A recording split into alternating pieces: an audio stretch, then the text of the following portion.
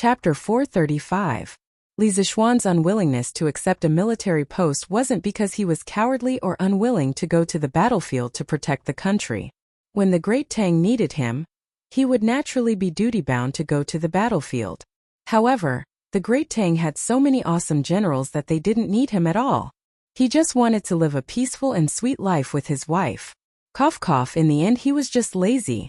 The curved plow and compass that Li Zixuan created previously promoted farming, and made it very convenient for Li Xiaogong to lead the fleet out to sea. I originally wanted to transfer him to the Ministry of Works to create more tools that would benefit the country and the people. However, Li Zixuan told me that he wanted to establish an academy named Yanhuang. He wanted to pass on his knowledge of inventing new tools to more people. I think this is a good move. What do you think? With the cooperation of the military generals, Li Zixuan was successfully promoted to an official post. Then, Li Er continued to take a mile after taking an inch, and revealed that Li Zixuan wanted to establish Yanhuang College. He brought this matter to the imperial court so that Yanhuang College would face less resistance in the future. The officials were speechless. They didn't know what Li Er was up to this time. Why was he talking about establishing an academy out of the blue? In this era, people didn't have a high and mighty impression of academies. It was more like they were short and poor. Thus, many officials wanted to support it but didn't know why. Even if they wanted to oppose it, they didn't know why either. But then again, in today's imperial court, Li Zixuan's matters really came one after another. This brat was about to become the main character of the imperial court. Your Majesty, I'm afraid the National Treasury doesn't have any money left to establish an academy for Li Zhanshi. At this moment, an elegant white-haired elder in purple stepped forward and cupped his hands. It was the current Minister of Civil Affairs, Xiao Yu. Yes, that's right. At this time, the Ministry of Revenue wasn't called the Ministry of Revenue. It was called the Ministry of Civil Affairs.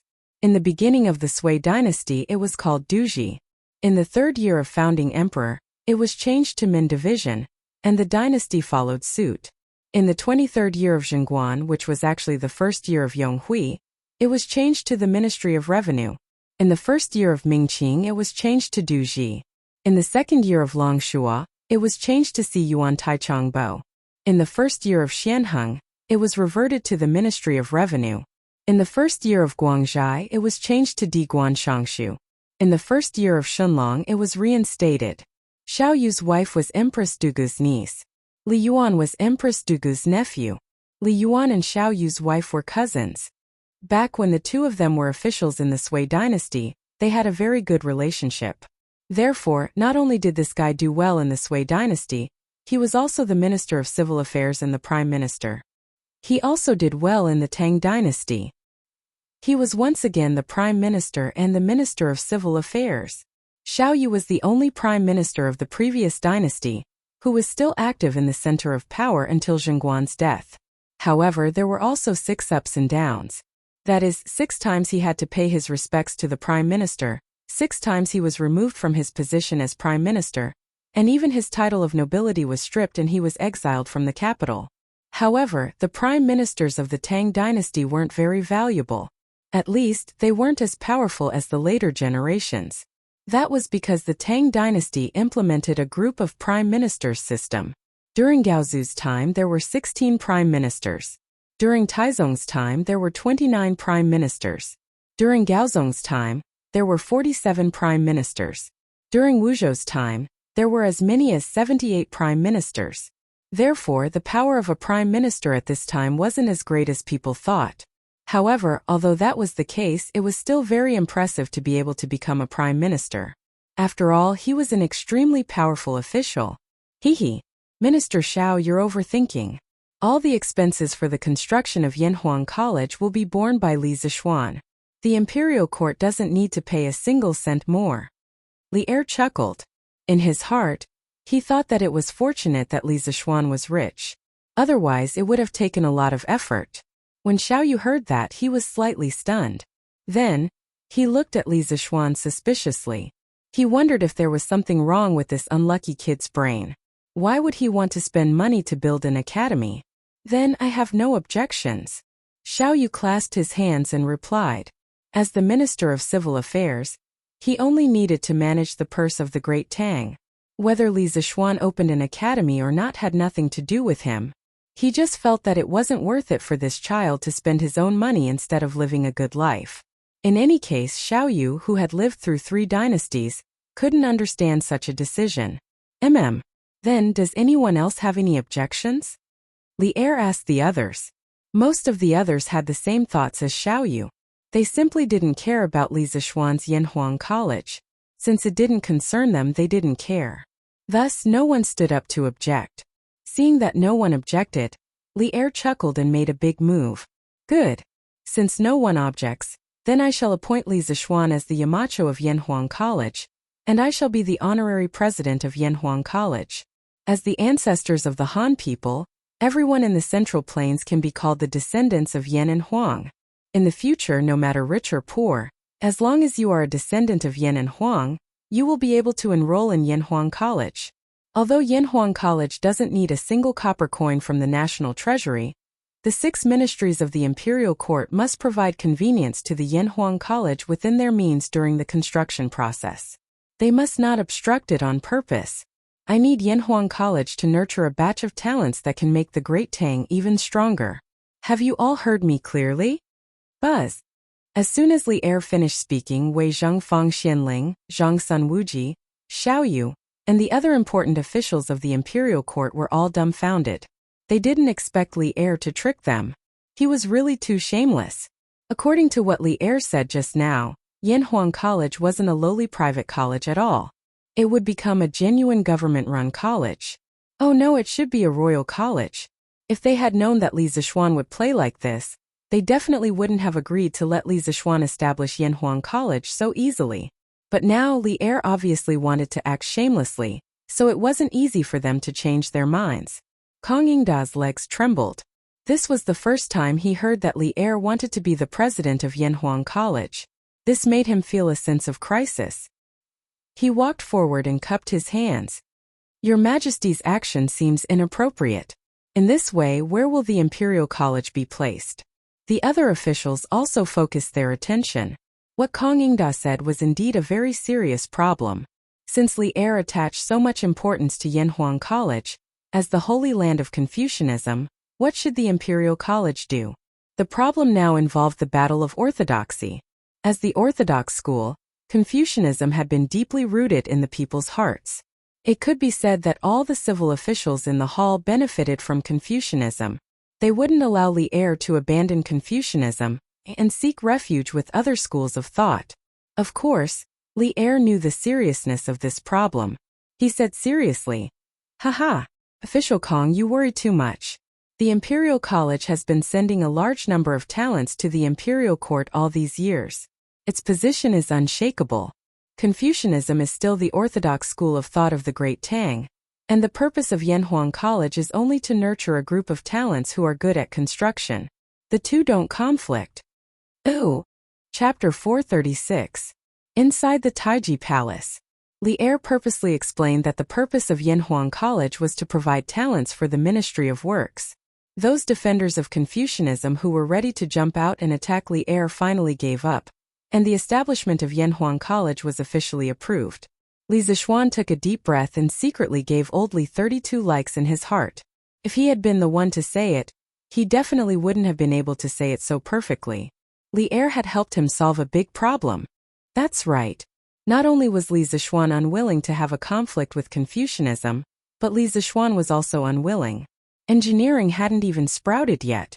How could it go head-to-head with Confucianism, which had been developing for thousands of years? Any new thing needed to be low-key and wretched in the beginning. After the establishment of Yanhuang College, the long morning court session finally ended. The civil and military officials all left the main hall and returned to their homes. Li Zixuan saw a familiar figure in front of him and hurriedly chased after him. Minister Yan. Minister Yan. He was chasing after Yan Lide. When Yan Lide heard someone calling him, he stopped in his tracks and turned around with a smile. Li Zhansher, congratulations on your promotion. Now that Li Zixuan had been promoted to Crown Prince Zhansher in terms of rank, he was on par with him, the Minister of Works. This made Yan Lide's heart feel very complicated. Don't make fun of me. Brother Xiaoning and I are good brothers. You can just call me Little Xian. Li Zishuan choked. This Li Zhanshi didn't sound nice. Previously, when others called him Li Sai, it didn't sound nice either. At this time, he wanted to complain about the problem of how people of the Tang dynasty addressed him. In this era, there was a lot of attention to how officials were addressed. In some brainless novels, it was often written that when the protagonist met an official, he would directly call him Lord Zhang, Lord Wang, or Lord Li, regardless of what official he was. In fact, this was not respecting historical facts. Darren was a form of address. In the Tang dynasty, it was only used to address one's parents. Under certain circumstances, it could be used to address one's direct relatives. One could never use Darren Zhang, Darren Wang, or Darren Li to address various officials. Therefore, when you meet an official, don't simply call him Lord, unless you want to acknowledge him as your godfather. In the Tang dynasty, officials were usually addressed with surname plus rank, such as Minister Zhao, Minister Qian, or surname plus Gong. For example, when you met Feng Xianling, you could say Good Minister Feng, and when you met Wei Zheng, you could say Lord Wei. Therefore, when one really transmigrated to the Tang dynasty, if one intended to greet every official as Lord, this kind of lazy method would not work. The one who was addressed as Lord would caress your head and smile without saying anything. If your real Lord were to hear it, he would probably be so angry that he would beat you with a stick. Fortunately, Li Zishuan had transmigrated and merged with the memories of his previous life. Otherwise, he would have been screwed over by some brainless novels from his previous life. Nephew Xian, why did you stop me? Yen Lide stroked his beard and smiled. He thought to himself that this kid did not get carried away. He still valued Li Zishuan as a descendant, so naturally, he did not want him to turn bad. Yes, I have something to ask Minister Yen for help. Why don't we talk as we walk? Okay, then let's go to your carriage.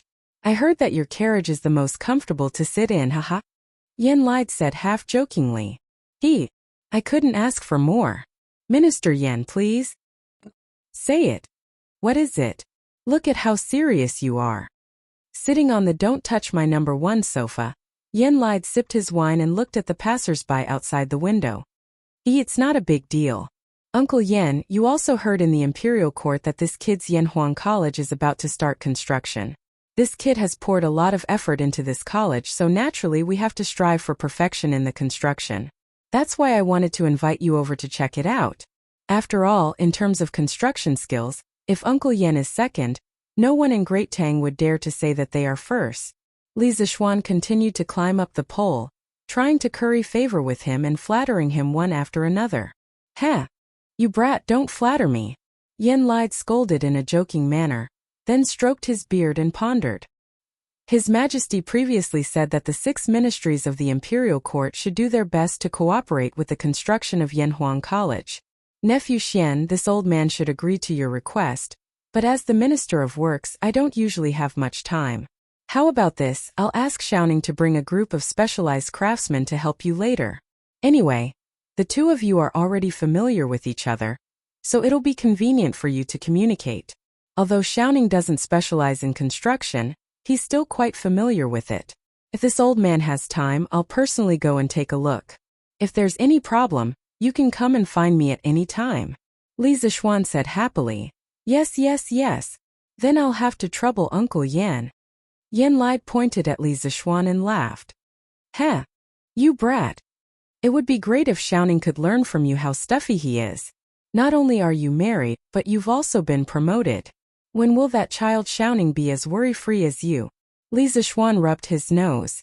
Was Yen Lide saying that he was too unrestrained so he got himself a wife? However, it wasn't good for Yen Xiaoning to only know how to study mechanical mechanisms all day long. Compared to him, Yen Xiaoning was more like an otaku. Xiaoning will definitely find his own happiness. Sigh. Actually, this nephew of mine isn't worry-free now.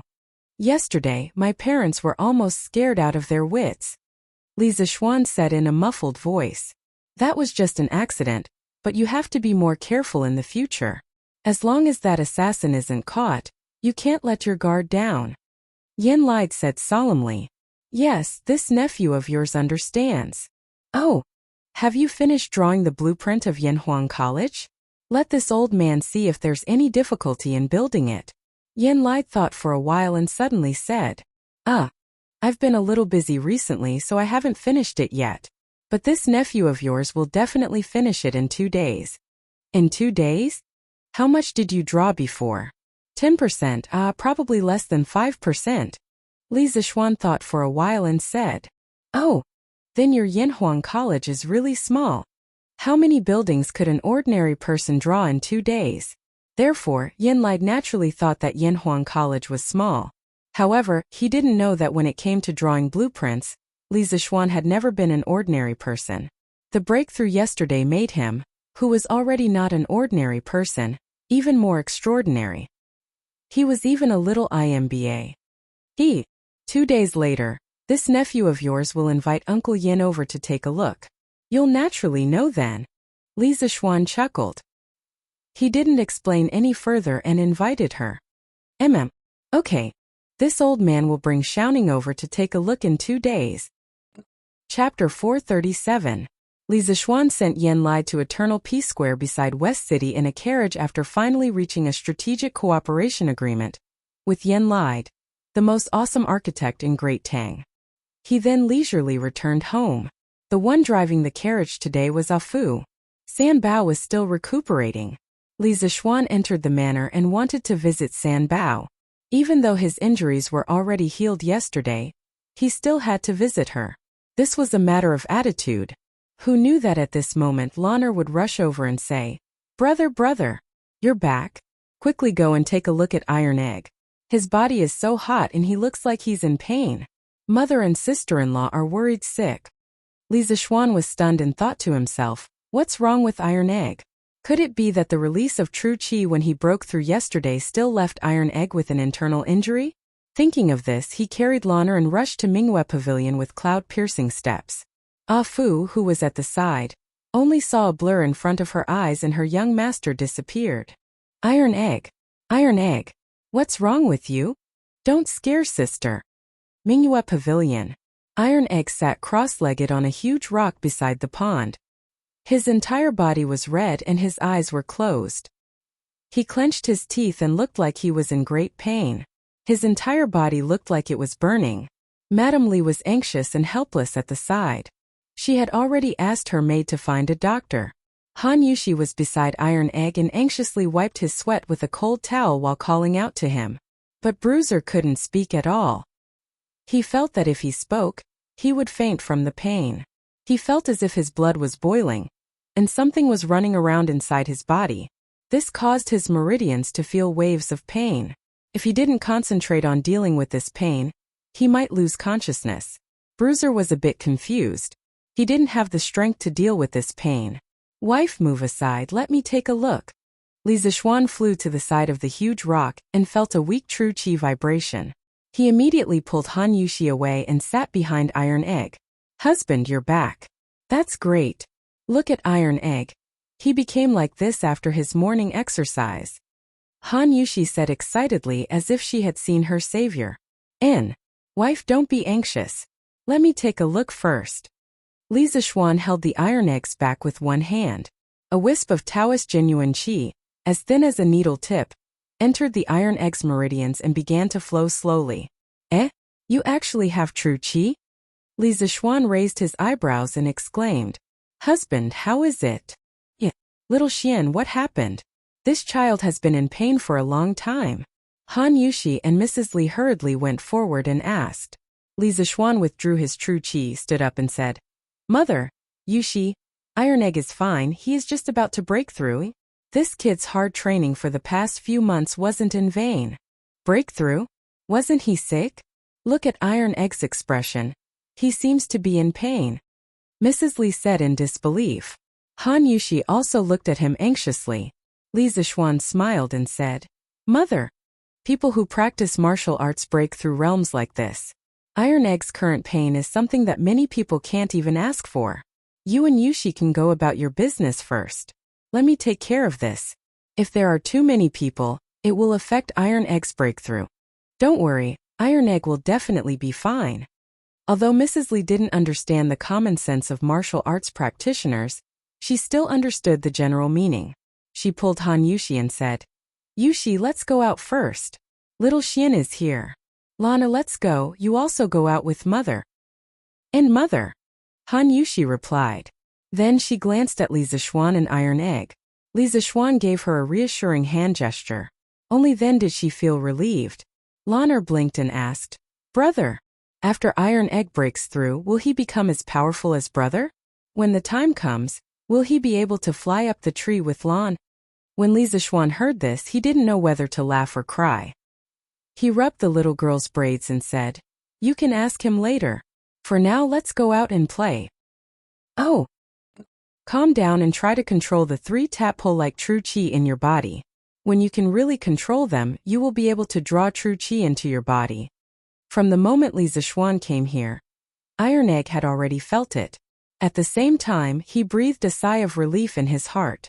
The battle he witnessed yesterday gave him a deeper understanding of Li Zixuan's strength. He believed that with Li Zixuan here, he would definitely be fine.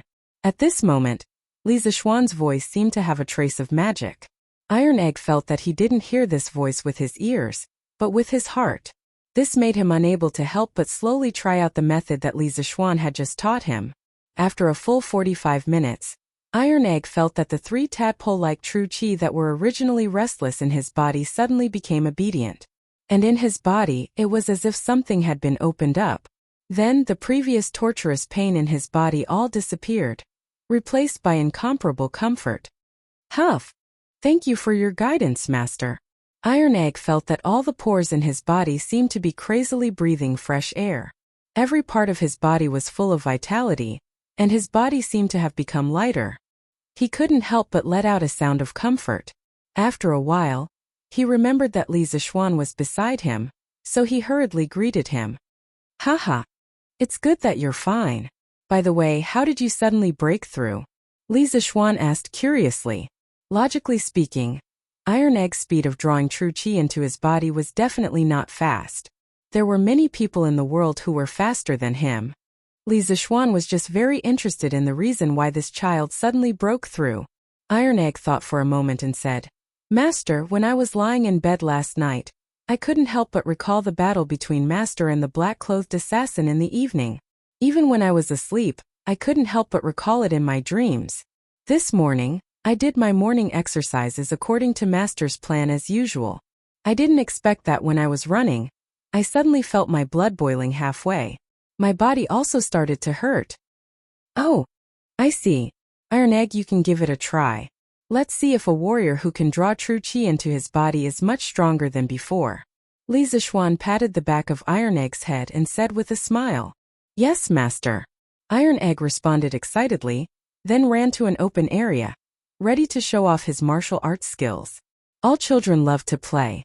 Bruiser didn't have much time to play because he had been urged by Li Zixuan for a long time. Now that he had officially stepped into the ranks of martial artists, how could he not use his martial arts to play and make a fuss? How could that be justified? Chapter 438. Master, my strength is more than 3 times greater than before, and my speed is also faster. Now I can finish my morning run in less than an hour. Li Mansion, Mingyue Pavilion. Iron Egg ran to Li Zixuan and said excitedly. He had just played a few moves in the yard to test his strength and speed. He immediately discovered that his physique had undergone an earth-shattering change. In the past, his strength was at most a little stronger than children of the same age. But now, in terms of strength, he did not lose to an ordinary strong man. "Oh? Is that so? Then Iron Egg, you will double the amount of training every morning from now on." Li Zixuan sat on the stone bench and said casually. Iron Egg suddenly wanted to slap himself in the face. How dare he get carried away and talk nonsense? But since Li Zixuan had said so, he could only accept it. "Yes, Master." "Oh, you brat. Master is doing it for your own good. With your current physique, you can definitely withstand this amount of training." Li Zixuan glanced at Tai Dan indifferently before continuing. "Also, since you've already drawn qi into your body, you have to understand that from now on, you're no longer an ordinary person. You're a martial artist. Heroes use martial arts to break the rules. In the future, You must not rely on your martial arts to bully the weak. Of course, if someone bullies us, we will bully them back twice as much. Do you understand? Iron Egg said seriously. Master, rest assured. Iron Egg understands. Li Zixuan nodded and said earnestly. That's right. Well, good. After drawing the qi into your body, you can't slack off. You have to cultivate diligently. When the amount of true qi in your body increases, you can try to use this true qi to temper your body. In addition, you can't put all your energy into martial arts. Master's engineering is about to be fully developed in Yanhuang College, so Iron Egg, you still have a lot to learn. Master hopes that you can learn both civil and martial arts. Yes, Master. Iron Egg will do his best to learn. Only by suffering the hardest of hardships can one rise to the top. Iron Egg, you will suffer a little now, but 10 years later, you will definitely not regret your efforts today. Alright, let's go over there. I'll teach you a set of fist techniques and a set of sword techniques. If you practice more in the future, you'll benefit a lot. Li Zixuan planned to teach Tai Chi and Tai Chi sword to Iron Egg, because with his disciple's current strength, he could only practice one of the 9 Taishan swords, which was not very powerful. It was better to teach him Tai Chi, which could be used to defend himself in a critical moment. Besides, now that Iron Egg had true Chi in his body, he should be able to practice Tai Chi more easily. Thank you, Master. Hearing this, Bruiser cheered excitedly. He had been waiting for this day for a long time. For the past few months, he had only been bitterly cultivating his internal strength in order to draw Qi into his body. He hadn't learned the slightest bit of martial arts moves from Li Zixuan. Now that he could finally learn some moves, how could he not be excited? Husband, your Tai Chi seems to be a combination of hardness and softness. Can I practice it? It was almost noon by the time he taught the complete version of Yang's Tai Chi and Tai Chi sword techniques to Iron Egg.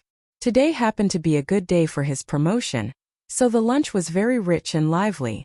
After lunch, the couple returned to the west courtyard for a break. Han Yushi suddenly asked. Li Zixuan was surprised and said, "Why do you ask?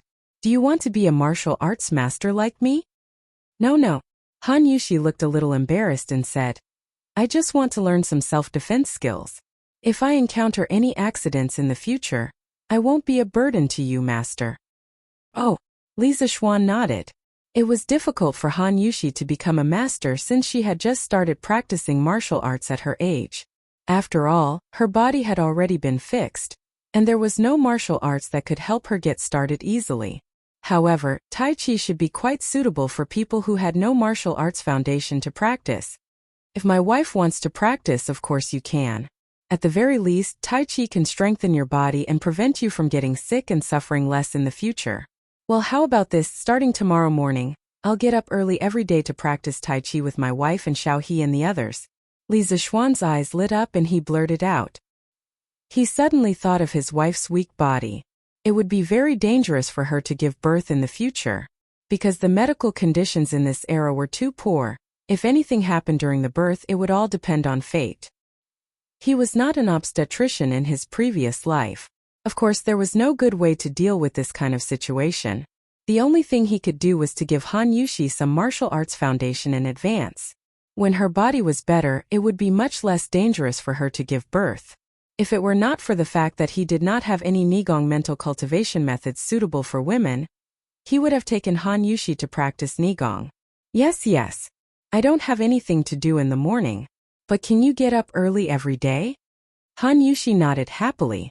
Suddenly, she looked at Li Zixuan suspiciously and asked, "Hey, wife, you're looking down on me.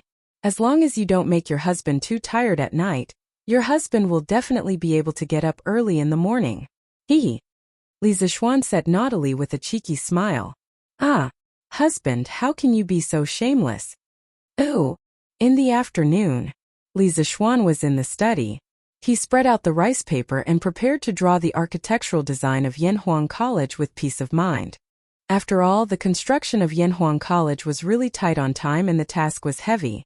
In the past, he might have been a little lazy, but today, Li Er took this matter to the imperial court and announced it in public. He had to pay more attention to it. As soon as he started to draw, he heard someone report that Qin Qiong and Cheng Yaojin were here. Li Zixuan hurried to the front hall. "Xiao Xian, do you have any idea about the assassin yesterday?" After they came to the front hall, Qin Xiong went straight to the point and asked, "Not yet. Uncle Qin, do you have any clues?" Qin Xiong shook his head and said, "I didn't even have time to fight with the assassin yesterday. How would I know where he came from? But Xiao Xian, you fought with him for so long. Based on his martial arts, can't you find some clues?" Li Zixuan said that Qin Xiong's thinking and ideas were very good, but he was just a newbie in the martial arts world. He said gloomily, "Uncle Qin, although I've learned martial arts for so many years, the number of times I've fought with others can be counted on one hand. I really can't tell the other people's martial arts apart from them." Chang Yaojin and Qin Xiong looked at each other speechlessly. They didn't expect that there would be such a weird martial arts master in the world. Qin Xiong was silent for a while, then said, "Xiao Xian, it seems that you don't have enough combat experience. If you have time in the future, you can go to the army to gain experience. Also, there is no lack of martial arts experts among the generals of the Tang Empire. You can also go and ask for advice. Lack of combat experience is very disadvantageous." Ooh. Chapter 439.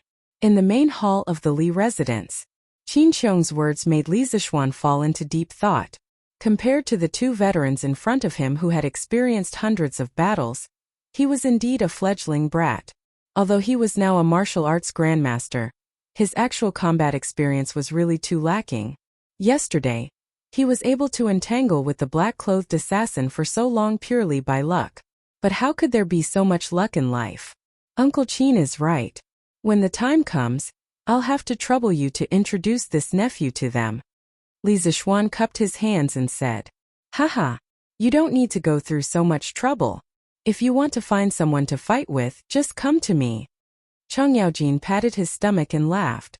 Qin Xiong was speechless. Chang Yaojin didn't act like an elder at all. After the three of them laughed for a while, Qin Xiong returned to the topic. "Xiao Xian, I've heard of the move that the assassin used when he escaped yesterday." Li Zixuan paused for a moment and said, "Uncle Qin, are you talking about the blood rain of 7th cultivator of virtue?" "Yes." Qin Xiong stood up and said with his hands behind his back, "It is said that there is a rare poisonous snake in Miaojiang called the snake of 7th cultivator of virtue. It has 7 heads and is extremely poisonous. As long as one of its heads bites, it will immediately kill. The assassin's last move, the blood rain of 7th cultivator of virtue, was probably practiced with the blood of this poisonous snake. Moreover, the snake of 7th cultivator of virtue's movement speed is also extremely fast. The assassin's technique is strange, like a snake demon. Combining these 2 points, I guess that his origin is likely to be an evil Jianghu cultivator related to the snake of 7th cultivator of virtue." Li Zixuan's expression gradually became dignified. He pondered for a moment and said worriedly, "That is to say, the assassin is from Miaojiang?" Li Zixuan, who had read countless modern web novels, had a deep fear of Miaojiang. No matter how good one's kung fu was, there was no way to deal with the strange invisible poison. "Not necessarily." Qin Xiong shook his head and said, "I only said that the snake blood he used to practice came from Miaojiang, but I didn't say that he was also from Miaojiang. As far as this old man knows, the people of Miaojiang usually don't come out into the world. They rarely come in contact with the outside world. Although a poisonous creature like the 7 cultivator of virtue snake is rare, it doesn't mean that there aren't any native hunters in the Miaojiang who sell it to the outside world." Li Zixuan felt that it was reasonable. He nodded and asked, "Uncle Qin, do you know of any sects in Jianghu that use the poisonous blood of the 7 cultivators snake to cultivate?" Qin Xiong had obviously thought about this question a long time ago. He shook his head and said, "I'm not sure. Although this old man is skilled in martial arts, I have never traveled in Jianghu. As far as this old man knows, those famous sects would definitely not have people who practice such vicious martial arts. I think this assassin should be from an unknown remote sect, or perhaps he doesn't belong to any sect at all." Back then, Qin Xiong's father, Qin Yi, had passed away a few days after Qin Xiong was born. Most of Qin Xiong's techniques were self-taught according to the Qin family's techniques. Later he joined Yang Lin, the king of mountains of the Sui dynasty, and became Yang Lin's godson. Yang Lin had personally taught him martial arts many times, so on the road of martial arts, Qin Xiong could be considered to have had the guidance of a famous teacher. However, His martial arts skills were all used on the battlefield, so he didn't know much about the sects in Jianghu. What are the famous sects in Jianghu today? Li Zixuan was really curious about this. In his memory, spiritual master Ling Su had not taught him about this common knowledge of the martial arts world. Ha! You brat, you don't even know this, and you call yourself the disciple of an immortal. Chang Yaojin sneered and immediately began to despise Li Zixuan for being ignorant and inexperienced. Then he explained, currently, the three most prosperous sects in Jianghu are the Celestial Master sect of Longhu Mountain, the Shaolin Temple of Mount Song, and the Tai-Bai Sword sect of Qinchuan. The first two are equally matched in strength, and no one can say that they are stronger than the other. The other sects are led by these three sections. You brat, you could be considered lucky back then to be able to enter the Celestial Master sect to cultivate, and even become the personal disciple of spiritual master Ling Su. All the martial artists in the world can't help but be envious. Hee. Li Zixuan awkwardly scratched his head. Then he suddenly remembered the twin of the Tang dynasty that he had read in his previous life, and asked tentatively, then has Uncle Chang heard of Xiaheng Jingzhai? If there really was a Xiaheng Jingzhai, then he really wanted to see the legendary fairy Shi Feishuan. Of course, he didn't have any thoughts about her, but purely admired her. After all, Shi Feishuan should be almost 30 years old by now, right? Xiaheng Jingzhai? What's that? I've never heard of it. Chang Yaojin picked his nose without caring about his image and shook his head. Then have Uncle Chang heard of the Jingnian Zen sect, the Yin Sunflower sect, the Flowery sect, the Devil Image sect, the Butian Pavilion, and the Flying Horse Ranch? No. Then have Uncle Chang heard of the Wudong sect, the Amei sect, the Chuanjin sect, the Qingcheng sect, and the Huashan sect? No. Little Xian, where did you hear about these sects? Chang Yaojin's expression became more and more strange.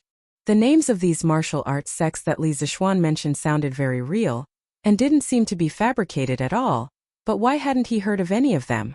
Could it be that he was too ignorant and inexperienced? Chang Yaojin began to doubt his life at this moment. Ugh! It's nothing. I just saw it in an unknown novel. It's all nonsense. Cough cough. Nonsense. A trace of embarrassment also appeared on Li Zixuan's face. The current martial arts world seemed to be a little different from what he had imagined. Why did it feel so withered? Yes, it was withered. In fact, the Tang dynasty could be considered as the origin of martial arts, but it was only the origin. The Shaolin Temple was the most prominent example. According to historical records, the Shaolin Temple was built in the Northern Wei dynasty and flourished in the Tang dynasty. However, the prosperity of martial arts began in the Song and Ming dynasties. Most of the famous sects that could be checked in the history were also established in the Song dynasty. For example, the Wudong sect, a famous sect in the martial arts world, was established in the Song dynasty and flourished in the Ming dynasty. The largest sect in the martial arts world, the Beggars sect, was established in the Tang dynasty and flourished in the Song dynasty. The first sect in the Xianmen sect was established in the Song dynasty and flourished in the Song dynasty. As for other sects like the Amei sect, Kongtong sect, Kunlun sect, and Baji sect, they flourished even later. This was also one of the reasons why the historical background of modern martial arts novels was mostly concentrated in the Song and Ming dynasties. After all, if one didn't write about these sects when writing martial arts novels, wouldn't it be overshadowed? Of course, the decline of the martial arts world in the Tang dynasty was also related to the background of this era. After the Tang dynasty was founded, there was too much centralization of power, which was not conducive to the development of the martial arts world. The imperial court of the Song dynasty did not care much, and the political environment in the Middle and Late Ming dynasty was still relatively relaxed. This provided a very good soil for the flourishing of the martial arts sections. The end of the Song dynasty, the beginning of the Ming dynasty, the Tumu fortress, and the chaos at the end of the Ming dynasty also gave the modern martial arts novelists a lot of good opportunities to make a big deal out of it. Looking at the dynasties before the Song dynasty, there were still relatively few martial arts sects of a large scale. Chapter 440. Alright. This old man is here to tell you about this clue. Xiaoxian, you have to be prepared. Leaving such a powerful master in the dark is not a long-term solution. This old man will ask someone to follow this clue, but Xiaoxian, you have to be careful too. I know that you have been busy building your Yanhuang College recently, so this old man won't stay here any longer. If there's anything I can help with, feel free to tell this old man.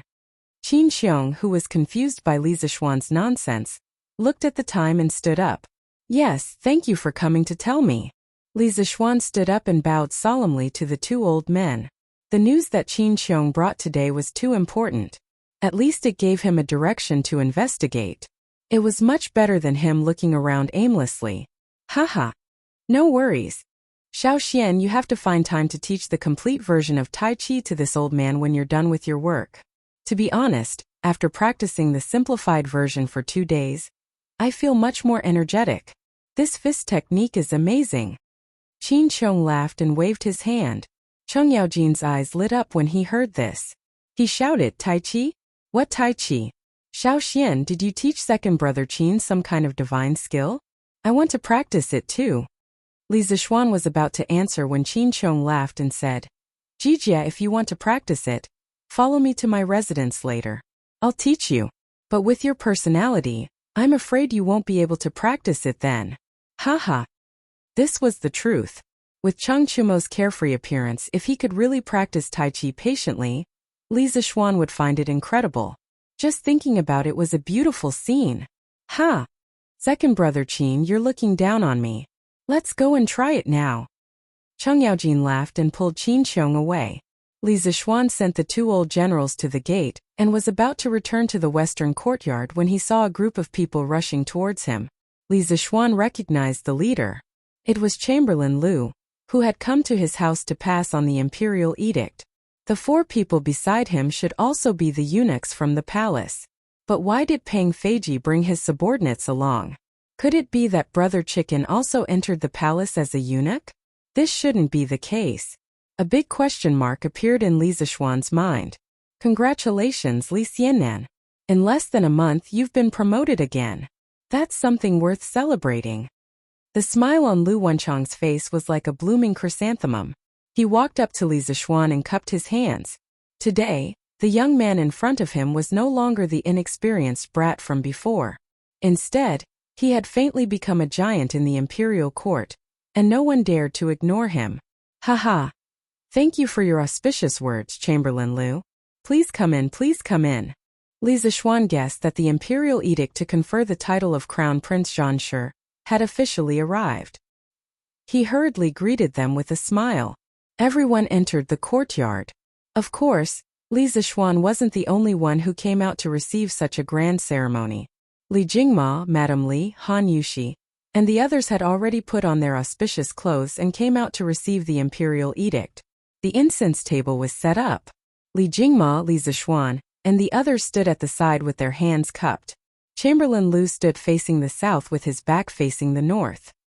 He coughed lightly and said, The Emperor of the Tang Empire has decreed that a good son named Li Zixuan has created the paper machine, established a strange culture, stabilized the price of books, and promoted education.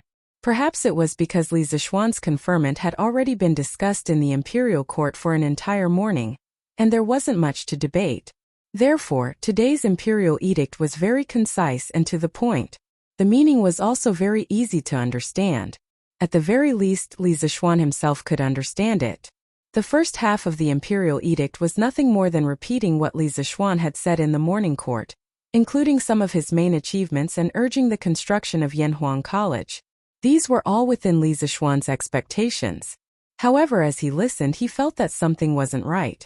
Li Zixuan seemed to particularly like to do extra surprises recently. In view of the great responsibility Li Zixuan has, I order the right Marquis Wei Sigi Peng Feiji and the 48 Marquis under Li Zixuan's command temporarily. They will immediately take up the post and be deployed by him. They will also protect him thoroughly. The Li residents will be responsible for the use of this team of Marquis in the future. The Marquis guards around the Strange Pavilion and the Strange Culture will be deployed by the right Marquis Wei residents. Imperial Decree. Not only was Li Zixuan shocked, but Li Jingma was also in a state of confusion after hearing the imperial edict. What did Li Zixuan mean by this? Not only did he promote Li Zixuan, he also sent a team of guards over. This was basically equivalent to a personal guard. What kind of treatment was this? After being stunned for a while, They came back to their senses when Chamberlain Lu coughed dryly. Li Zixuan hurriedly received the imperial edict with both hands. He couldn't help but ask in a small voice, "Chamberlain Lu, what does His Majesty mean by this?" Chamberlain Lu glanced around and said in a small voice, "As a servant, how would I know what His Majesty is thinking? However, before we came, His Majesty told you to speed up the construction of Yanhuang College and to pay attention to your own safety. Regarding yesterday's assassination, I hope Lord Zhu can be alerted. The mastermind behind yesterday's assassination is very likely to make another move." "I see. I will engrave His Majesty's warning in my heart. Chamberlain Lu, please tell me." "Afu." Li Zixuan cupped his hands and thanked him. Then he called for Afu to bring the tray over.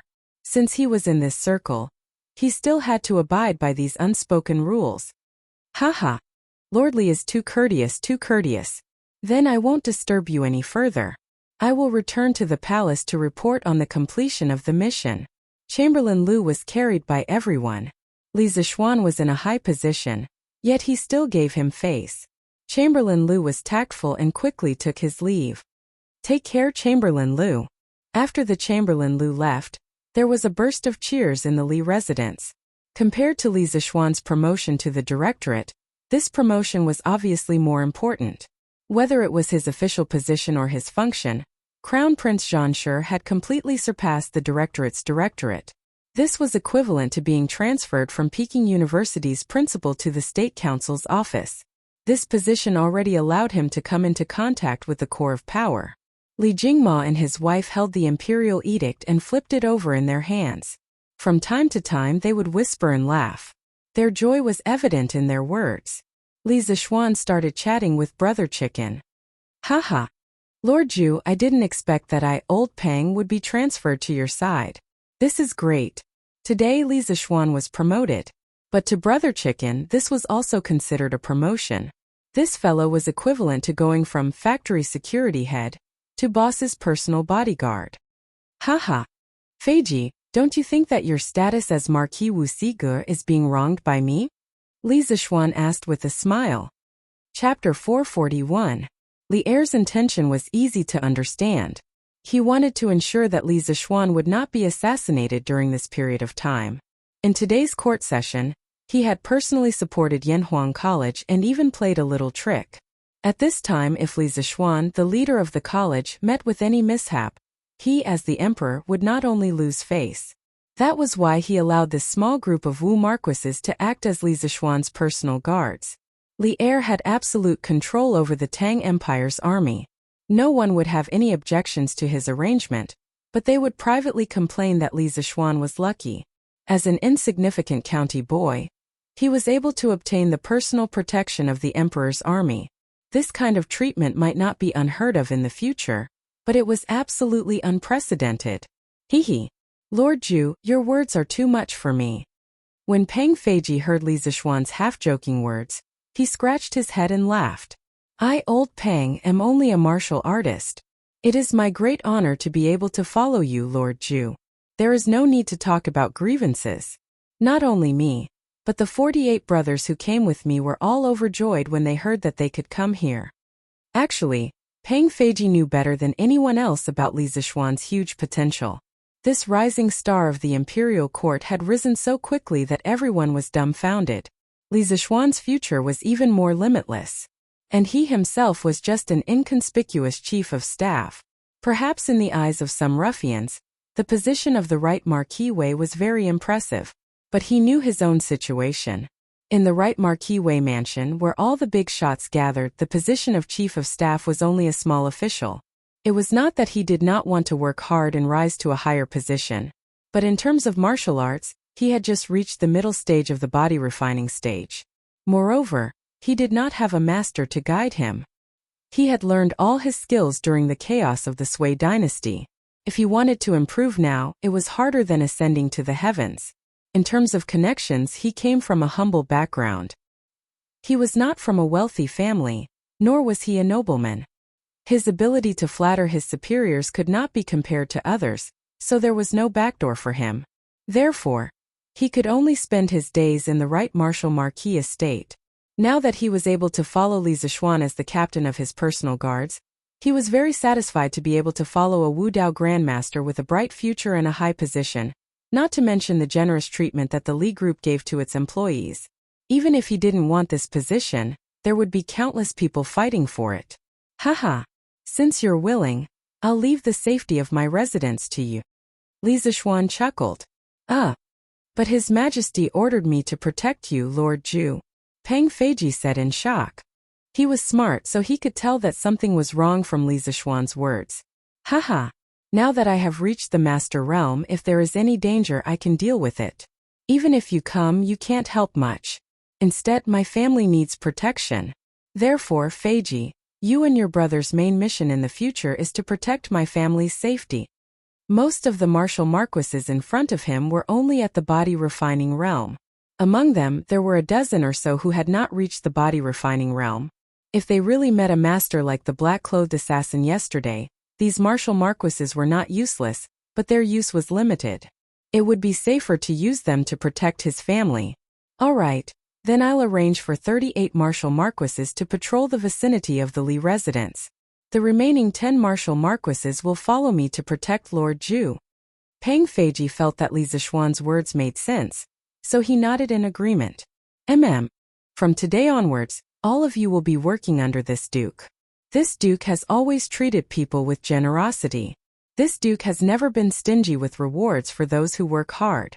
However, this duke will definitely chase away those who idle around. I hope that Feiji, you can lead this team of people in the future and do your job well. This is not only for me, but also for the future of all of you. Although Peng Feiji had been working at the workshop in Chitsu culture for a period of time, that was then and this was now. Now that they had become his personal guards, he naturally had to have a higher standard. He still had to teach them what needed to be taught. You're right, Lord Zhu. My brothers and I know the importance of this. You can rest assured. Peng Feiji's face was solemn as he cupped his fists respectfully. After a lot of trouble, Li Zixuan finally had some free time. He could peacefully draw the blueprint of the academy. In the study room, Li Zixuan sat in front of the desk by the window. One person, one brush, one stack of paper. There was no Xiao He or Xiao Shi around to help him grind the ink. It was not because he had forgotten about the maidservants now that he had a wife. It was because he was now using a self-made pencil instead of a brush. Also, he needed to be quiet when he was drawing. In this state of seclusion, drawing was the most efficient. Since entering the Guru realm yesterday, Li Zixuan's mental strength had also skyrocketed. It was at least 7 or 8 times more than before. Relying on this, he could now construct the three-dimensional model of the building in his mind more easily. Compared to before, his speed was on a completely different level. Swish! Swish! Swish! If someone was in the study at this moment, they would definitely be shocked to see this scene. They would see Li Zixuan's right hand moving rapidly above the blueprint. Ordinary people could only see a blurry shadow. Then, in a flash, the white paper was covered with black lines. They were horizontal and vertical, neat and tidy, as if it was the most perfect piece of art in the world. His drawing speed could only be compared to some modern laser printers. After all, with the growth of his realm, his ability to control the various parts of his body also increased. Time passed slowly. In front of Li Zixuan, the stack of white paper was quickly decreasing. On the contrary, the drawings full of lines were stacked higher and higher. Li Zixuan copied the three-dimensional models of some famous and magnificent buildings in the universities of the future onto the white paper in front of him one by one.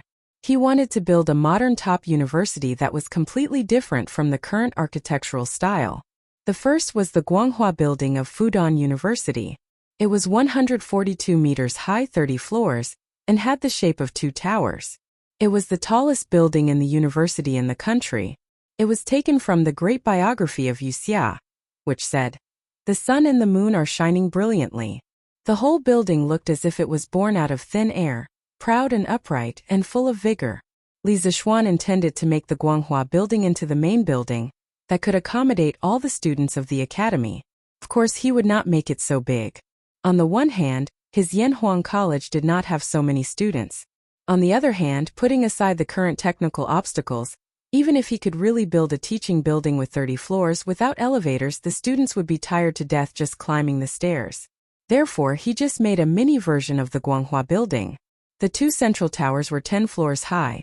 The main building in the middle connecting the two towers was 6 floors high, and the two wings on the left and right were only 4 floors high. However, the area of the teaching building was still the same. Chapter 442. After the Guanghua building was completed, the tower would be the office area, and the middle of the tower would be the reading and exhibition area. The east and west wings would be the reception, meeting, and teaching areas, each with their own entrance and exit. The various parts were connected as one, but they were also independent. Apart from meeting the needs of the office, teaching, meeting, and reception areas, the design of the Guanghua building also considered the design of the communication and leisure spaces. First, Li Zixuan designed 2 shared spaces on the second to third floor of the central section. From the main entrance, one could enter the shared space by going up the stairs.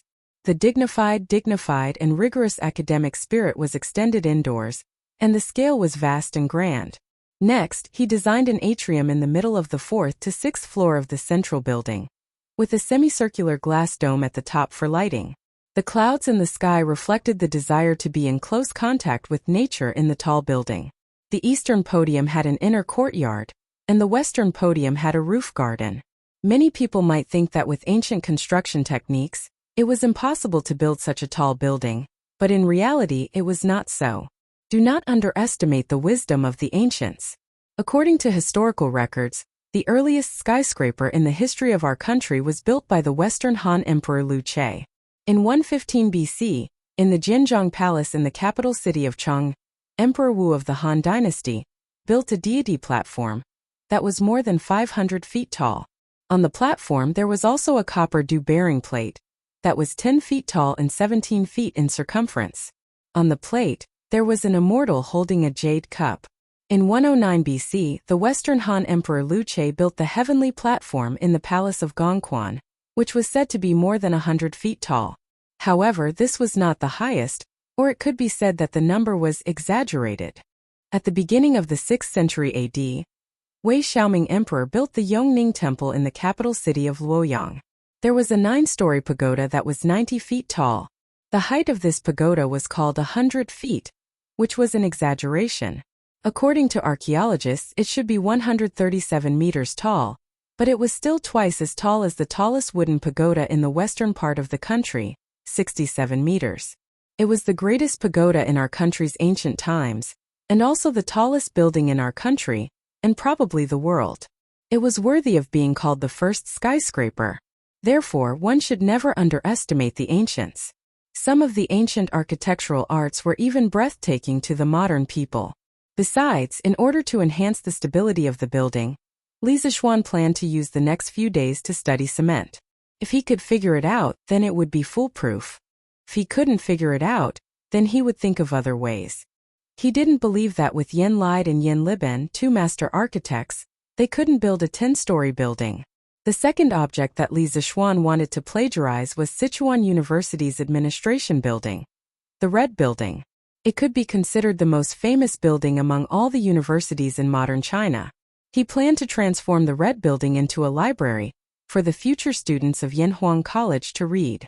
The Red Building was used as the administration building of Sichuan University. It had China's unique ancient style architecture. The cornices were carved and elegant, and the red pillars and green bricks complemented each other. It was a fusion of foreign culture and local culture. The building used the Western classical composition of 3 sections to construct the middle of the building. A large number of China's traditional multi-eave roofs, ancient auspicious patterns, and China's traditional red pillars and other Chinese classical elements were used. The overall shape of the building was simple and dignified. The composition was disorderly and picturesque, and the solid appearance of the base formed a solemn and generous style. From the outside, it could be said that the style was very different from the popular Soviet-style buildings at that time, such as the Sichuan University Science Building that was built around the same time. Other than the fact that it looked like a palace from the front, it was similar to the new China-style buildings at Huaxi University.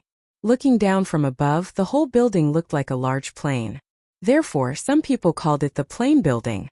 Many people once said that the designer of the Red Building was the famous architect, Mr. Liang Xiqing. However, this saying was only found in the memories of Wang Rue, the general manager of a state-owned construction company in Chengdu at that time. There was no official written record. Later, it was confirmed that the designer of the Red Building was Mr. Gu Pingnan. However, from the imposing and magnificent overall architectural style and the exposed traditional China elements, it did have the flavor of a beam-style building. Next was Peking University's Beigong Building. Li Zixuan planned to use this building as the auditorium of Yanhuang College. The modern Beigong Building was located on the east and west of the original Yenjing University's east-west axis. It was a magnificent palace-style building that was now the office of Peking University's party and government. The dazzling auditorium on the second floor could accommodate 600 people. The school held important meetings and foreign dignitaries visiting Peking University to give speeches were all held here. There were teaching buildings, office buildings, libraries, and auditoriums. Compared to a complete university, only the laboratory building, dormitory building, cafeteria, bathhouse, and some other supporting facilities were missing. As for the laboratory building, with the current material conditions of Tang, there were not many experiments that could be done. Li Zixuan planned to build a building casually as a token of appreciation. He had drawn the blueprint for half a day, and had a certain understanding of architecture. It was possible for him to design a building by himself. As for the dormitory building, cafeteria, and bathhouse, they were mainly used for sleeping, eating, and bathing. There was no need to build fancy buildings. In the universities in his previous life, there was no university that deliberately built the dormitory, cafeteria, and bathhouse to be eye-catching. Basically, they were all similar. Therefore, this also depended on his improvisation. In addition, he also designed some rather unique and small-scale buildings for future use. Of course, in order to catch up with the schedule, these buildings would definitely not be built immediately. The most important things at the moment were the teaching building, dormitory building, cafeteria, and bathhouse. After drawing the main building blueprints of Yanhuang College, Li Zixuan began to draw the macroscopic layout of the entire college. How could he leave out the supporting facilities such as the sports field, the grove, the pond, the rockery, the garden, and so on? Under Li Zixuan's rapid drawing with the pencil in his hand, the blueprint of Yanhuang College was officially formed. Looking at the half-foot-high stack of blueprints in front of him, Li Zixuan let out a long breath. No one would have thought that he would use less than an afternoon to draw such a big college. This speed was completely like a human printer. Creak. Husband, you've been tired for the whole afternoon. It's time for dinner. Dad and Mom are waiting in the front hall. At this moment, the door was pushed open and Han Yushi walked in. She looked at Li Zixuan with a pained expression. It's already night time. Let's go. Let's go for dinner. My wife, what delicious food did you cook tonight? Li Zixuan stood up and took one last look at the layout of the college. Then, he held Han Yushi's small hand and walked out of the door. However, he still felt that something was missing. Ooh! Chapter 443. Come. The three of you do what I did. Step with your left foot, raise your arms, bend your knees and press your palms. Wife, why aren't the three of you doing it? Why are you in a daze? The next morning, Li Zixuan really woke up early. He got out of bed when the sun rose. After washing up, he didn't even eat breakfast. He pulled his wife and his two personal maids to practice Tai Chi in the west courtyard. However, ever since he broke through to the master stage, every move he made was filled with the charm of Tao. It was as if there was some kind of magic that attracted the attention of Han Yushi, Xiao He, and Xiao Shi. Unknowingly, the three of them stopped what they were doing and stood on the spot as they watched Li Zixuan practice Tai Chi. After practicing 2 moves, Li Zixuan sensed that something was wrong behind him. He turned around and immediately saw 3 dazed beauties. He couldn't help but be speechless. Husband, we are observing your moves. Han Yushi woke up and quickly thought of an excuse to cover it up. Wouldn't it be embarrassing for her to admit that she was infatuated with her husband in front of so many people? Really? But it's just 2 moves. Do you need to observe for so long? Li Zixuan asked suspiciously. Han Yushi's beautiful face, which was like a flower, had a faint blush. At the same time, she was secretly annoyed at her husband for wanting to get to the bottom of this. Young mistress was fascinated by young master's valiant posture when he was practicing Tai Chi. She wasn't observing. Xiao He, this girl, had always been quite bold. She giggled and spoke without thinking. Ah, little girl, you're looking for trouble. Han Yushi was embarrassed. She quickly pinched Xiao He's face to stop her from talking nonsense. Haha. It's true. Xiao Shi can also testify. Xiao Shi heard and blushed. She was also infatuated with Tai Chi. How could she have the face to testify? But luckily young mistress didn't find out. Otherwise it would be terrible. Xiao Shi rejoiced as she thought. Although in a big family, the young master's personal maidservants were all Tongfang. Li Zixuan had never mentioned this to them. They did not know what Li Zixuan was thinking. Moreover, Han Yushi had just married into the Li Zixuan. So the two of them did not know if this new young madam was a jealous person. Therefore, the two of them did not dare to be too close to Li Zixuan like before. They would only go over when Li Zixuan called them. Other times they would not take the initiative to go over for no reason. Li Zixuan, on the other hand, did not have such complicated thoughts. He looked at the three beautiful girls with great interest. It could be said that it was a feast for the eyes. If these three beauties in front of him were placed in the modern era, their looks would definitely kill most of the A-list celebrities. Han Yushi was especially outstanding. She was even more beautiful than some of the A-list beauties. Therefore, he was more or less secretly happy to be infatuated with these three beauties at the same time. It seemed that no matter if it was in ancient times or modern times, handsome people were always welcomed wherever they went. Life was really lonely like snow. Li Zixuan shamelessly sighed in his heart. After breakfast, Li Zixuan started to get busy again. After drawing the academy's building blueprint yesterday, he felt that something was missing. At that time he could not think of anything. Who knew that when he was making babies at night, he suddenly had an inspiration. He was still missing a sand table. The sand table that was often used in the modern district sales office. Some large companies or schools would often display the layout of their companies or schools in the exhibition hall. In other words, this was also an inspiration that he got from having sex. He was really a genius. The blueprint was after all a two-dimensional thing.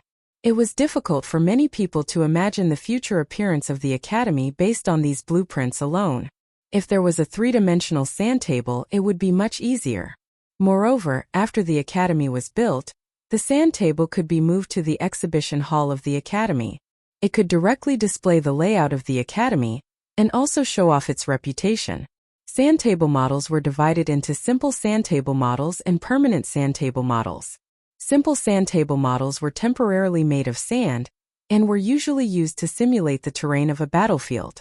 Permanent sand table models were made of plywood, gypsum powder, paper pulp, and other materials. They could be stored for a long time. The luxurious sand table made by the modern district sales office that could display the shape and layout of all the buildings in the district was a permanent sand table. It was more complicated to make and had more diverse materials. Li Zixuan found a pile of green sandalwood and then brought the wood, fine sand, and other tools to the west courtyard. Brother, are you going to make something fun again? The scene of Li Zixuan making a scooter last time was still vivid in her mind. Therefore, when Lan Er saw this, she thought that her brother was going to make something fun for her again. She quickly ran over and asked. Having a little cutie at home always made one's mood inexplicably better. Hearing this, Li Zixuan smiled and said happily, I'm going to make something, but it has nothing to do with you. This thing looks good, but it's not fun. Lan Er, go see if Iron Egg is done with his practice. If he's done, ask him to come over and help. The making of this sand table was not as simple as drawing a blueprint. It involved casting a mold, reversing the mold, and some engraving techniques. If Iron Egg could help, his disciple could also learn some new knowledge. Okay, but Lan Er will go and help in a while. Lan Er nodded her head and took to her heels. Li Zixuan continued to instruct the servants to move the materials. After a while, Iron Egg came to the west courtyard sweating profusely. Li Zixuan could feel the heat from this kid even from a distance. He couldn't help but smile and say, "Finished practicing?" Li Zixuan remembered that he had doubled bruisers training yesterday. He hadn't expected his disciple to be so fast, and it seemed like he still had energy to spare. It seemed like his Chi-Gatherer realm martial artist quality was much higher than other martial artists of the same level. The Taishan Sutra was indeed awesome. Okay, I just finished practicing. Master called Iron Egg over. Do you need any help? Iron Egg wiped his sweat and said hurriedly. Li Zixuan had already asked the servants to tidy up the side hall and make a very spacious space. At this time, he pointed at the pile of materials in the room and said, "Here, we're going to use these things to build a house. Master will teach you how to do it later." Iron Egg nodded confusedly, but Lan Er shouted excitedly, "Wow! Building a house? Brother! Brother! Lan Er also wants to help." Li Zixuan was worried that this little girl would cause trouble later, but he couldn't say this out loud. Otherwise, Lan Er would definitely pester him. He could only say, "Okay. Lan Er, you come too." Ooh. Chapter 444. After breakfast, Han Yushi went to Madame Li to learn business management and accounting. The two little maids also followed her, so there were only the three of them in the entire west courtyard. Li Zixuan first determined the space ratio of the model. He roughly calculated and finally settled on a ratio of 1:100. This could not only save a lot of materials, but also make people look more comfortable. Most of the modern sand tables used a ratio of 1:70 to 1:100. Then Li Zixuan made the sand table according to the layout plan and the sand table's ratio. The table he used was similar to the billiard table in his previous life, but the size of his billiard table was a little bit too big. Iron Egg, do you know how to read blueprints? After putting together the table, Li Zixuan took out the stack of blueprints he drew yesterday and asked, "This I don't know, Master." Iron Egg glanced at the complicated lines on the blueprints, shook his head, and said awkwardly, "Li Zixuan never taught him these things." "Okay, then I'll teach you how to recognize the new blueprints first." As the disciple of Li Zixuan, if you don't even know how to read blueprints, wouldn't it be too embarrassing? Li Zixuan patted his head, called the two little guys to the side, and began to teach them engineering drawing lessons. About an hour later, Iron Egg and Lan Er finally learned how to read blueprints. As for drawing blueprints, they had to go down and slowly learn and practice. Li Zixuan didn't have much time to waste anyway. "Okay, I'll chop the planks first. Iron Egg, take these blueprints and mark the dimensions according to the ratio of 100. One with a pencil. After a while, you can chop according to the marks." Li Zixuan took 3 blueprints of simple buildings and handed them to Iron Egg. He didn't assign any tasks to Lan Er. It was good enough that this little girl didn't cause trouble for him. As for the tasks given to Iron Egg, it was mainly for consideration. Even if Iron Egg didn't help, he wouldn't spend much time on these tasks. "Okay, Master." Iron Egg also understood that Li Zixuan was testing him. He quickly took the blueprints and looked at them carefully. Li Zixuan smiled, then picked up the wind-chasing sword, and became the most awesome carpenter of this era. Now that he was at a higher level, he could chop wood like cutting tofu. Moreover, the thickness of each plank was almost the same. In less than 15 minutes, one smooth wooden board after another was piled up in front of Bruiser. Bruiser had just snapped out of his daze from looking at the blueprint, and he was stunned when he saw this scene. What kind of martial arts? Could it be that his master still hasn't taught him how to chop wood? Iron Egg puzzled in his heart. What is this? My brother has even more powerful moves that he hasn't used yet. Little brother Iron Egg, watch carefully and learn well. In the future, you are going to inherit my brother's legacy. Lan Er saw Iron Egg's shocked face and knew what he was thinking. The little girl patted Iron Egg's shoulder and said with a little adult tone. Iron Egg's eyes lit up and he nodded excitedly. Li Zixuan's old face darkened and he almost vomited blood. He didn't know where his sister learned these words. She was really fluent in them. Anyway, he felt that it was strange. Iron Egg, quickly mark according to the blueprints. Ignoring the little girl, Li Zixuan directly said to Iron Egg. "Oh, okay, Master." Iron Egg just remembered his task. He quickly took a few planks and began to mark according to the blueprints. Lan Er also squatted down and got close to Iron Egg. From time to time, she would express a few opinions on Iron Egg's work. Li Zixuan quickly chopped all the remaining wood.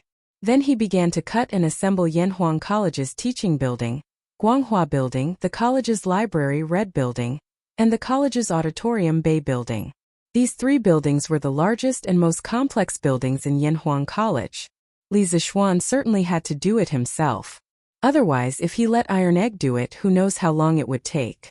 Unlike Iron Egg, Li Zixuan didn't need to look at blueprints to make the building model.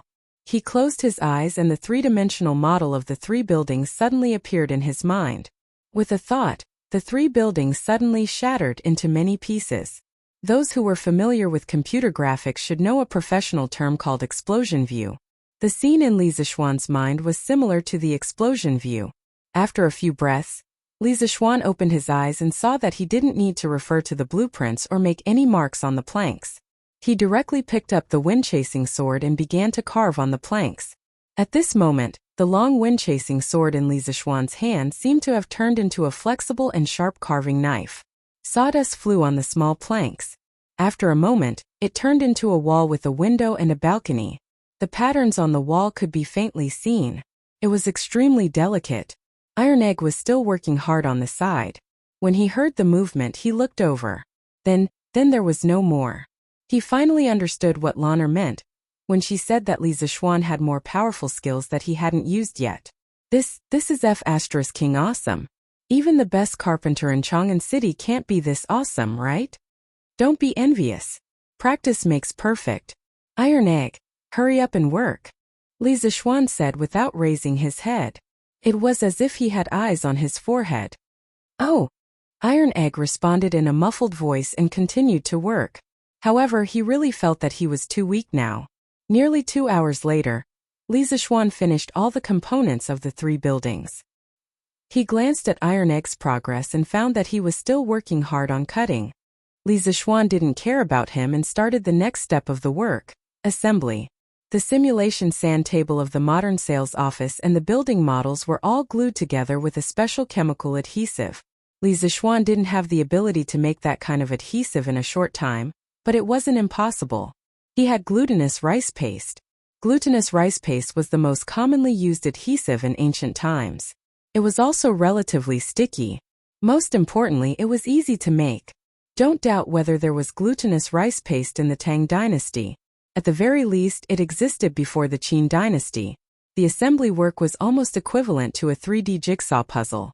For Li Zixuan, who had an unusually strong mental strength, this thing could only be said to be so easy.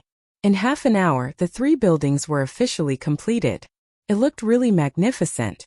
Lanner fell in love with it at first glance. Wow! Brother! This little house is so beautiful. Can you give it to Lanner? Lanner can use it to raise crickets.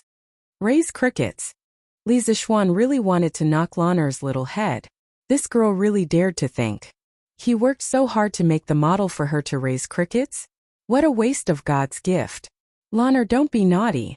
This thing is very useful to me. Oh. Lanner pouted and secretly thought that her brother was really stingy.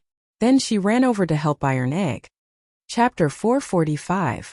Master and Disciple. Oh, there should be little Lanner. The 3 of them fiddled around in the side hall of the west courtyard for the entire morning. Finally, all the buildings of the academy were built and assembled. Now, the only thing missing was the coloring of the buildings and the creation of the exterior scenery. Even so, these bare buildings without coloring already made Iron Egg and Lanner gasp in amazement. They had never seen such a building with such a different style before.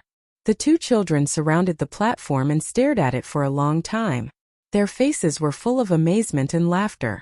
The 2 of them could not believe that they had just built such a magnificent building. Brother! Is your academy going to look like this in the future? Lanner smiled and ran to the side. She pulled Li Zixuan's arm and pointed at the sand table. Yes. The buildings of the academy are more or less like this, but after completion it will only be more beautiful than this. Moreover, the academy will have rockery, lakeside, woods, grass, and sports fields. After the whole thing is completed, it will be 10 times better than this. Wow! Brother! Lanner also wants to go to the academy. Lanner also wants to go to the academy. Lanner's cute little eyes lit up like the stars in the sky. She pulled Li Zixuan's arm and said excitedly, Iron Egg listened to Li Zixuan's description of the future of the academy and could not help but be immersed in it. Previously, when Li Zixuan wanted to build his own academy, he had to follow him to Yanhuang College because of his identity as a disciple. But now, he had begun to yearn for Yanhuang College from the bottom of his heart. Hey, Lanner, don't be like when you went to the Imperial College. 3 days fishing, 2 days drying the net, and in the end you'll be drying the net every day. Li Zixuan laughed unhappily. Lanner won't do that this time. By the way, brother, what is that sports field? Lanner put her 2 little arms on her waist and said proudly, Sports field. The sports field is a place specially for students to play games and exercise their bodies. Yanhuang College's students can't only know how to study. They must strike a balance between work and rest. As the saying goes, people who know how to play are better at studying. Wow! Is that true? Lanner really knows how to play. It seems that if I study seriously, my grades will definitely be better than Iron Egg's. Lanner raised her small face and said with confidence that came out of nowhere. Iron Egg was speechless. Wasn't this an innocent bystander? After lunch, Li Zixuan hugged his wife and slept soundly. Then he started to work again. First, he painted the building model that he had made in the morning. Although the ancient paint was not as smooth and natural as the modern paint, it was still acceptable. As for the 2 little guys, Li Zixuan didn't let them come over in the afternoon. He let Iron Egg come over in the morning, mainly to let Iron Egg learn how to read the drawings. In fact, they couldn't help much. In terms of work efficiency, Li Zixuan was more efficient when he worked alone. Relying on the building model in his mind, he quickly painted several buildings with the corresponding paint, such as the patterns on the walls, the roof tiles, the windows, and so on. These were all parts that needed to be painted. After an hour, Li Zixuan looked at the lifelike modern buildings in front of him and couldn't help but be in a trance. After traveling for so long, this was the first time he had seen such a modern building. Although the ancient era was not bad, he had lived in the modern era for more than 20 years after all. He couldn't help but miss it. Although he couldn't go back, what he was doing now was equivalent to bringing a modern thing back to the Tang dynasty. It was more or less a kind of spiritual sustenance. The next step was to create the landscape and various supporting facilities. Li Zixuan followed the layout of Yanhuang College. He used green suede paper as the grass and stuck it in the green area. He soaked a large sponge in green paint and let it dry. He cut the sponge into strips and stuck them in the small bush area as the green belt. For the water in the pond and lake, he used corrugated smooth cardboard and sprayed it with lake blue paint. He cut it into the shape of a river or lake and placed it in the corresponding position. He then used gray adhesive paper to make the cement road. As for the tree, it was relatively simple to make. Li Zixuan twisted copper wire into the shape of a tree trunk and sprayed it with paint. Ordinary sponges were soaked in paint. Different types of trees were soaked in different colors of paint. Then, he dried the dyed sponges and crushed them. He soaked the tree trunk and branches in glutinous rice paste and stuck the crushed sponges to make the tree. The willow tree could be twisted into a tree trunk and branches with thin enameled wire. Then he stuck green wool on the branches. For the pine tree, he cut the thick fishing line into thin segments and used a clamp to hold it. Then, he twisted the 2 enameled wires and loosened the clamp to make it into the shape of a pine tree. He trimmed it and stuck the green wool on it. There was one material that was more commonly used, and that was sponges. Was there such a thing as sponges in the ancient era? The answer was yes. Sponges were a general term for poriferous animals. They were one of the most primitive multicellular animals and originated 600 million years ago.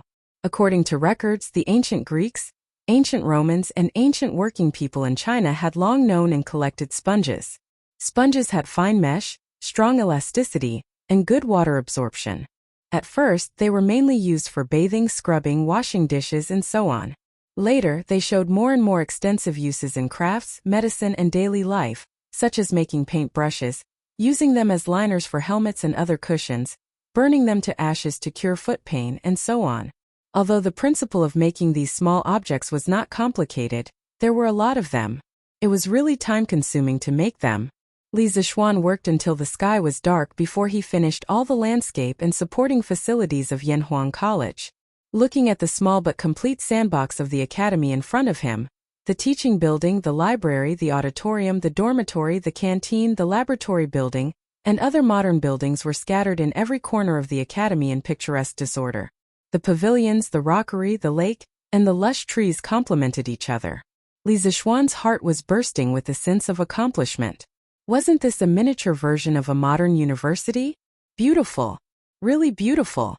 The layout of the college was specially designed by Li Zixuan according to the yin and yang and 5 elements of Taoism. Just looking at the sandbox made people feel very comfortable. Husband, is this your Yanhuang College? While Li Zixuan stood in front of the sandbox in a daze, Han Yushi quietly came behind him. Seeing the garden that was very different from the current architectural style, Han Yushi was amazed and then asked softly, "Yes. However, this is not my academy alone. This is our family's academy. Wife, do you like it?" Li Zixuan came back to his senses, put his arm around his wife's shoulder, and said softly, "Our family's academy." Hearing this, Han Yushi felt a trace of sweetness in her heart. She quickly nodded and said, "Yes, yes, I like it. Husband, your college looks so magnificent." Chapter 446.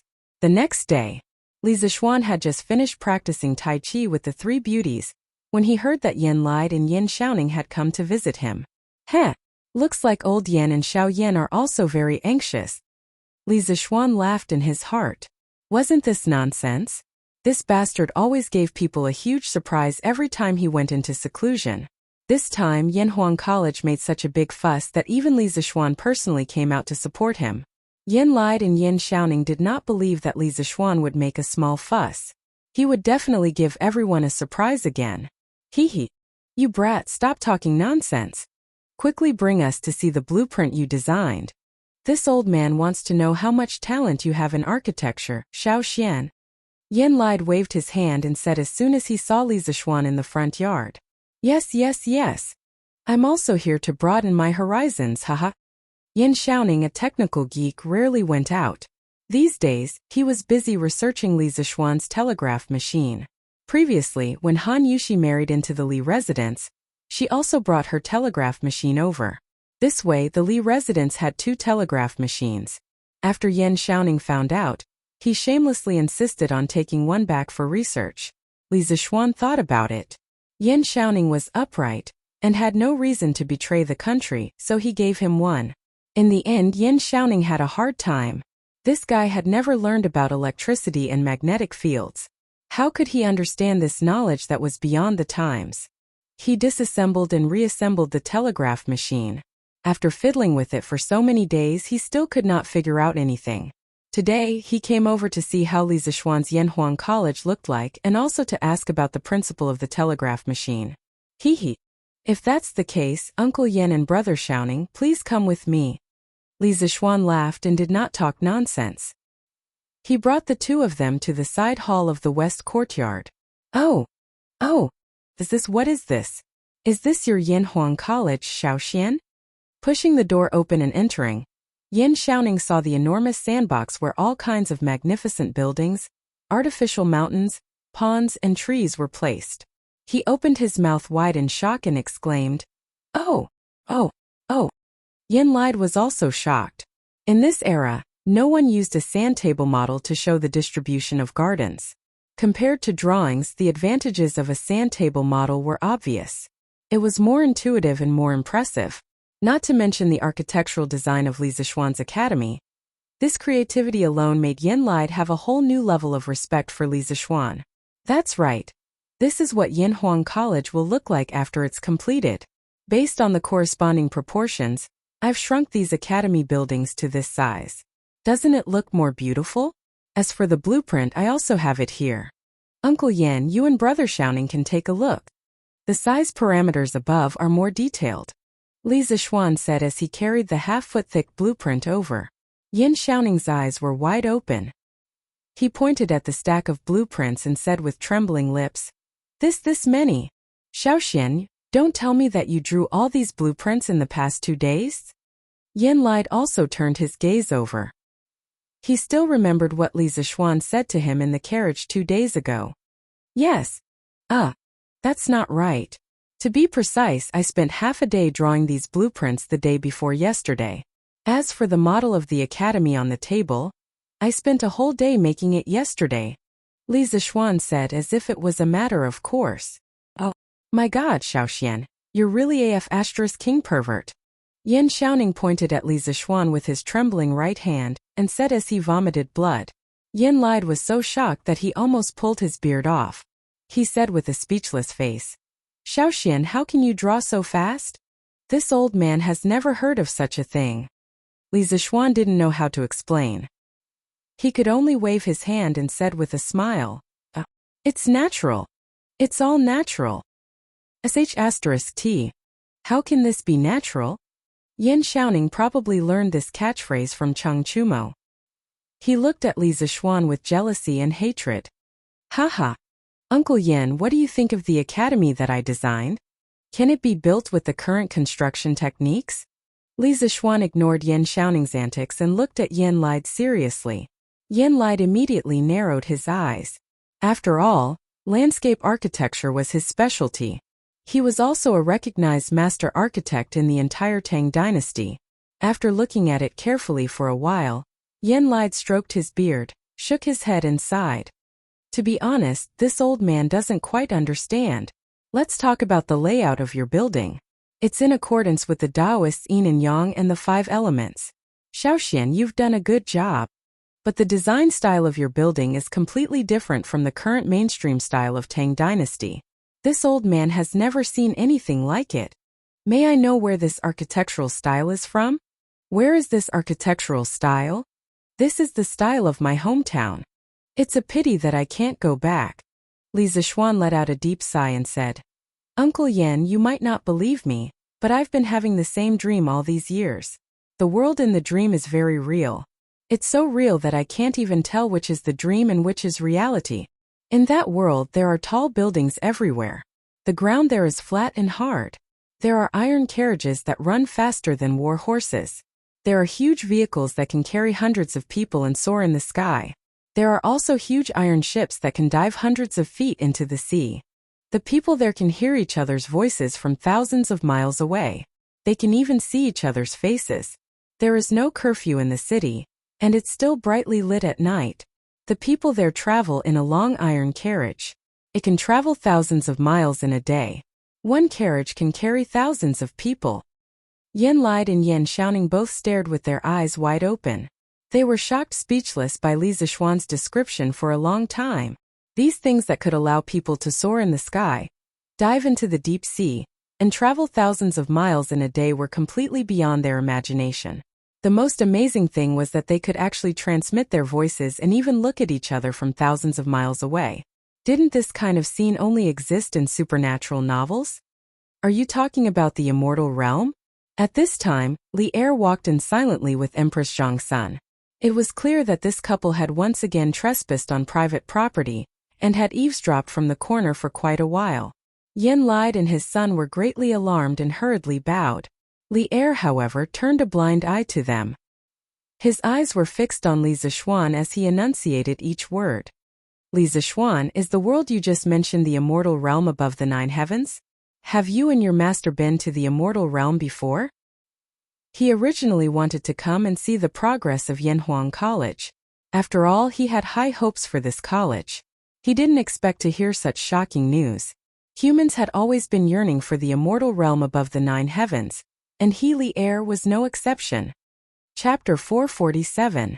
F***ck, what an evil title. Is this considered clickbait? Looking at the sudden appearance of Li Er and his wife, Li Zishuan was speechless. Old Li's family had a hobby of sneaking into other people's homes. Last time at the workshop, Li Chengqian was also like this. Li Zishuan had seen many ancient dramas in his previous life. In them, many emperors liked to go out in plain clothes. He didn't expect Li Er to also like to play such a vulgar trick. Looking at his and Empress Zhongsun's casual clothes, people who didn't know would think that they were just a normal couple. All the land under the heavens belongs to the king, and all the people on the shores of the land are the king's subjects. Perhaps this kind of thinking was deeply ingrained in Li Er's mind. He felt that the whole Tang Empire was his, and it was nothing to go out of the palace and be a guest at a subject's home. As for eavesdropping, he definitely didn't do it on purpose. It was just a coincidence. Li Zixuan was too engrossed in his memories just now. Otherwise, he would definitely have sensed that there was someone outside the house. Your humble subject pays his respects to your majesty. Li Zixuan cupped his hands and bowed to Li Er, who was eyeing covetously. Don't talk nonsense. Quickly answer me. Is the place you were talking about the celestial world? Li Er was unmoved and continued to ask. Empress Zhongsun pulled Li Er's arm worriedly. She was always smart, but at this moment, she was very worried that her husband would be possessed. Since ancient times, many wise divine emperors had become muddle-headed and incompetent because of pursuing the illusory celestial path. In serious cases, their families were separated and their countries were destroyed. As an important official of the empire, how could Yan Lai not have such worries? He opened his mouth, but due to the power that Li Er was emitting at this moment, he could only swallow the words that were at the tip of his tongue. At the same time, he secretly prayed that Li Zixuan would not say anything that would seduce the emperor. Your Majesty, this is just a humble subject's dream, not a celestial realm. Feeling Li Zixuan's urgent and bloodthirsty gaze, Li Zixuan secretly regretted acting tough just now. He didn't expect to attract the wolf. Never doubt the ancient emperor's pursuit of immortality. These people had reached the pinnacle of power in the mortal world. They no longer had any desire for wealth in the mortal world. The only thing they wanted was eternal life. For this, they did not hesitate to become tyrants. Is it really just a dream? Li Er asked unwillingly. It's absolutely true. But you just said that you can't tell which world is a dream and which world is reality. In the past, there was Zhuangzhou who dreamt of butterflies. He couldn't distinguish between dreams and reality, and eventually became one of the two Taoist sages. Now you dreamt of such a real and bizarre world of immortals. Therefore, I want to know if the world of immortals really exists.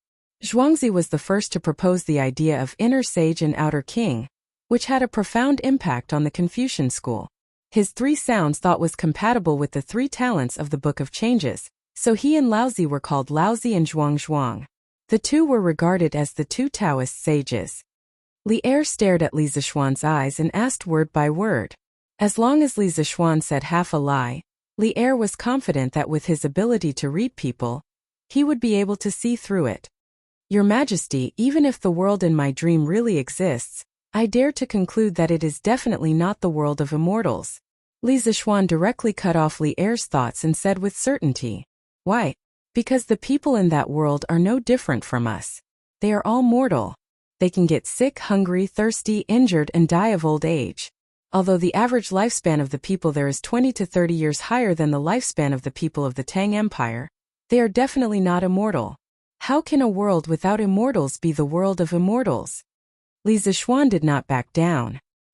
He looked straight at Li Er and said in a deep voice, but you just said that the people in the other world can soar above the 9 heavens, dive hundreds of feet into the deep sea, transmit messages from 1,000 miles away, and even look at each other from 1,000 miles away.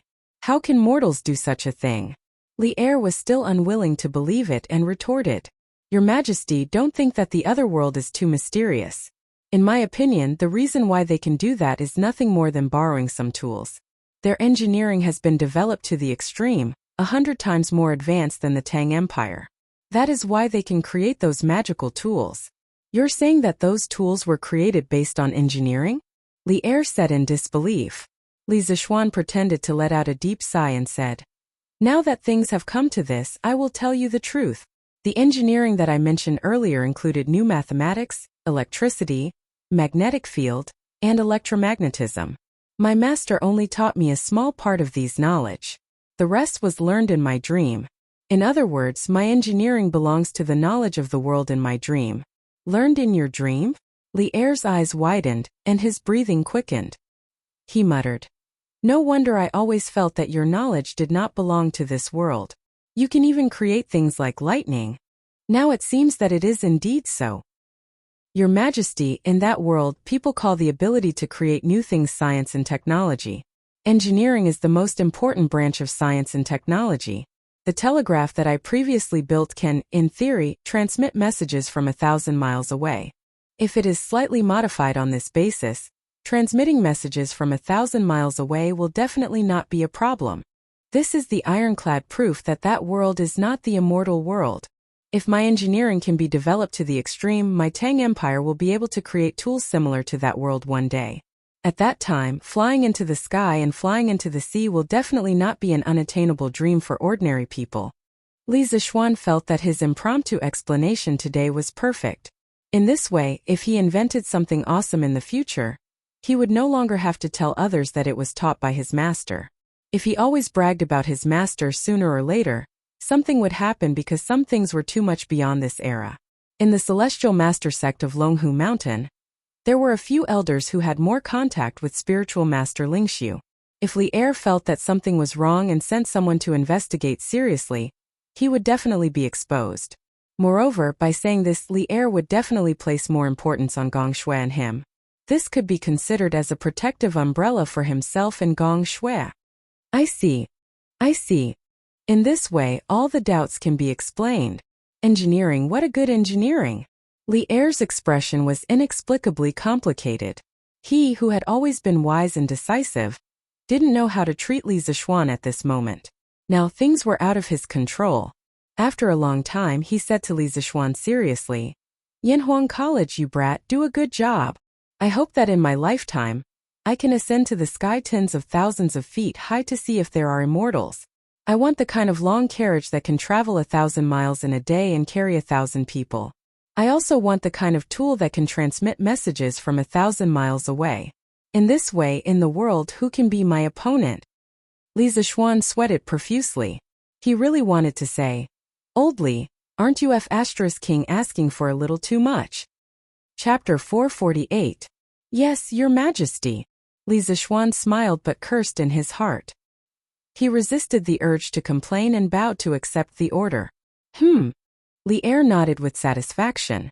Perhaps other kings would try their best to kill off unknown new things indiscriminately, but Li Er was a pioneering holy lord. His first thought was not to kill, but to develop Li Zixuan's new knowledge to the extreme. As for whether or not Li Zixuan would threaten his rule, Li Er wasn't worried about that at all. He had confidence in himself, and he also had confidence in his subjects and generals.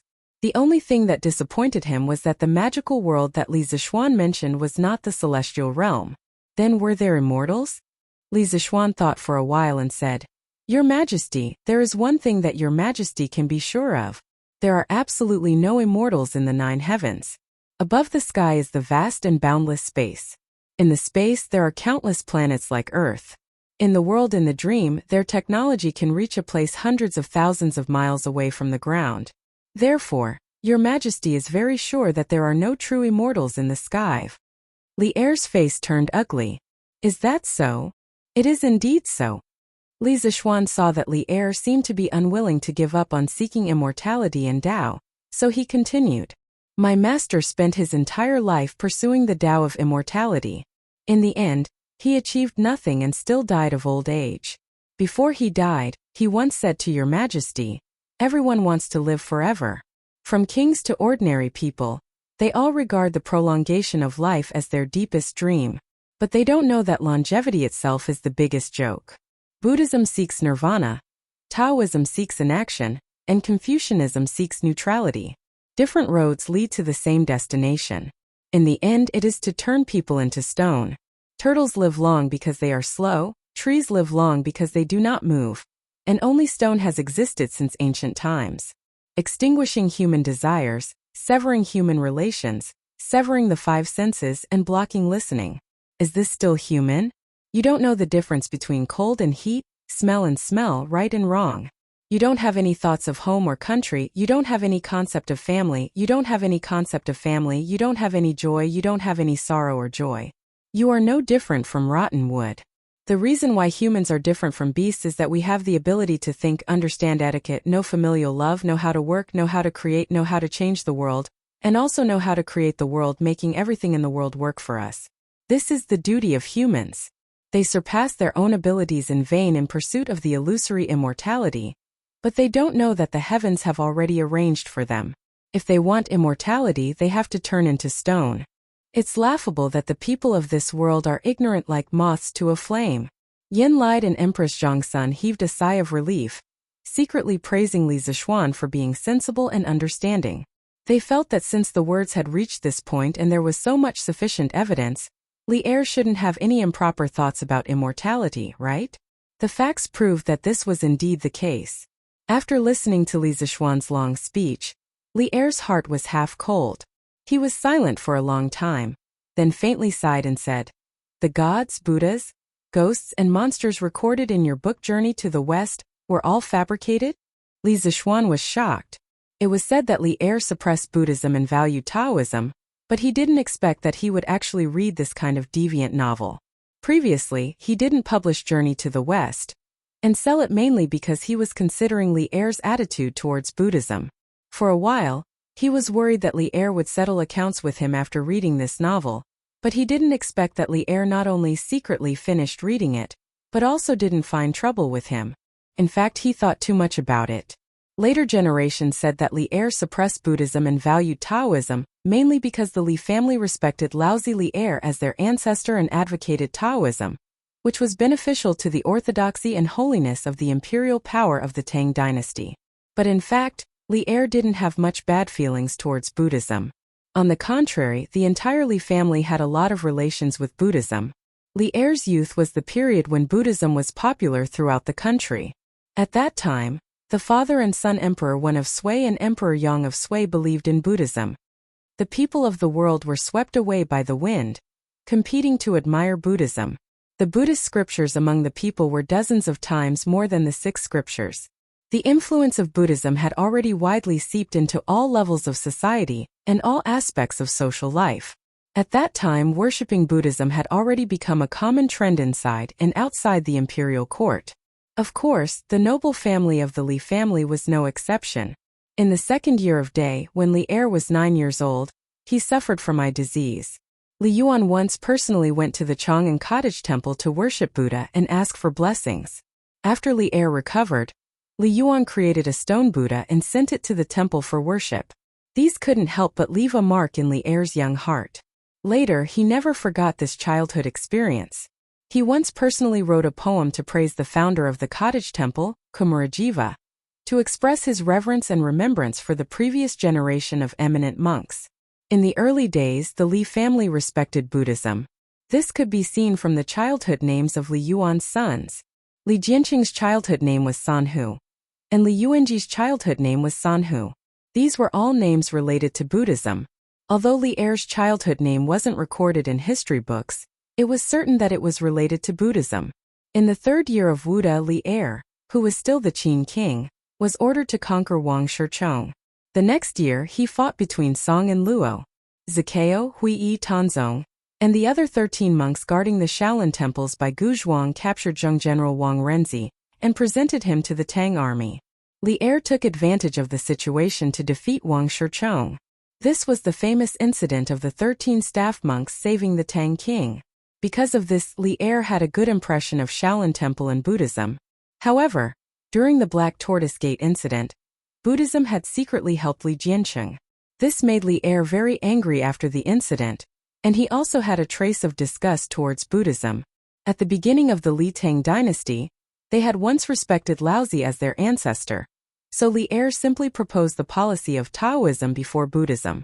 But so far, he hadn't introduced any obvious policies against Buddhism. In the Tang dynasty, the Li family pursued the policy of coexistence of Confucianism, Buddhism, and Taoism. Li Er was the founder of this policy. Your Majesty, the plot in Journey to the West was indeed fabricated by me. I hope Your Majesty doesn't take it to heart. Seeking immortality and longevity is just an illusory delusion after all. Li Zixuan wiped the sweat on his forehead and cupped one hand in the other before his chest. Forget it. I'm here today to see how the preparation of your academy is going, not to discuss with you about seeking immortality and Taoism. Li Zixuan waved his hand and said. At this time he noticed the huge sand table in the room. He roughly glanced at it and suddenly said in surprise, Li Zixuan, what is this? Previously, he and Empress Zhongsun only heard Li Zixuan's description of the dream outside the door. They didn't hear Li Zixuan and Yin Lide's discussion of the academy's blueprint. Li Zixuan was secretly scolding Li Er for being shameless. No one could force an explanation like him. At this time, when he heard Li Er's question, he replied, "Your Majesty, this is the Yinhuang College designed by me. Next, I'll have to trouble Minister Yan to send some skilled craftsmen to Mei Village and Yunshan to build it." Chapter 449. Oh, so this is Yinhuang College. You're really creative. You actually shrunk the layout of the college to such a size. It's clear at a glance. Not bad, not bad. Li Er wasn't stupid. He could see the function of the sand table model at a glance. He walked to the front of the platform and looked carefully while praising. "Your Majesty, the scale of this college is so huge. I'm afraid it's almost as big as the Imperial College. There are mountains, rivers, flowers, grass, pavilions, terraces, and pavilions. The disorder is picturesque. It's very beautiful. But why haven't I seen the style of the buildings before?" Empress Zhongsun also walked over with Li Er. She looked at the exquisite and beautiful Yinhuang College in front of her and sighed. "Oh, this style is indeed not like the architectural style of my Tang Empire. Li Zixuan, come and tell me and the Empress." Li Er nodded and waved his hand. Your Majesty, I call this big platform a sand table. It's a model of the future Yinhuang College that has been shrunk to a certain scale for people to see.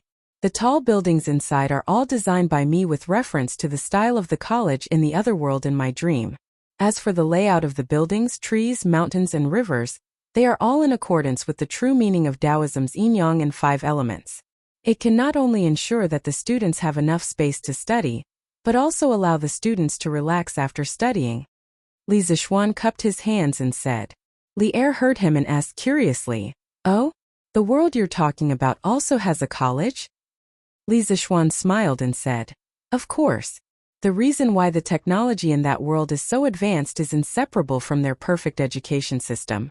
The college there is called a school. If a person wants to become a talent, he or she must receive at least 16 years of systematic education.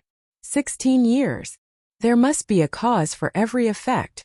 Li Er nodded thoughtfully and said, "Let's build it like this. Although these tall buildings look weird, I think they're quite magnificent. They're quite compatible with your engineering." Yen lied, transfer a group of skilled craftsmen from the Ministry of Works to help build Yinhuang College. This old official obeys. Yen lied stepped forward and cupped his hands. Li Er nodded with satisfaction and turned back to look at the sand table model. This time he wasn't looking at the buildings but the mountains, rivers, and trees. At this moment, a flash of inspiration suddenly flashed through his mind, and he suddenly froze in place. "Your Majesty?" Seeing that Li Er did not speak for a long time and just stared at the sand table, Empress Zhongsun called out softly, "Li Zixuan, can your sand table simulate the topography of mountains and rivers?"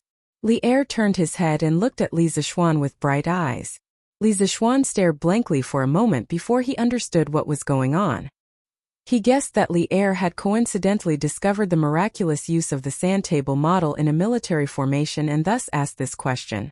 In fact, when he decided to make the sand table, he had already guessed that Li Er should be able to discover the mystery, but he didn't expect Li Er to be so amazing that he could discover it with just a few glances. It could only be said that a person's success might be due to chance, but it was certainly not entirely due to chance. To forge iron, one had to be strong. Li Er's knowledge in the field of military formations was still very impressive. Replying to Your Majesty, this sand table can indeed simulate the topography. Whether it is hills, plains, or prairies, they can all be made on the sand table. With it, it is equivalent to having a 3-dimensional map, which may be of great use for marching and setting up formations. Haha. Of great use, it is indeed of great use. I will record your merit. I will ask the supervisor to send a master craftsman to learn the method of making this sand table from you later. You are not allowed to hide anything. I need a terrain sand table of the Liangzhou area. Li Er laughed loudly. Yes. Li Zixuan breathed a sigh of relief and cupped his hands in obeisance. Of course he would not hide anything. Of course, he was willing to teach others the physical work of making a military topography sand table for Li Er, because he still had a lot of things to do. Let's go back to the palace. Li Er was satisfied with the results of this trip out of the palace. Not only did he hear some of Li Zixuan's secrets, but he also obtained a military tool like the sand table. Seeing that there was nothing new in the room, Li Er waved his hand disinterestedly and prepared to return to the palace. Empress Zhongsun deliberately fell 2 steps behind. She walked in front of Li Zixuan and said with a smile, "You and Changqian are good friends. I will call you Xiaoxian for the time being." "It is my honor that your majesty is willing to call me this." This was the first time Li Zixuan had spoken to Empress Zhongsun at such a close distance. The woman in front of him exuded grace, love and kindness. It was as if there was a kind of magical power on her body that made people unable to raise their guard against her at all. Instead, they would involuntarily feel a sense of intimacy. Empress Zhongsun smiled and said, "Among the younger generation of the Tang Empire, I have never seen His Majesty value a person so much. Don't be complacent.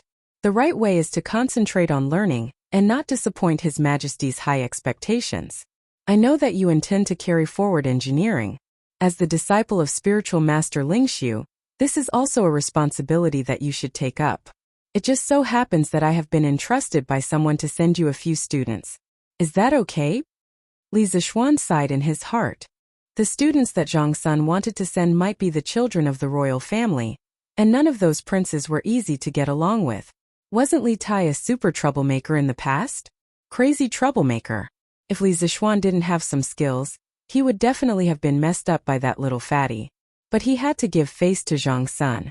Li Zixuan could only cup his hands and say, "Since your majesty has ordered, I dare not to disobey. So be it the second generation of the royal family." Logically speaking, Li Er had already given his academy a lot of support. He should also return the favor. At worst, the academy would implement militarized management in the future. He didn't believe that he couldn't kill the prestige of this group of playboys. Haha. Empress Zhongsun nodded with satisfaction. Then she glanced at Yan Xiaoning, who was quietly acting like an obedient child, and said, "Yan Xiaoning, I heard that you haven't paid attention to worldly affairs recently and have been indulging in the way of machinery. Although your spirit is good, you have to understand the painstaking efforts of your father, Minister Yan. You are 3 years older than little Xian, but you haven't settled down yet. How about I see which minister's daughter is suitable in the future, and arrange a marriage for you? How about it?" What the hell? Zhongsun didn't like Yan Xiaoning, this technical geek, and wanted to introduce him to a wife. Yan Xiaoning hadn't expected that Empress Zhongsun would make such a move at the last moment. He had been silent all this time in order to reduce his presence. Flabbergasted, he said, "Your Majesty, isn't this?" "Thank you for your kindness, Your Majesty. I will remember it in my heart." Unfilial son, quickly thank her. Just when Yan Xiaoning was about to refuse, Yin Lied hurriedly interrupted him and thanked Empress Zhongsun with cupped hands. Chapter 450. Empress Zhongsun finally left, but she left with a mysterious smile. She left quietly, but she left behind a bomb that could explode at any time for Yan Xiaoning. "Dad, why did you agree to it? I'm only 18 this year. Why are you in such a hurry?" Yan Xiaoning only mustered up his courage and said pitifully after Zhongsun left, "Bastard! Her Majesty Hong En, are you going to reject her? Besides, what the Empress said is exactly what I'm thinking. Look, Xiaoxian is 3 years younger than you, but he's already married. What about you?" Yin Lai glared at him and said angrily. Yan Xiaoning shrunk his neck, wiped the spittle on his face, and looked at Li Zixuan bitterly. His eyes were clearly saying, "Damn it, it's all your fault. Sometimes, it's a pain to have a friend who's too outstanding." Li Zixuan rolled his eyes helplessly, which meant, "Brother, I'm just that outstanding, there's nothing I can do about it." Yan Xiaoning almost vomited blood. If it weren't for the wrong occasion, he would have fought Li Zixuan to the death. "Ahem. Uncle Yan, I'll leave the construction of Yanhuang College to you." After exchanging glances with Yan Xiaoning, Li Zixuan felt a little uncomfortable, because he felt that this kind of exchange was a little gay. So he looked at Yen Lied and said seriously, "No problem. His Majesty has personally instructed that the Ministry of Works will fully cooperate with you. Fortunately, the higher-ups haven't given the Ministry of Works any urgent construction tasks recently, so according to my initial estimation, the Ministry of Works should be able to allocate 220 skilled craftsmen for you. A few of them have participated in the construction of Tsuwei and Yuhua Palace with me, so they're very experienced in building buildings. As for the ordinary workers, you'll have to hire them yourself. The imperial court won't conscript them for free. Yenlide raised his head and thought for a while, then said while stroking his beard, 220? That should be enough. As for the workers, I will definitely hire them myself. Uncle Yen, you don't have to worry about this. What I want to ask is, with the construction skills of the Ministry of Works, is it possible to build such a tall building? Li Zixuan nodded and asked. He knew in his heart that in the entire imperial court, except for Li Er and a few generals who were close to him who supported Yanhuang College, the rest of the ministers were either watching or objecting in their hearts. After all, this involved the competition between schools of thought. Under such circumstances, it was already very generous of Yenlide to be willing to transfer so many craftsmen to him. As for the ordinary workers, he had never expected the imperial court to use corvée labor to help him conscript them for free. Since he had made up his mind to build Yanhuang College, he had never thought of saving money. The crux of the problem was whether the Great Tang could build a 10-story building with its current construction techniques. Yenlide took another careful look at the sand table, then pointed to the future teaching building of Yanhuang College, Guanghua Building, and smiled confidently. Little Xian, you're worried that the building is too tall and the craftsmen can't build it, right? Haha. Actually, you don't have to worry at all. This building only has 10 stories, and the total height is estimated to be no more than 120 feet. It won't be a problem to build it. Little Xian, you've seen the Big Goose Tower in Jinchang Square, right? That tower has a total of 20 stories. Compared to the Big Goose Tower, your building may occupy a larger area, but as long as you put in more effort into the supporting pillars between the floors, it won't be a problem to build it to 10 stories. The Big Goose Tower was located in Jinchang Square in the South Jin dynasty of Chang'an City. It was also known as the Buddha of Mercy Temple. After several renovations, it was 64.7 meters, about 190 feet tall, which was equivalent to the height of a 20-story building. 1,000 years ago, it could be called a skyscraper in the Tang dynasty. However, the awkward thing was that Li Zixuan rarely went to the south of the city, let alone to the Big Goose Tower. This was worthy of his reputation as a homebody. That's good, that's good. Li Zixuan was a little embarrassed, but at the same time he was relieved. However, he was still a little curious. Such a tall building would definitely not be built with only wood, because wood couldn't bear such a large weight. But if it was brick, the problem would arise. There was no cement in the Tang dynasty, so how would the wall be built? Uncle Yen, what kind of materials do you plan to use to build this building? Such a stupid question made Yenlide speechless. He said, bricks, of course. Such a tall building can't only be built with wood. Li Zixuan's old face did not look too good after being treated as a stupid C***nt. He directly asked the main question. Then what kind of material should be used to glue the bricks? Yenlide's expression became even more strange. He paused for a while before saying, of course it's glutinous rice mortar. Little Xian, you don't even know this? Then why did you design such a tall building? I really don't know. This kid wants to design it first and see if it can be built. If it can't be built, this kid will think of other ways. Uncle Yen, are the walls made with glutinous rice mortar reliable? Yenlide was speechless. He was still praising Li Zixuan for his proficiency in architectural design. Now it seemed that this guy was a complete novice in some aspects. He shook his head and said, of course it's reliable. The walls of Chang'an City are made with glutinous rice mortar. Don't you think it's reliable? In fact, the ancient construction technology was far from as low as Li Zixuan imagined. Although there was no cement at that time, there were many substitutes. The West initially used clay as a cementing material. The ancient Egyptians used the mud of the Nile River to build uncalcined clay bricks. Around 3000 BC to 2000 BC, the ancient Egyptians began to use calcined gypsum as a building cementing material. In 146 BC, the Roman Empire annexed Greece and inherited the Greek tradition of producing and using lime. The way the Romans used lime was to first dissolve the lime's saliva and mix it with sand to form mortar. Then they used this mortar to build buildings. Some of the ancient Roman buildings that used lime mortar were very strong, and had even been preserved until now. Later, the ancient Romans improved the use of lime. Not only did they add sand to the lime, but they also added ground volcanic ash. In areas without volcanic ash, they added ground bricks that had the same effect as volcanic ash. Some people called the lime volcanic ash sand, three-component mortar Roman mortar. In the history of European architecture, the Roman mortar had been used for a long time. Its performance was basically close to modern cement. However, in the 9th, 10th, and 11th centuries AD, the mortar technology was almost lost. In ancient China, although there was no Roman mortar or cement, the hard-working and intelligent ancient working people still invented other alternatives. The most widely used and the longest circulated was glutinous rice mortar.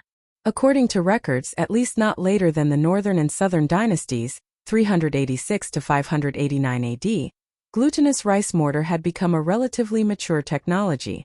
Mixing glutinous rice mortar with aged lime paste could increase the cement strength, surface hardness, toughness, and impermeability of the mortar. It significantly improved the firmness and durability of the masonry. Today, many ancient buildings that use glutinous rice mortar, such as the ancient city walls of Nanjing, Xi'an, Jingzhou, Kaifeng, and other places, as well as the Ming and Qing fish-scale stone pond in Qiantang River, were still very strong despite hundreds and thousands of years of wind and rain. Facts proved that glutinous rice mortar was an outstanding building cementing material. The engineering quality of the ancient buildings built with glutinous rice mortar was not inferior to some of the modern reinforced concrete buildings. Therefore, the wisdom of the ancient people was not to be underestimated. The technology of the ancient people was not useless. There were still many shining points. Chapter 451. In the afternoon, Li Zixuan thought for a while, then took the carriage to the workshop. He wanted to ask Faubert to help and see if he could make cement. In the morning, Yen Lide said that glutinous rice mortar could be used as a binder between bricks and stones, but the cost was very expensive. In this era, although prices were low, glutinous rice was a grain that was 3 to 4 times more expensive than rice. It would be a very extravagant thing to use it to build a wall. Therefore, the houses of the Tang dynasty were basically made of wood. Only the imperial palace, Zhaoling Mausoleum, and the city walls could afford to use bricks and glutinous rice mortar. How could ordinary people afford to use such things? Yen Lide and his son also gave Li Zixuan a rough cost estimate in the morning. If Yanhuang College followed Li Zixuan's original intention and used bricks and stones, the cost of building materials alone would be more than 400,000 strings of coins, not including labor and decoration costs. This number had far exceeded Li Zixuan's budget. The reason was that Li Zixuan did not have a fresh understanding of the current construction technology and construction costs. Now, with such a huge capital hole, it would be harder to fill it in a short period of time than to reach the sky. However, Li Zixuan would definitely not give up on Yanhuang College. After thinking about it, Li Zixuan decided to gather everyone's wisdom and see if they could make cement with better effect and lower cost. There were so many protagonists in time travel novels. Didn't they like to make cement, perfume, and mirrors when they time traveled to ancient times? If they could make it, why couldn't he? Ahem, although he was not a professional, he knew the general formula. He could tell Faubert and let the professional craftsmen study it. The glutinous rice mortar of this era was actually very close to modern cement. Some modern scholars often called the glutinous rice mortar of ancient times organic cement. He believed that if he could give them some inspiration, it would not be a big problem if he was lucky. Faubert, I thought of something. I need you to take some people to study it. However, I only know the general composition. As for the ratio of each component, you will have to test it yourself. After arriving at the workshop, Li Zixuan went straight to Faubert's private office and got straight to the point. Young master, what is it? Faubert asked curiously. Li Zixuan said with a solemn expression, I call it cement. It's a building adhesive that can be used to replace glutinous rice mortar. It's very important, and I hope that Faubert can bring a group of skilled craftsmen to research it. Cement? Replace glutinous rice mortar? Young master, are you going to build an academy? Faubert came to his senses and asked. I have already designed the building and layout of the academy. The main material is bricks, so we must use glutinous rice mortar. This morning Minister Yen helped us estimate the cost. It will cost at least 400,000 strings of cash, so I plan to make a cheap substitute similar to glutinous rice mortar. 400,000 strings of cash? Faubert almost jumped up. Just from this budget, he could imagine how huge the Yanhuang College Li Zixuan wanted to build would be. He thought for a while, then clasped his fist and said, "Since young master is so confident in this so-called cement, you can tell me the composition. The workshop is full of talents now. I believe that as long as we know the general composition, we can try to make it." This scene reminded Faubert of the last time when Li Zixuan asked them to study the glass production formula. Although he didn't know why his young master had so many novel and strange things in his mind, they could definitely make everything Li Zixuan said as long as they followed Li Zixuan's ideas. Cement is a mixture of limestone, clay, and iron ore in proportion. I call this mixture raw material. Then put it in the furnace for calcination. Generally, its calcination temperature is slightly lower than the temperature of smelting iron, but a little higher than the temperature of the glass you burned last time. It should be fine to use the kiln used to burn glass. The calcined product is called clinker. Finally, the clinker and gypsum are ground together and mixed according to the proportion. This is cement. After adding an appropriate amount of water into the fired cement, it will become a paste that can harden in the air and water. After hardening, it can be comparable to a hard stone. It can be used to firmly bond sand, stone, and other materials together to form a solid stone body of a hydraulic cementing material. In order to let Faubert and the others develop cement as soon as possible, Li Zixuan was also giving it his all. On the way here, he kept using his abnormal spiritual power to recall the firing temperature of cement that he read in the books in his previous life. It was about 1,450 degrees. The melting point of iron was 1,538 degrees, and the firing temperature of glass was 1,300 degrees. With this important information, he believed that the development of cement would be much smoother. As for why Li Zixuan didn't simply recall the proportion of the cement's composition and tell Faubert, you think he didn't want to? The key point was that the books he read weren't books that specialized in making cement. Why would they be bored enough to write the proportion of each composition in the book? So even if he wanted to recall it, he couldn't recall it. This old man will remember it. Young master, don't worry. In a while, this old man will organize the workshop's most elite craftsmen to start developing this cement. I think there should be news in the next few days. Faubert nodded, stood up and said confidently. He was somewhat glad in his heart. Compared to the last time when they were developing glass, Li Zixuan gave them more detailed information this time. It would be much easier for them to really research it. Then I'll leave it to Faubert. Remember, the people who enter the mud kiln must wear a mask. Li Zixuan reminded him worriedly. He didn't want those craftsmen to get lung disease after a few years of work. Yes.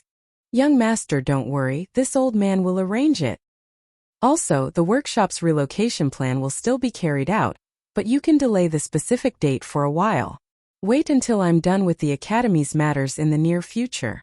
Faubert, you can go to Plum Village to claim the land. Li Zixuan rubbed his temples with a headache. If he said too much, he would cry. He didn't have enough money. At this time, if he wanted to move to the new factory area, he really didn't have the strength to do so. If the cement couldn't be developed, he would have to grit his teeth and fork out 400,000 to 500,000 strings of cash. His family didn't have that much liquid capital. Moreover, a while ago, his wedding was so grand and extravagant. It was all real gold and silver. However, he didn't regret it. This baby wife deserved that grand wedding. Yes, young master. Faubert cupped his hands in understanding and said. Chapter 452. Oh right, Faubert. How many glazed ware have you made? Just as Faubert was about to go out and organize the manpower, Li Zixuan suddenly asked. Previously, the workshop developed glass mainly to use it on the front cover of the compass. Later, as the fleet went south, the demand for the compass also declined. However, the glass kiln could not be idle. Li Zixuan ordered the workers to continue to produce glass cups and other glassware. Although the output was not very high, it must have accumulated a lot after so long. This thing can make a huge profit. If the cement could not be produced, selling this batch of glassware might be able to alleviate the urgent need. Young master, you finally remember. Faubert was stunned and then said with a bitter face, "Previously, according to your instructions, the workshop's glass kiln continued to produce glassware. Now those glassware have piled up in a room. There are at least more than 1,000 pieces." Speaking of this, Faubert's expression flashed with a hint of complexity. Before this, to all of them, glassware was a high and mighty luxury. If any family had a glass cup, wouldn't they treat it like a treasure? But now, the glassware in the workshop was overflowing. All of them were piled up in the warehouse like garbage. The world was changing too fast. Hee, that's just right. Faubert, arrange a group of people to package this batch of glassware in a while. The more exquisite the packaging, the better. I want to sell them at a good price. Li Zixuan said excitedly. He knew that the rarer something was, the more valuable it was. Taking out so much glassware at once, the average price would definitely be lower. However, he could not wait any longer. He needed a lot of money. Yes, young master. Faubert also heaved a sigh of relief and cupped his hands. This is not enough. Faubert, I still have a way to make glass mirrors. The process is very simple. Get someone to make 50 of them first. Li Zixuan did a rough calculation. These 1,000 pieces of glassware, in the most ideal situation, could only be sold for 50 to 60,000 strings of cash. So, he thought of a very important derivative of glass mirrors. He believed that as long as it was a rich lady, she would not be able to resist its charm. Naturally, it would be more profitable. Oh, young master, please tell me. This old man will remember. Faubert's eyes lit up and quickly said, this is very simple. Faubert, get someone to stick the tin foil on one side of the glass and then pour mercury. The tin foil will dissolve in mercury and become a silver-white liquid. Then it will become a glass mirror that is 100 times clearer than a bronze mirror. Li Zixuan said confidently. Speaking of mirrors, it has a history of more than 3,000 years. In the beginning, people used bronze mirrors. It was a round plate made of bronze that had been polished until it was smooth and clean. The reflection of the human figure in this bronze mirror was not bright. It would also rust and had to be polished often. Around 1700 AD, the glass mirror was born. In the beginning, people made glass mirrors by sticking a piece of tin foil tightly on the glass and then pouring mercury. Because mercury was able to dissolve tin, it became a viscous silver-white liquid called tin amalgam, which was tightly attached to the glass plate. Glass mirrors were a big step forward from bronze mirrors and were very popular. For a time, it became a treasure that kings and nobles competed to buy. At that time, only the factories in Venice could make this new glass mirror. European countries went to buy it, and wealth flooded to Venice like a tide. The mirror factories were concentrated on Murano Island, surrounded by sentries and tightly sealed off. Later, the French government used a lot of money to bribe 4 Venetian mirror craftsmen, and secretly smuggled them out of the country. Since then, the secret of the mercury glass mirror was made public, and its value was not so noble. However, the reflection ability of the mercury-coated mirror was not very strong. It was time-consuming to make, and mercury was poisonous, so it was later eliminated. Modern mirrors had a thin layer of silver on the back. This layer of silver was not painted on, nor did it need to be electroplated. It was painted on by a chemical silver mirror reaction. Glucose water was added to the ammonia solution of silver nitrate. The glucose reduced the silver ions into silver particles and deposited them on the glass to make a silver mirror. Finally, a layer of paint was applied. Li Zixuan also wanted to make this kind of silver mirror, but it would take a lot of effort to make nitric acid. He wanted to leave this difficult task to his future students. As for the key material of glass mirrors, tin foil, it was already available in the Tang dynasty. Tin foil was a handicraft product unique to Shaoxing in the early years. In ancient times, its main use was to make underworld money to worship ghosts and gods. It first appeared in the Han dynasty. It can be done like this? Can it really be done? Young master? Faubert was excited when he heard Li Zixuan say, 100 times clearer than a bronze mirror, and quickly asked, "Of course, I don't have time to explain the principles of this to you, Faubert, but as long as you do as I say, you will definitely be able to make this kind of high-quality glass mirror." Haha. Good. I'll arrange it now. Faubert couldn't wait and wanted to go out and take people to do the experiment. Li Zixuan quickly stopped him and said, "Faubert, wait. What's wrong?" Li Zixuan said seriously, "Mercury is very volatile. Once it is inhaled into the lungs, it will definitely cause poisoning. If the workshop wants to use this method to make glass mirrors, it must first solve this safety problem. Let's do it this way. You can ask people to sew a batch of special masks. Add a few layers of carbon powder inside the masks, and then use coarse cloth to separate them. The thicker the better. The people who participate in the manufacture of glass mirrors must wear this special mask." Faubert felt strange and said, "Young master, can't we just use the previous masks? Why do you need to do something superfluous?" "Of course not. We must use this mask." "Faubert, listen to me," Li Zixuan said decisively. "Ordinary masks are only used to prevent particulate matter, which is commonly known as dust. However, mercury vapor is poisonous and harmful gas, so they must wear that kind of protective equipment that includes a filter device. If it weren't for the lack of conditions, Li Zixuan would have asked people to make gas masks." "Yes, young master.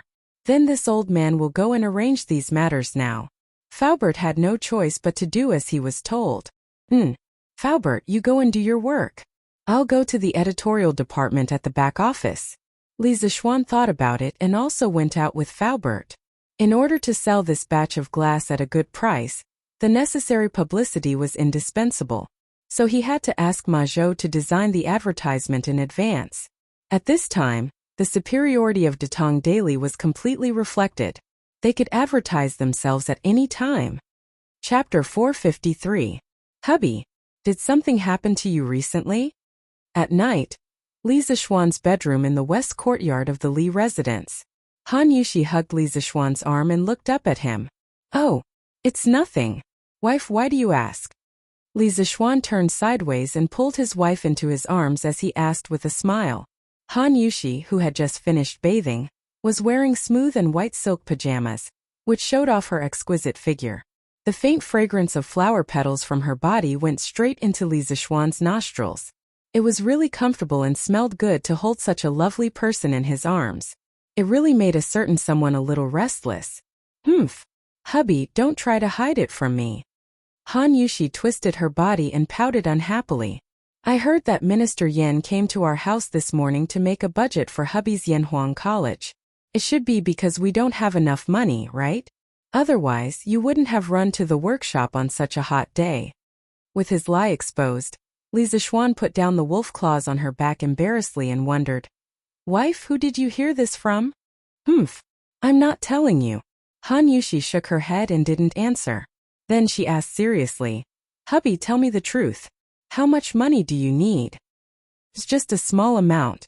Wife, don't worry about money. I already have a way. Let's sleep." Li Zixuan felt that it was a waste of time to talk about money on such a beautiful day. It was better to use it to improve their relationship. "Hubby, stop fooling around. Why don't you make things clear first? If your college is short of money, I can take out the dowry first. Hubby, your Yanhuang College is a task that His Majesty personally handed to you. We can't slack off." Han Yushi broke free from a certain someone's bear hug and said seriously, Don't. Li Zixuan quickly waved his hand and said, "I, your husband, have not fallen to the point of using my wife's dowry. To tell you the truth, I have countless ways to make money in my head. I can get as much wealth as I want in this world. Wife, don't worry. In 2 days you will see a lot more money in our family. When the time comes, I'll give you another gift."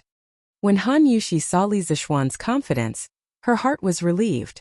When she heard the last sentence, her curiosity was really aroused. She quickly asked, "What gift?" It's a secret. Wife, tell me, how is your study with my mother coming along? I can't even see you during the day." "Still far from it. The more this concubine learns, the more this concubine feels that mother really knows a lot. If this concubine can be like mother and manage the household in an orderly manner, that would be great. Oh, by the way, this concubine has also been learning from Iron Egg, my husband's new arithmetic. Mother said that it will be faster to use this to keep accounts." Looks like this mother-in-law and daughter-in-law relationship is quite good. This way I won't be stuck in the middle in the future, right? Li Zixuan listened to Han Yushi's explanation and thought happily in his heart. If my wife wants to learn arithmetic, why do you have to look for iron egg? Can't you just look for your husband? How about this, every night in the future your husband will teach you arithmetic? No way.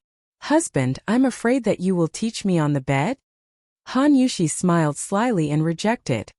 Haha. You know me best, my wife. You have to do it even if you can't. Let's practice it tonight. The next morning, many people bought a copy of the newspaper out of habit after breakfast. Those who were observant could easily notice that there was an unusual piece of news in the newspaper. It was unusual because the content was an advertisement, and its position was on the news page. Datong Daily had developed to this stage, and the functions of each section were very clear. For advertisements, Ma Zhou had specially opened up a small space in the middle column of the newspaper to advertise the various restaurants and guest houses in Chang'an City. There had never been an advertisement in the news like today. Speaking of which, Li Zixuan was also forced. He went to the editorial department yesterday to look for Ma Zhou, and asked Ma Zhou to arrange an advertisement for him tomorrow to promote the batch of glassware from the workshop. Who knew that Ma Zhou would tell him that the advertisement slots in Datong Daily were recently full? If Li Zixuan wanted to cut the queue, then he would have to cancel an advertisement at the last minute. Li Zixuan had been busy with the academy recently and did not have time to read the newspaper. He did not expect Datong Daily to be so popular now that so many businesses wanted to advertise in it. He found yesterday's Datong Daily and opened it. The middle column was crowded with small advertisements, and it made his scalp tingle. This would not do. If his advertisement was placed in there, wouldn't it be drowned in an instant? Therefore, this guy started to play with his privileges and asked Ma Zhou to write an advertisement to advertise in the official section. Hey! There's something new in Chitsu Pavilion again. Top quality colored glass cups and colored glass cups. Other than these, there's an even bigger surprise. We'll see it tomorrow. After reading the newspaper, other than complaining about Li Zixuan's advertisement in the main article, people began to discuss the contents of the advertisement with their friends around them. Colored glass cups? Colored glass cups? Chitsu Pavilion actually has something like this? Didn't they say that only barbarians have these things? Someone questioned. Hey! What's this? Li Xiannan was able to create so many strange things before. It's not strange that he can create colored glass now. Hiss! You're saying that this batch of colored glass is produced by Chitsu Pavilion's own workshop? Someone thought of the high price of colored glass and could not help but gasp. Haha. Then what else? Didn't you see what the newspaper said? This batch of colored glass cups and cups is of a higher quality than the ones sold by barbarians. Doesn't this mean that it was made by Li Xiannan's own workshop? Heh. Li Xiannan is really capable. I'll go and see for myself tomorrow. I wonder how much it will cost. After all, the newspaper said that this batch of colored glass is of better quality. I wonder how much more expensive it will be compared to the one sold by barbarians. Someone frowned and said worriedly, Hey, I believe that it won't be too expensive. Weren't Tang Dynasty's books very expensive in the past? Ever since Lord Li's Chitsu culture came out, ordinary people could afford to buy books. That's hard to say. Books are books. Lord Li sold them at such a low price because he wanted to benefit the poor scholars. Why is he selling the colored glass at such a low price now? Besides, who knows if the cost of the colored glass in Chitsu Pavilion is high or not? They won't sell it at a loss, right? Haha. I'm curious about what the bigger surprise is. Li Xiannan's Chitsu Pavilion has never disappointed me. Chapter 454. Bastard. I was actually tricked by this brat. He even dares to take my money. How preposterous. After the morning court, Li Er came to the Lijiang Hall and saw a Datong Daily on the table. He casually flipped through it, but something happened. What's wrong, Your Majesty? Who made you angry? Empress Zhongsun brought a glass of water to Li Er and asked curiously. Who else could it be? It's Li Zixuan, that brat. Li Er rolled his eyes angrily, then pointed at the advertisement in the newspaper and said, Look, Guanyin maid, this brat can already make his own glaze. He even deceived me last time. This is outrageous. Deceived? Where did this come from, Your Majesty? Empress Zhongsun glanced at the newspaper and then asked doubtfully. Have you forgotten, Guanyin maid? Last month, I asked that brat to make compasses for the fleet going south. That brat complained to me that the glaze on the compass was expensive, and that he would lose money if he sold it cheaply. In the end, that brat sold 200 compasses to the imperial court at the price of 4 strings of coins each. At that time, his workshop would be able to make colored glaze on its own. That brat deliberately hid it from me because he wanted to make a fortune from me. Li Er slammed the table and said hatefully. Empress Zhongsun couldn't help but laugh when she saw Li Er's angry look. Your Majesty, even if Xiao Xian's workshop can produce glaze by itself, that's also his own good fortune. Besides, the quality of their glaze is not inferior to that of the Hu merchants. It's understandable that they sell it at such a price. Li Er glared and said. Although that's the case, I'm still more or less uncomfortable after being tricked by this brat. Haha, Your Majesty is magnanimous. Why lower yourself to the same level as a child? You just finished the morning court. Drink some water. Empress Zhongsun smiled sweetly and handed the cup to Li Er. Li Er took it and thought for a moment. Okay, forget it. I'll let this brat off on account of Guanyin maid. Empress Zhongsun joined in the fun and said. Then I thank Your Majesty for giving me face. Ha ha ha. Maid Guanyin, you don't need to be so courteous. Oh right, Your Majesty. Xiao Xian suddenly took out so much glass to sell. Was he short of money? But this concubine doesn't think that child is short of money. Empress Zhongsun had clearly seen the contents of the newspaper before. Now that Li Er had specially brought it up, she had some doubts. Oh, he must be short of money. Didn't Mei Guanyin follow me there yesterday? The Yanhuang College designed by that brat is almost as big as my palace. Although there are not as many buildings as the palace, I'm afraid that it will cost a lot to build it. I don't know where that brat got the confidence to build such a big college. Li Er took 2 sips of water and muttered to himself. So that's how it is. I only saw the magnificent design of the academy yesterday, but I really didn't think about money. Your Majesty, how much do you think it will cost to build this academy? Empress Zhongsun said in surprise. According to my estimation, if it is built according to the scale on the blueprint, this brat will have to fork out at least 500,000 strings of cash. Otherwise, he won't be able to build the same effect as the sand table model.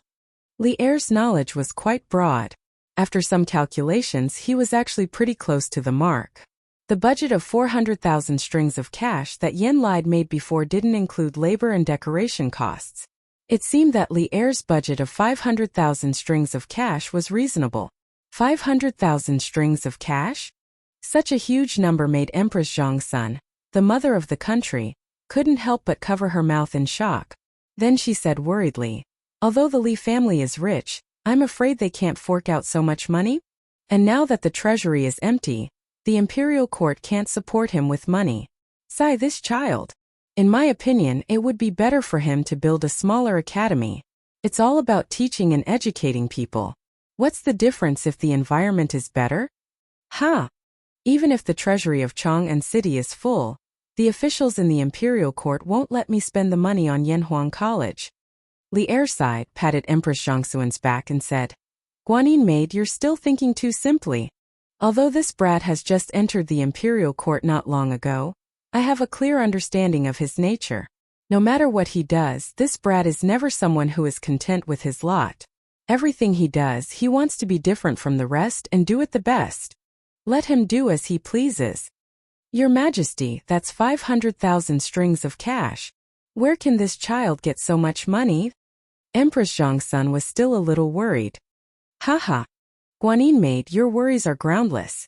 In terms of the ability to make money, no one in the entire Tang Empire can make more money than that brat. He must have a way to solve it. Li Er pulled Zhongsun into his embrace and laughed loudly. While advertising Chitsu Pavilion's Liuli, Li Zishuan also asked Faubert and Wang Zhong to start recruiting workers and craftsmen. Now that the Imperial College's field vacation had begun, there were only 2 months left for the construction of Yanhuang College. It would take more than 2 months to build at least 3 buildings, the teaching building, the dormitory building, and the cafeteria. As for the bathhouse, although it had to be built first in terms of scale, it shouldn't be considered a building. Logically speaking, it was very difficult to complete. In modern times, it was simply a fantasy. However, Li Zixuan didn't believe it because he had a lot of manpower and money. Yan Lai transferred 220 craftsmen, who were proficient in construction from the Ministry of Works. In the workshop, there were also more than 100 craftsmen who knew how to build. In total, there were more than 300 construction elites, and each of them could command at least 30 to 40 workers to participate in the construction. There were also many experienced craftsmen among the people. Li Zixuan was rich, and he planned to recruit all of them. He wanted to use numbers to compete with speed. His plan was to recruit more than 400 experienced craftsmen, and no less than 15,000 common laborers. With such a large construction team, he didn't believe that he couldn't complete the construction on time. Of course, it would be very troublesome to manage so many people. Li Zixuan definitely wouldn't do it personally. He wanted to leave this glorious and difficult task to Yan Xiaoning and Faubert. Even so, time was tight and the task was important. The earlier the construction started, the faster the progress. Thus, Li Zixuan was fighting on 3 fronts at the moment. On one hand, he let the elites in the workshop study the cement. On the other hand, he used the batch of glass to raise money. On the other hand, he was still recruiting craftsmen and workers. For the sake of Yanhuang College, he was really worried sick. Chapter 455. Hey! We're hiring. We're hiring. Chitsu Pavilion Workshop is hiring. As long as you have the strength and can work, we're hiring all of you. 30 copper coins per person per day. If you do well, you'll be rewarded. If you have experience in building houses, 80 copper coins per person per day. If you want to sign up to earn some money, come and take a look. In the streets and alleys of Chang'an City, as well as the villages outside of Chang'an City, one could see 2 or 3 servants in green clothes and hats shouting at the top of their lungs. 30 copper coins per day? That high? You're not lying, are you? In the first year of Zhengguan, prices were very low. Correspondingly, wages were not very high either. Ordinary people would only earn 10 copper coins per day if they worked tirelessly at the docks to carry sacks. Those who helped people build houses also earned about the same price per day. If you met a boss with a conscience, they would give you a raise. However, 20 copper coins per day was already the limit. Now Li Zixuan was offering 30 copper coins per day, which was very attractive. The onlookers were all eager to make a move. The only thing they were worried about was the authenticity of this recruitment advertisement. Oh, brother, isn't it wrong for you to say that? Do you see the clothes I'm wearing? This is something only the people from Chitsu Pavilion can wear. Do you know Chitsu Pavilion? That's our young master's business. Do you know our young master? He's a baron personally conferred by the emperor, the recently promoted Crown Prince Zhan Shi. Let me tell you, if the workshop manager didn't say that I didn't have enough strength, I would have done it myself. Otherwise, I wouldn't have come all the way to Lu village to recruit people. When the servant heard that someone doubted him, he was immediately unhappy. This fellow was also a chatterbox. He put his hands on his hips and talked endlessly. He looked like a shrew scolding the streets. Oh, you're really from Chitsu Pavilion. I've seen you in the city before. I say, Lu Buju, you didn't look carefully before you spoke. The men from Li County are extremely wealthy. Why would they care about your little wage? Hey brother, don't you think I'm right? A tall and thin young man first reprimanded the villager who questioned him. Then, he turned around and said to the servant from Chitsu Pavilion, Yes. Why would my Lord Ju care about such a small amount of money? Those who have come into contact with my Lord Ju know that he is kind-hearted and can't bear to see others suffer. Why would he do such a deceitful thing? The servant of the Strange Interest Pavilion nodded in satisfaction, then proudly raised his head and said, Yeah, Lu Buju, you really are an ungrateful brat. Previously, when Li Xianan made the curved plow, he helped everyone in the manor. How can you say that? Lu Buju, you heartless rascal. You dare to doubt such a good person like Lord Li? I hope you don't get it up for the rest of your life. Brother, I Lu Biji sign up. Don't even mention 30 copper coins a day. If Li Xianxing needs my help, I'm willing to do it for 10 copper coins a day. Damn! Since when did I suspect Li Xianan? I didn't know that he was sent by Li Xiannan. Brother, I didn't recognize Mount Tai just now. Please be magnanimous. My name is Lu Fuji, not Lu Buju. I also want to sign up. The man in gray didn't expect that a casual question would put him in a situation where he was surrounded by enemies. He quickly went forward to explain. Seeing that everyone's attitude had changed and they were all polite, the servant of the Strange Interest Pavilion suddenly felt a sense of superiority. Working in the Strange Interest Pavilion was still the best. That's not right. If I can be transferred to work for Lord Ju, I'll have a better future. The servant of the Strange Interest Pavilion said happily. Haha. Don't fight or fight. As long as you have enough strength, you can be chosen. Yes. Do you see this rock in front of me? If you can lift it above your head, our workshop wants it. Everyone, line up and take your time. The servant pointed at the 1-foot-wide rock in front of him and said loudly. Although Li Zixuan was short of people, he didn't hire just anyone.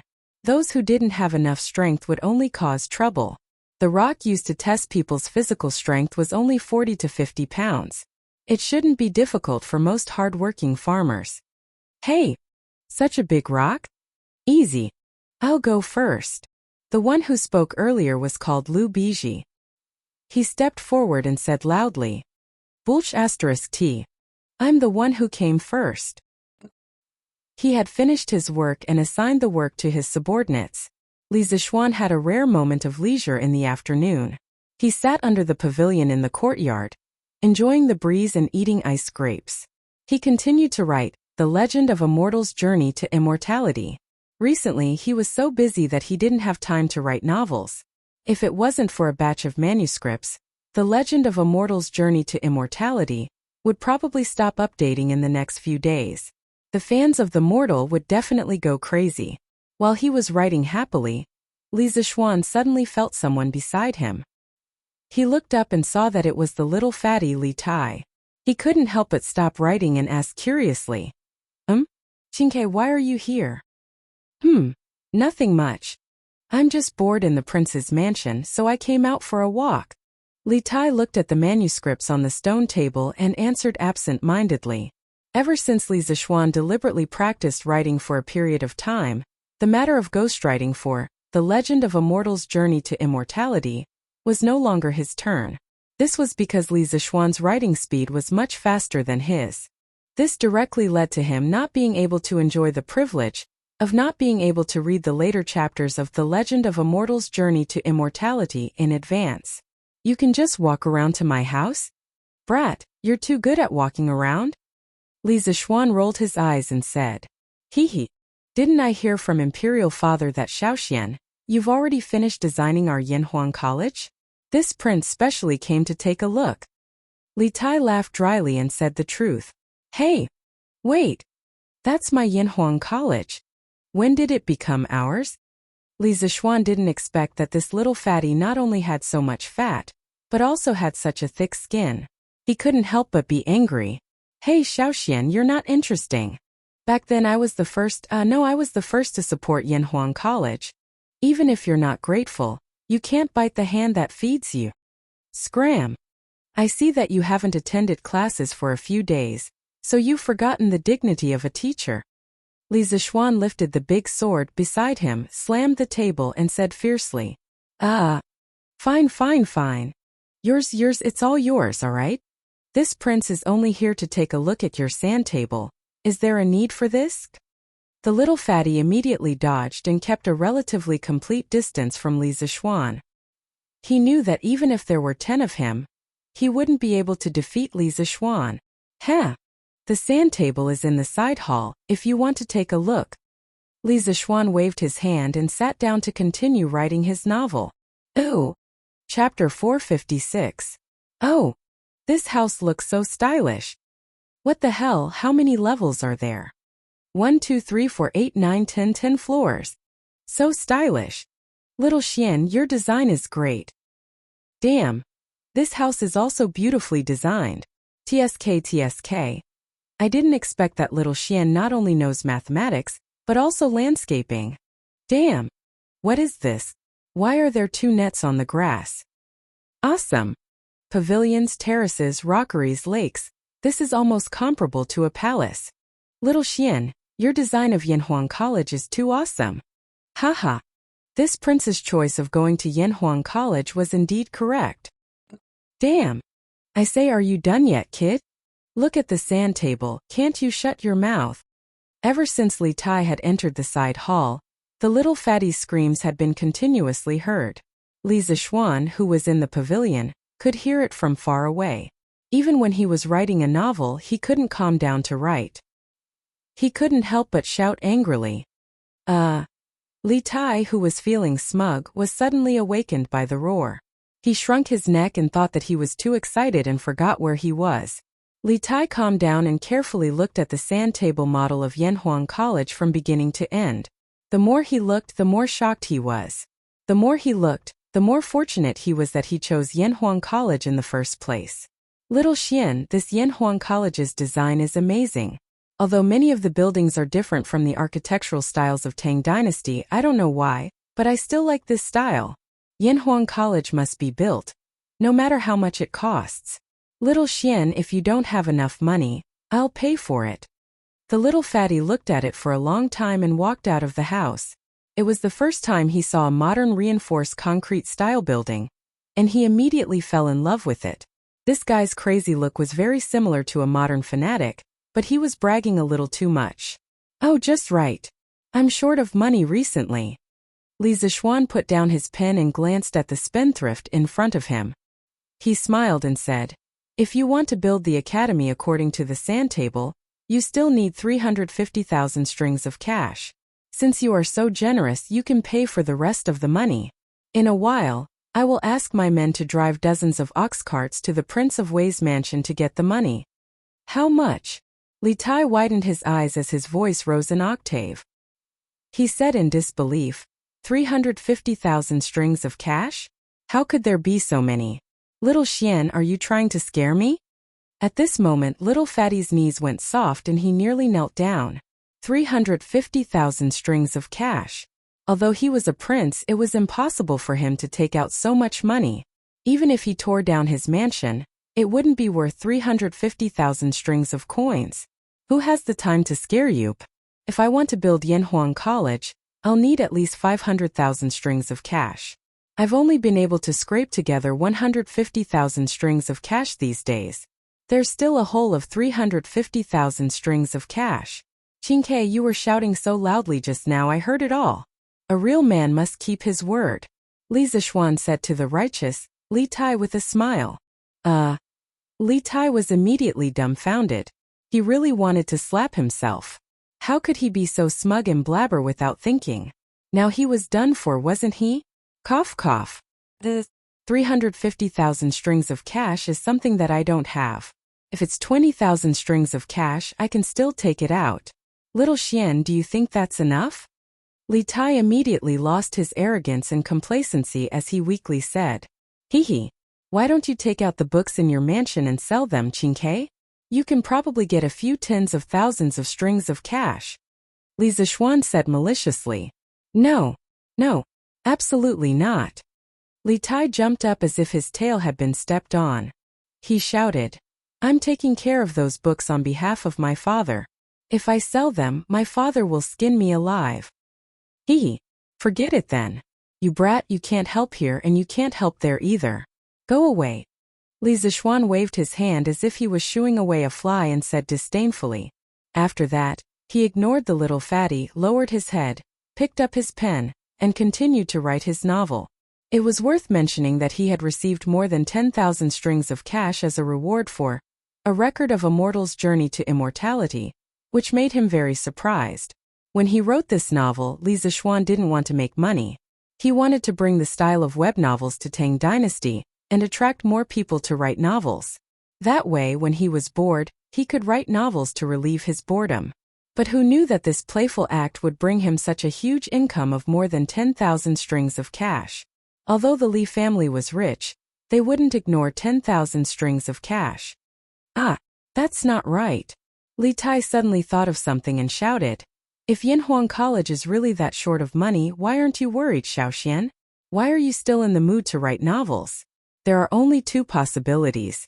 Either you have a lot of money in secret, or you have thought of other ways to raise money. How is it? Am I right? Heh, looks like this little fatty's brain is pretty good. But, what's wrong with writing novels? I write novels to raise money too. Don't underestimate novel writers, Chinke. So far, I've only finished 1/8 of The Legend of Immortal's Journey to Immortality, but according to the statistics of the editorial department of Tang Daily, this book has earned me more than 10,000 strings of cash. Think about it, if I finish it all, it might earn me 100,000 strings of cash. 100,000 strings of cash? Li Tai was stunned. He never thought that writing novels could earn so much money. After being stunned for a while, he shook his head and said, It's no wonder. In the whole of Chang'an, from 6-year-old children to middle-aged uncles, how many people don't know about A Record of Immortal's Journey to Immortality? I even heard that this novel has become popular in other states and counties. It seems like it's understandable that it can earn you so much money.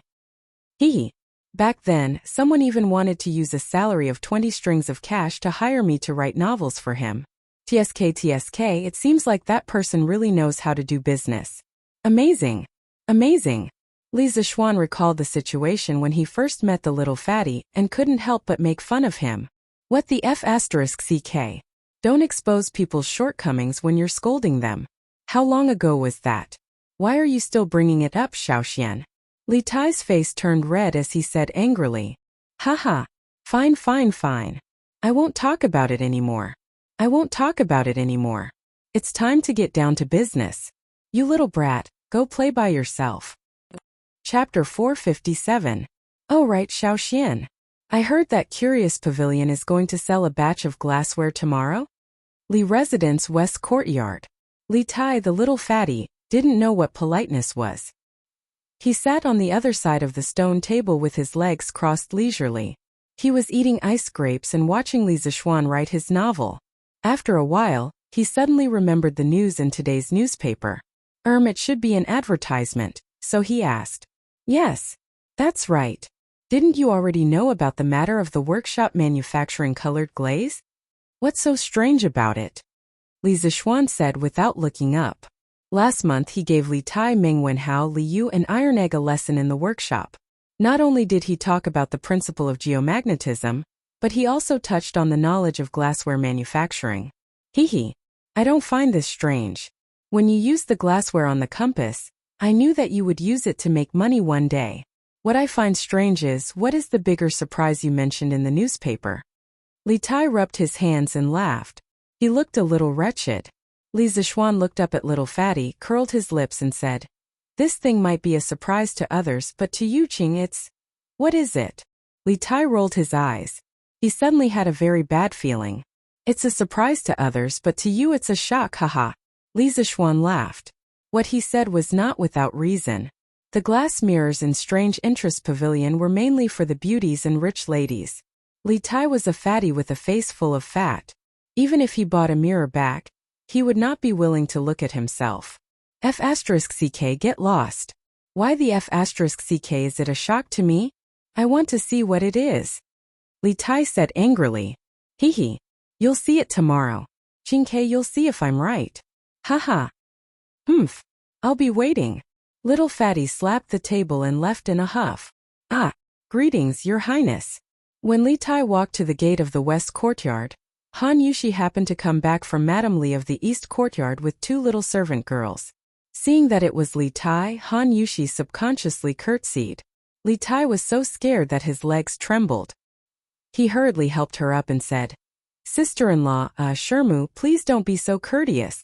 You've killed Tai. A few months ago, Li Zixuan had single-handedly challenged the mountain stronghold for Han Yushi. Li Tai had heard about it. Usually he could play and joke with Li Zixuan, but that was just romance between men. Now facing Han Yushi, he didn't dare to be too cheeky. Otherwise, it was hard to guarantee that Li Zixuan wouldn't kill him with a sword. Han Yushi hesitated for a moment. Only then did she remember that the prince in front of her was her husband's student. With such a complicated relationship, she didn't know how to address him anymore. Haha. Shermu, just call me Qingke. Sir is writing a book in the pavilion. He has something to do at the Thai residence, so he'll take his leave first. Shermu, please help yourself. I won't send you off. Li Tai waved his hand and fled. He didn't dare to hear Han Yushi call him His Highness anymore. If Li Zishuan heard it, he might make things difficult for him in the future. Are you still busy, husband? I just saw Prince Wei. Why are you so flustered? Han Yushi came to Li Zishuan's side and couldn't help but ask. Haha. Why? You met that guy just now? Yes, I happened to meet him at the door. Did that guy use his identity to show off in front of you? Haha. No, he didn't. Instead, I felt that he was a little afraid of me. Husband, what were you talking about just now? Haha. Nothing. Wife, sit here for a while. Let's go eat together after I finish writing this chapter. The next day, when the East Market opened in the morning, a small group of people headed straight to Curious Pavilion with a clear goal in mind. Previously, the new carriage Don't Touch Me had brought many purple and even red members to Curious Pavilion. These people enjoyed huge discounts and priority in queuing. Whenever Curious Pavilion released a new product, they would be the first to arrive. To them, it was a profit if they could buy it. One had to admit that although Curious Pavilion's products were expensive, Curious Pavilion had already proven that everything here was worth the price with their high-quality products. Therefore, those who could enjoy the discounts always liked to shop at Strange Interest Pavilion. Curious Pavilion had already prepared for today. When the first batch of customers arrived at Curious Pavilion, they saw dozens of shelves in the open space. There were even red cloths on the shelves. Clearly, the shelves were filled with glass cups and glasses that were going to be sold today. Other than that, there were two huge signboards that were as tall as a person at the entrance of Curious Pavilion. They were still covered with red cloths, so no one could see what was inside. There was a lot of discussion below. Oh, Brother Chow, you're also here? Haha, I had nothing to do, so I came here to take a look. Chow Wendong chuckled as he fanned himself. Hehe. Brother Chow probably isn't just here to take a look, right? In a little while, I hope that Brother Chow can leave some soup for us to drink. Those who had come to line up so early were not idiots. Many of them were merchants with a keen sense of smell. In this era, the glass of the Central Plains was completely supplied by Hu merchants. It could be said that the Hu merchants had a monopoly in this area, and the merchants of the Central Plains had no right to a share of the profits. They could only follow behind and eat the leftover rice and soup, earning a fee for running errands. The fact that the Odd Interest Pavilion was able to provide such a large amount of glassware made the peddlers move immediately. Most of them had membership cards for the Odd Interest Pavilion. In their opinion, being a peddler for the Odd Interest Pavilion would definitely earn them more than buying from the Hu merchants. These people had never considered the problem of not being able to sell their goods. Although Hu merchants came to the Great Tang to sell glass, they usually sold in very small quantities. Glass was a rare commodity in the Great Tang, so there was naturally no need to worry about not being able to sell it. Haha. What are you saying, Brother Mengyang? This Chow comes from a small family, so I don't have such a big appetite. Let's make money together, Ha ha ha. Brother Chow is indeed a straightforward person. Haha. Brother Chow, what do you think those two things at the entrance are? This must be the surprise that the newspapers were talking about, right? As for what it is, this Chow doesn't know. Heh. Brother Chow, you're really modest. There are only a few merchants in Chang'an who can talk to Li Xianan. A few days ago, Li Xianan just got married. This one remembers that you went to Li Xianan's residence for a visit. Chapter 458. Sigh. Why isn't shopkeeper son here yet? Did he oversleep? How is that possible? You're in too much of a hurry. According to the usual practice, he should be here soon. Sigh. I wonder how the glazed cups they make compare to those sold by the barbarian merchants? Speaking of which, I still want to buy their horse carriage. I've been queuing for days and I still haven't bought it. The new horse carriage Don't Touch Me was still in short supply. The workshop's production capacity had reached its limit, and it was impossible to produce more than 100 horse carriages in one go. Yo, Brother Zhang, where did you strike it rich? You can even afford a horse carriage from Curious Pavilion? Sigh. Strike it rich? I can't not buy this horse carriage. My son has fallen in love with the youngest daughter of County Deputy Wu of Bailing County. County Deputy Wu didn't object to the marriage, but his daughter said that she doesn't want the wedding to be as grand as Lord Li's wedding, but when we pick her up, there must be a Don't Touch Me carriage from Strange Interest Pavilion. Otherwise, she will lose face, and she won't get on the bridal sedan chair. It was obvious that she was a love-struck girl who had been poisoned by Li Zixuan. In the future, all the weddings in the Great Tang would probably use Li Zixuan's grand wedding as a reference before holding it. Haha. Brother Zhang, you didn't lose out at all. You can marry County Deputy Wu's daughter with a horse carriage. Your Lin Lin is really lucky. The person beside him wiped the cold sweat off his forehead and said resentfully. He's here. Boss son is here. Sigh. Don't push. I'm the one who came first. Bullsh *T. I've been here for a long time. I just went to the outhouse. At 8:45 in the morning, the door of the Strange Interest Pavilion opened. Sun Huayuan walked out of the room with a flushed face. Everyone, please be quiet. Listen to this old man. Sun Huayuan smiled and cupped his hands towards the crowd, shouting loudly. The crowd gave him face and instantly quieted down. I know that all of you are here today to see the glazed cups and glazed lamps produced by my Strange Taste Pavilion. I won't keep you in suspense. Let's cut to the chase and show you the newest products of our workshop. Sun Huayuan said a few simple words and walked directly to one of the shelves. He reached out and lifted the red cloth. A row of glasses of different sizes and colors suddenly appeared in front of everyone. This is a glass cup? Oh my god! Why is the color of this glass so clear?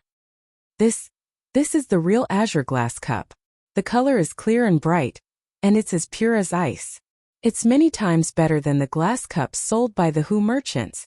Because of the craftsmanship, the glass of this era was never clear and transparent.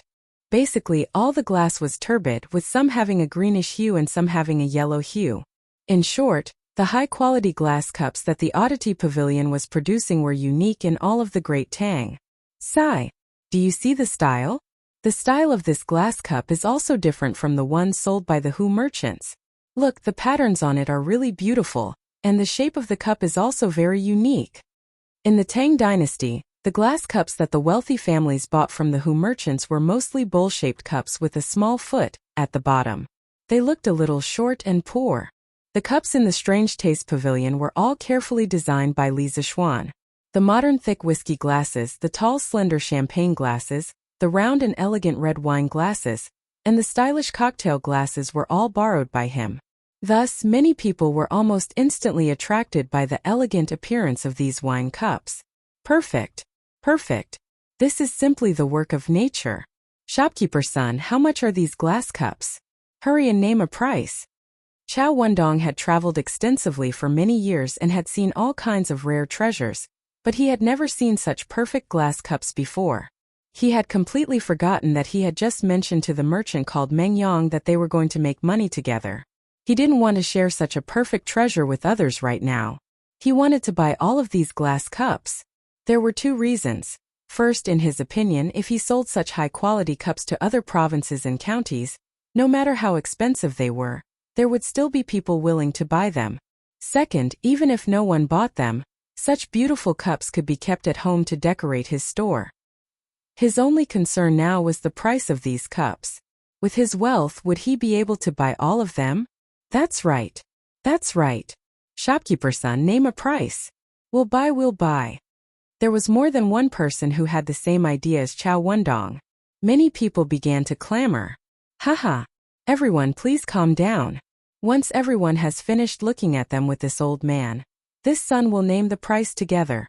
Sun Huayuan smiled and clasped his hands together. Then he continued to flip open the red silk cups on another shelf. Heh, the cups here look even better. That's right. Strange Taste Pavilion's products really don't disappoint me. Ah, there are so many patterns carved on this glass plate. TSK. Using this thing to serve dishes will definitely increase one's appetite. Haha. Sun Huayuan flipped open the red cloth on the 10 shelves of Strange Taste Pavilion one by one. At this time, the sun had just risen above the roof. The dazzling sunlight shone on the glass cups and cups. Some of the patterns on the glass reflected the sunlight and dazzled the customers who came to buy them. More and more people gathered around to watch the show. Strange Taste Pavilion suddenly became the focus of the entire East City, and the road became congested in an instant. All right, these are the glass cups and cups that our workshop has recently produced. Today's supply is very sufficient. There are a total of 1,500 pieces. As for the price, at this point Sun Huayun paused for a moment. He looked around and said, "This Sun has been doing business for many years, but I've never seen such high-quality glazed cups. If those barbarian merchants had such perfect glazed cups, this Sun believes that there would be people willing to buy them even if they sold them for 100 strings of coins or 1,000 strings of coins. However, my Lord Ju is not an insatiable person. Today we are only selling these glazed cups and cups for 80 strings of coins each. If you want to buy them, please line up later." 80 strings of coins? So expensive? Those glass cups that the barbarian merchants sell are mostly only 60 or 70 strings of coins. Idiot, how can those glass cups that the barbarian merchants sell compare to these from Strange Taste Pavilion? If you don't want to buy them, I'll buy them. 80 strings of coins is already too cheap. That's right. That's right. The 60 or 70 strings of coins you mentioned are just some of the inferior goods sold by the Hu merchants. The high-quality glazed cups they have can sell for 400 to 500 strings of coins each. But even their best glazed cups can't compare to the ones from Strange Taste Pavilion. Hey, shopkeeper son, there are still 2 more cups that haven't been flipped open. Chapter 459. Yes, Mr. Sun. There are still 2 things that haven't been revealed yet. The attentive crowd noticed that the red cloth covering the 2 big guys at the entrance of the curious pavilion had not been removed yet. Thus they began to make a ruckus. Haha, don't be impatient. Now I will reveal today's grand finale, the immortal mirror. Sida, take off the red cloth. Sun Huayun's spirit shook as he said in a clear voice. Yes, Mr. Sun. The servant of the curious pavilion cupped his hands and walked towards the door. The crowd below heard Sun Huayun's words, and all sorts of questions arose in their minds. What is this immortal mirror? Immortal mirror? Is the curious pavilion making mirrors now? No way. They have carriages and colored glass. How can they have the energy to make mirrors? How many people do they have in the workshop? Haha, who knows? Hey, look. Oh my god. What is this? Is this a mirror? Holy *T. At this moment, the red cloth covering the 2 huge signboards at the entrance of the curious pavilion slowly fell down. 2 5-foot-tall colored glass mirrors made of red sandalwood were suddenly exposed to everyone's eyes. Everyone and everything in the open space in front of the curious pavilion could be seen clearly in the mirrors. Clear and bright. These were the most prominent characteristics of the colored glass mirrors compared to the traditional bronze mirrors. The images it produced were more realistic than the bronze mirrors. Shocking. The Tang Empire citizens who had never seen a colored glass mirror before were only shocked. Perhaps only the gods were worthy of such a clear and realistic mirror, right? This was the thought that surged in everyone's mind. Surprise.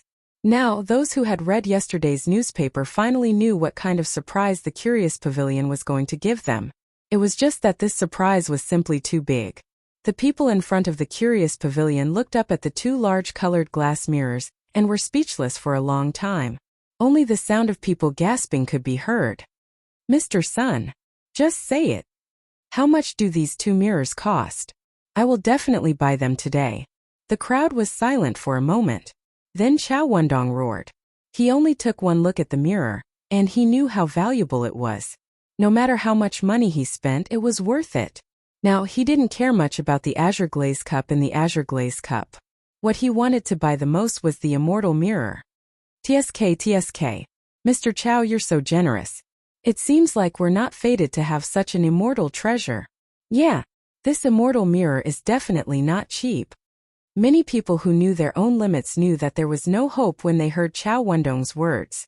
They definitely did not have the financial resources to buy these 2 mirrors, so they could only watch the show quietly from the sidelines. Haha, these 2 immortal mirrors are made from 2 huge pieces of colored glass. Then, the most skilled craftsmen in our workshop polished them for half a month before they finally took shape. There were countless failures in the process. It can be said that behind these two immortal mirrors is the culmination of the painstaking efforts of everyone in the wonderful Taste Pavilion. It was not easy to come by. Sun Huayuan had also learned how to boast. In order to raise the price of the immortal mirror as a matter of course, he deliberately made the manufacturing process of the immortal mirror sound extremely complicated. However, no one doubted him because the craftsmanship of these two mirrors was indeed at the peak of this era. It was just that the onlookers did not have the patience to listen to old Sun's nonsense. They only wanted to know the price. Shopkeeper Sun, we all know that this immortal mirror was not easy to come by. Just tell us the price. Haha. That's right.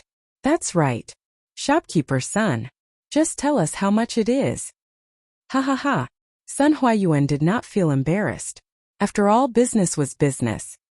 He smiled and cupped his hands, then said, "The price of this immortal mirror is 8,888 strings of coins. Due to the difficulty in manufacturing, the price is higher. Please understand." Buzz. 8,888 strings of coins. Hiss. As expected, this is not something we can afford. Gulp. Holiest asterisk T. This mirror is worth all of this old man's assets. The price of 8,888 strings of coins shocked everyone. That was more than 8,000 strings of coins, not 800 strings of coins. An ordinary person would probably not be able to accumulate so much wealth in their lifetime.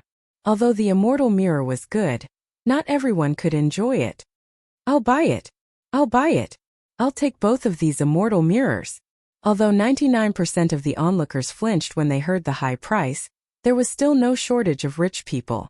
An old man in a gray robe laughed loudly. Wait a minute. Shopkeeper Sun. I'm the first one here today. Besides, I also have the supreme member card of your pavilion. No matter what, you should follow the order of first come, first served, right? I'll take both of these immortal mirrors. Chow Wendong quickly jumped out and said anxiously.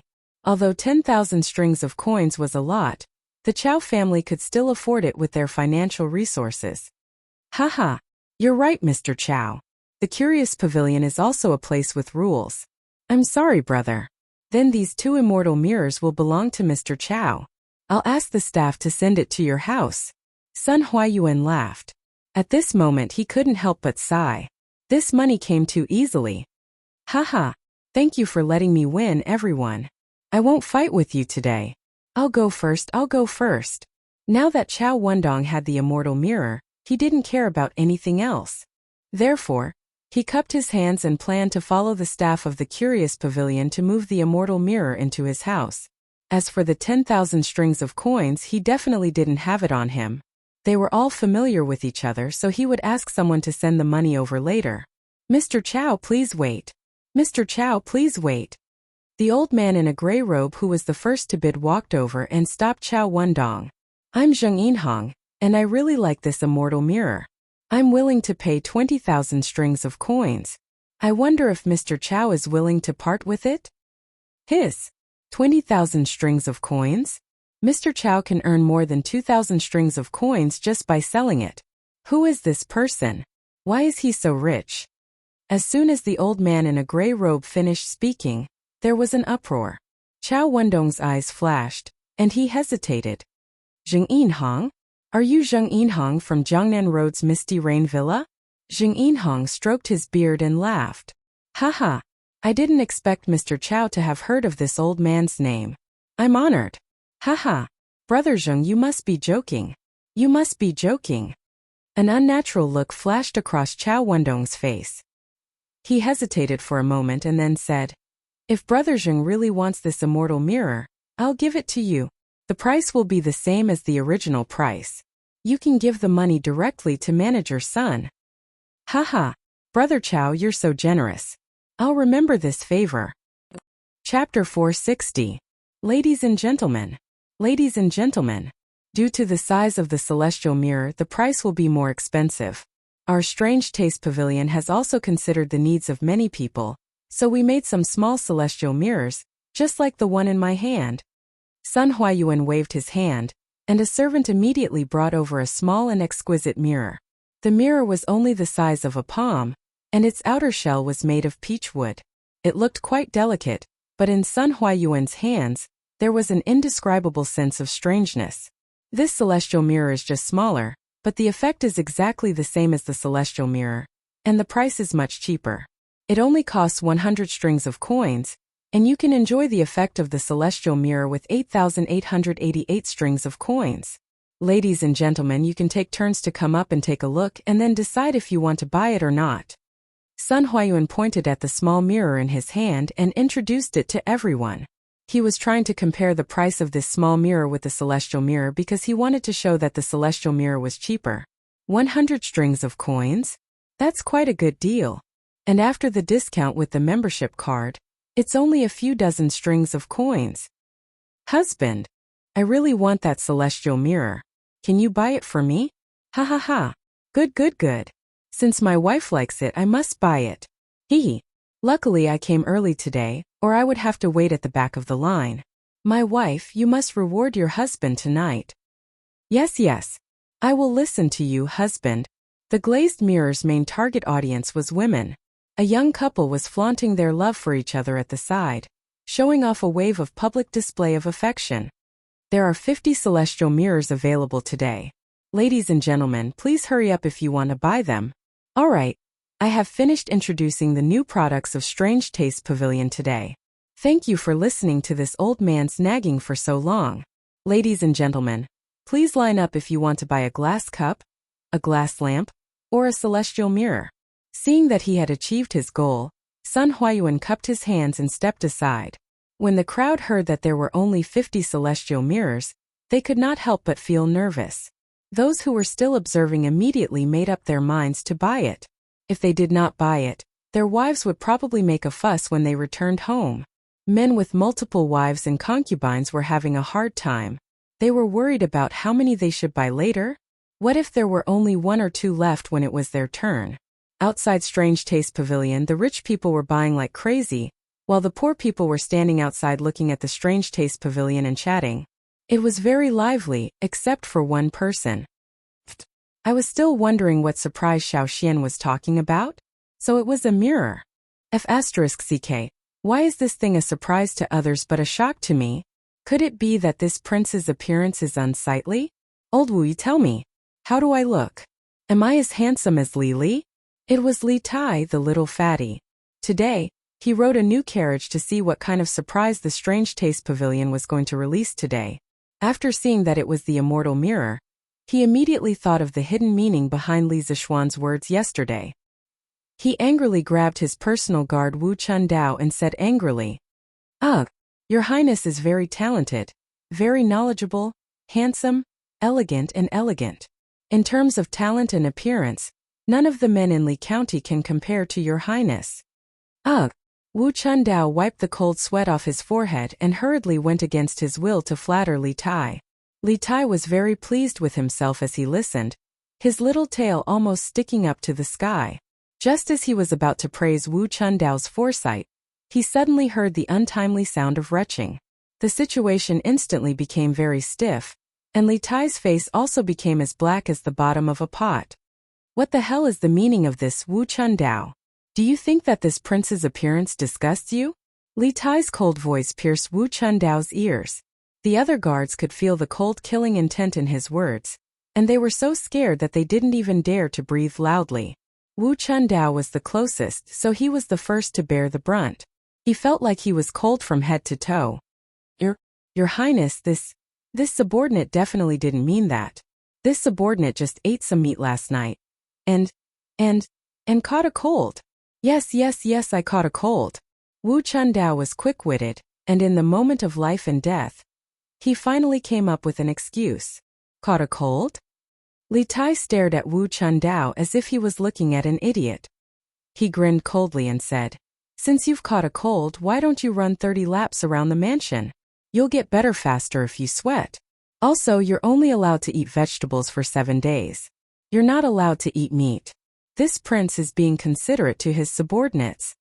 To actually catch a cold on such a hot day, Li Tai really believed in Wu Chundao's evil. If it was in the past, with Li Tai's temperament, Wu Chundao would have at least received a beating. But he had been with Li Zixuan for a long time, so his hostility was much less than before. "Ah? Thank you, Your Highness, for your consideration, Your Highness." Wu Chundao was stunned for a moment, then as if he had been pardoned, he quickly thanked him.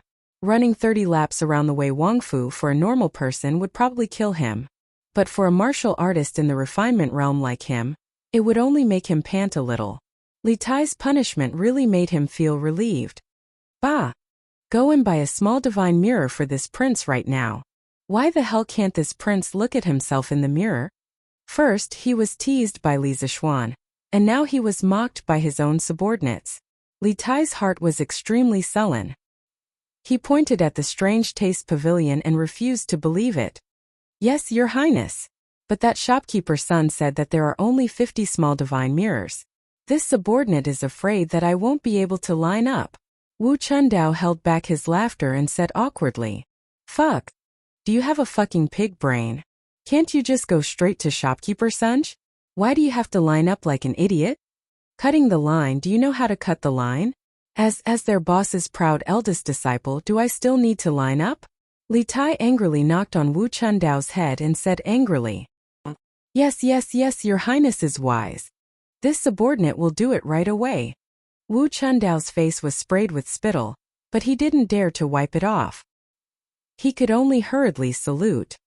"Wait, does Your Highness have any other orders? By 2-1 is not enough." "Yes."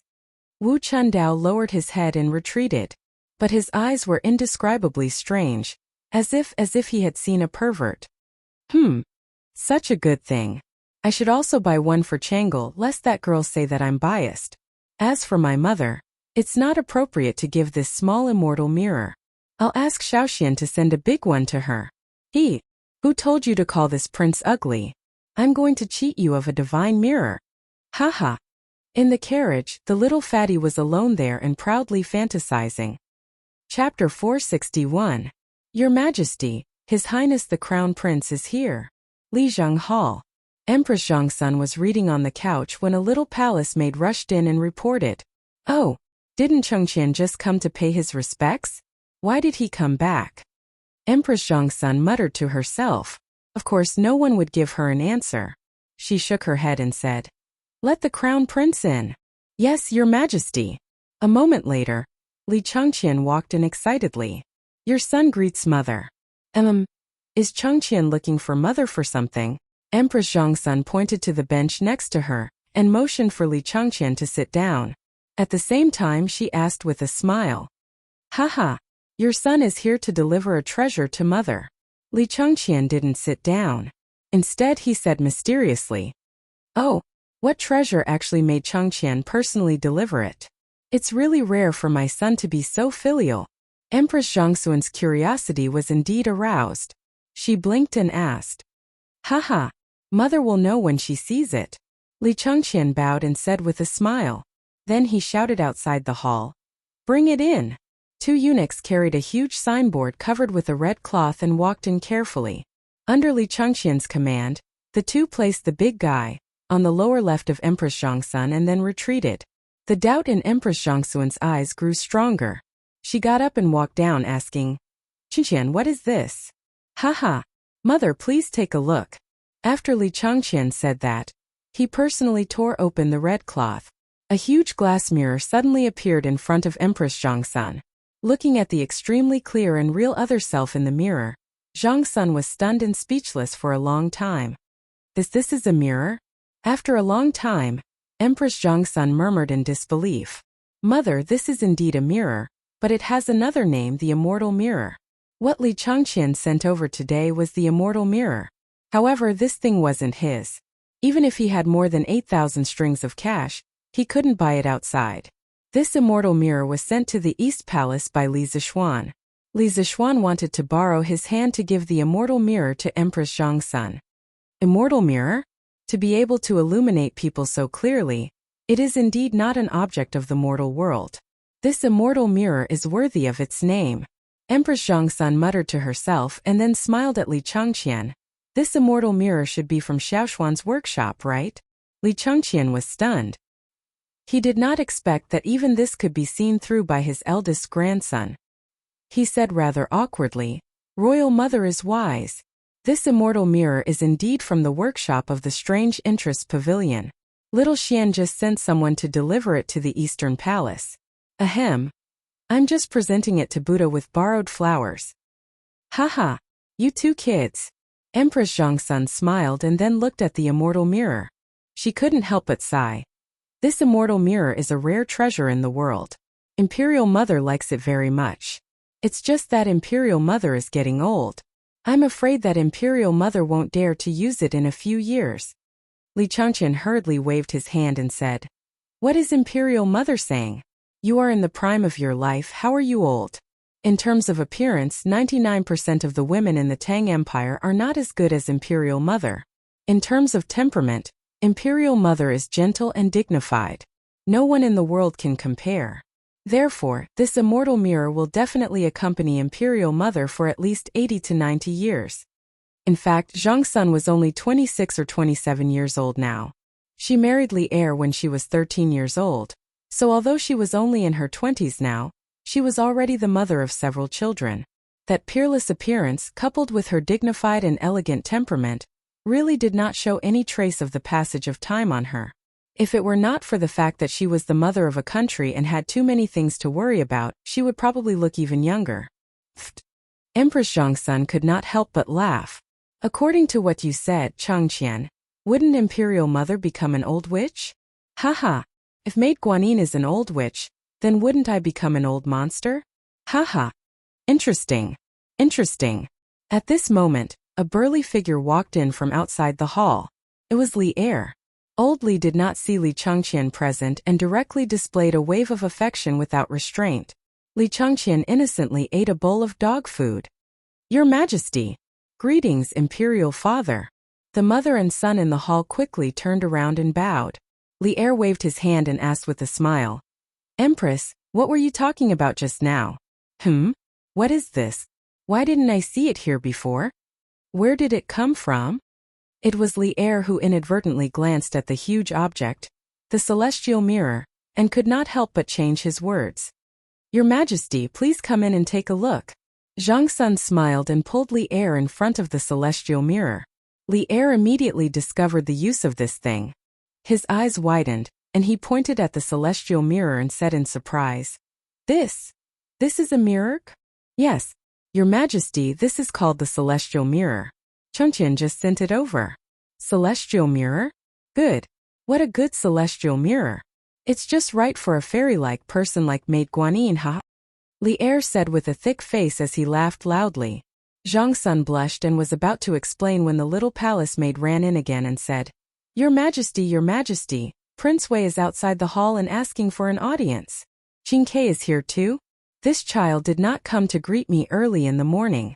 Why is she here now?" Zhongsun muttered to herself hesitantly. "Let him in." Li Er waved his hand and then looked at the mirror in front of him seriously. Yes. After a while, Li Tai walked in leisurely. Seeing that there were so many people in the hall, he could not help but be stunned for a moment.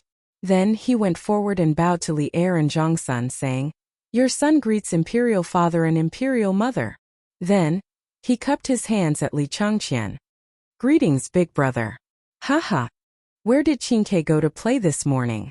"Changqian and Chang'e have both come to Imperial Mother's place. You're the only one left." Zhongsun waved her hand and let Li Tai get up. She smiled and joked at the same time. Li Tai scratched his head awkwardly. He could not say that he had run out early in the morning to watch the fun, right? Just as his eyes were rolling around, he suddenly saw the divine immortal mirror beside him. He was stunned and even forgot to answer Zhongsun's question. He said dumbfoundedly, This is the divine immortal mirror? Imperial Mother, why do you have the divine immortal mirror here?"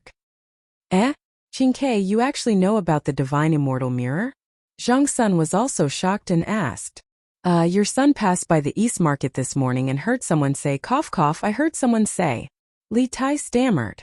"Oh, I see. Hey, Imperial Mother. This divine immortal mirror has become the talk of the town today. Do you know how much this mirror is sold for at the Curious Pavilion? Li Er frowned at this time and said impatiently, "Stop showing off there. Tell me quickly." Replying to Imperial Father, "They sell this divine immortal mirror for 8,888 strings of cash." Li Tai hurriedly said.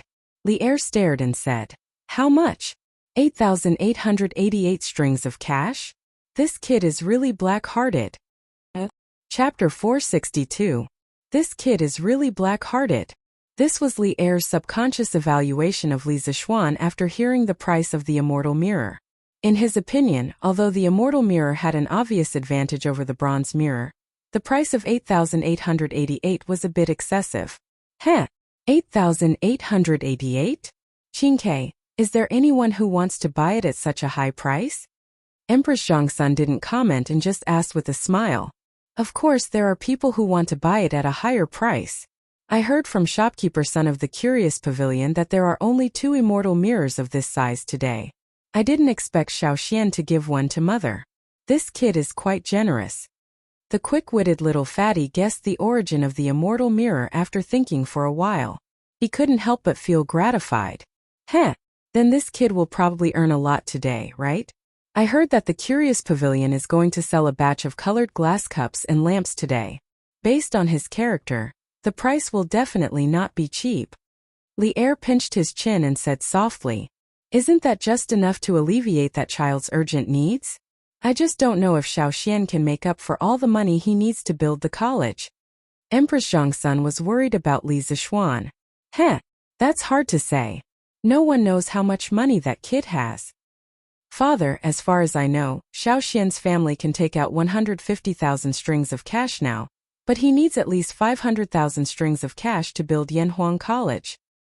He's still thinking of ways to raise the remaining 350,000 strings of cash. Today's big move by the Curious Pavilion is probably one of his measures to raise money. When Li Tai heard this, he jumped out and exposed Li Zixuan's past. So much? This was the first time Li Changqian heard that Li Zixuan was short of money. He frowned, then cupped his hands at Li Er and said, "Father, I think that even if the Curious Pavilion launches so many things today, they won't be able to raise 350,000 strings of cash in a short time. Yanhuang College is beneficial to our Tang Empire, and its construction can't be delayed. I implore Father to give Xiaoxian some support." Li Er raised his eyebrows and waved his hand. "Changqian, as the heir to the throne, how can you act so emotionally? Not to mention that the Chong and local government has no extra money, even if the national treasury is full. Do you think I can use my imperial power to seek personal gains and allocate money to Li Zixuan? The way to be a ruler is to maintain balance. The emergence of Yanhuang College already has the tendency to break the current balance. If I were to openly give him money, it would inevitably cause dissatisfaction. Then I wouldn't be helping him, I would be harming him. Do you understand?" Li Changqian suddenly understood that there were so many twists and turns in such a simple matter. He hurriedly bowed and accepted the lesson. "I understand. I will remember Imperial Father's teachings." Li Tai's eyes flashed and he nodded imperceptibly. "Also, how do you know that this kid doesn't have any tricks up his sleeve? I think the only person in this world who won't be troubled by money is Li Zixuan." Li Er smiled mysteriously and said with certainty, "As the old fox at the top of the food chain in the empire, Li Er's guess was not wrong. Li Zixuan certainly had tricks up his sleeve. Using colored glass to make money was just a natural move. Even without the matter of the academy, he would have launched these colored glass products. His most important trump card was cement.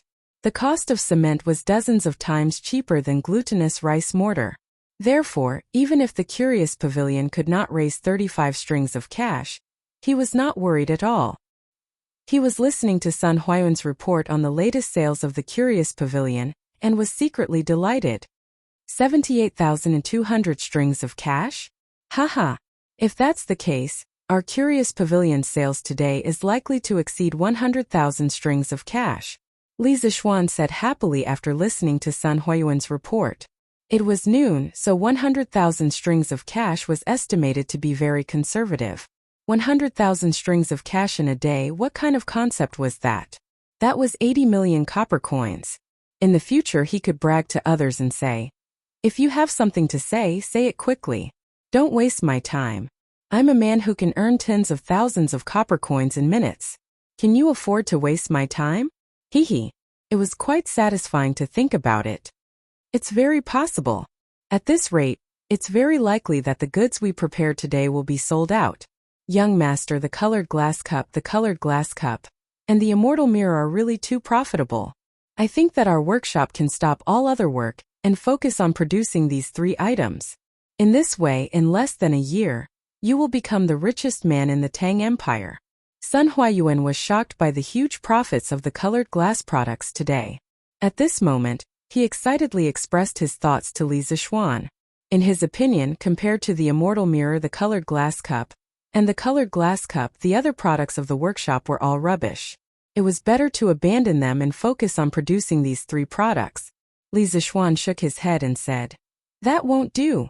Shopkeeper's son, don't think that these 3 items are expensive now.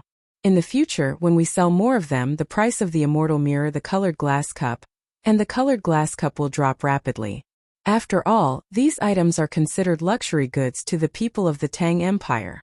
The reason why luxury goods are expensive is because they are rare. As the saying goes, the rarer something is, the more expensive it is. When we sell more of them, they won't be as rare as before. Therefore, today's grand occasion will be very rare in the future. The other projects of the workshop must not be stopped. Technology is the foundation of our Strange Taste Pavilion." Li Zixuan was originally an engineer. He knew the importance of technological innovation to the long-term development of a company. If he lost the motivation to innovate for the sake of immediate profits, the company would not be far from death. The current industrial technology of the Strange Taste Pavilion was far ahead of this era.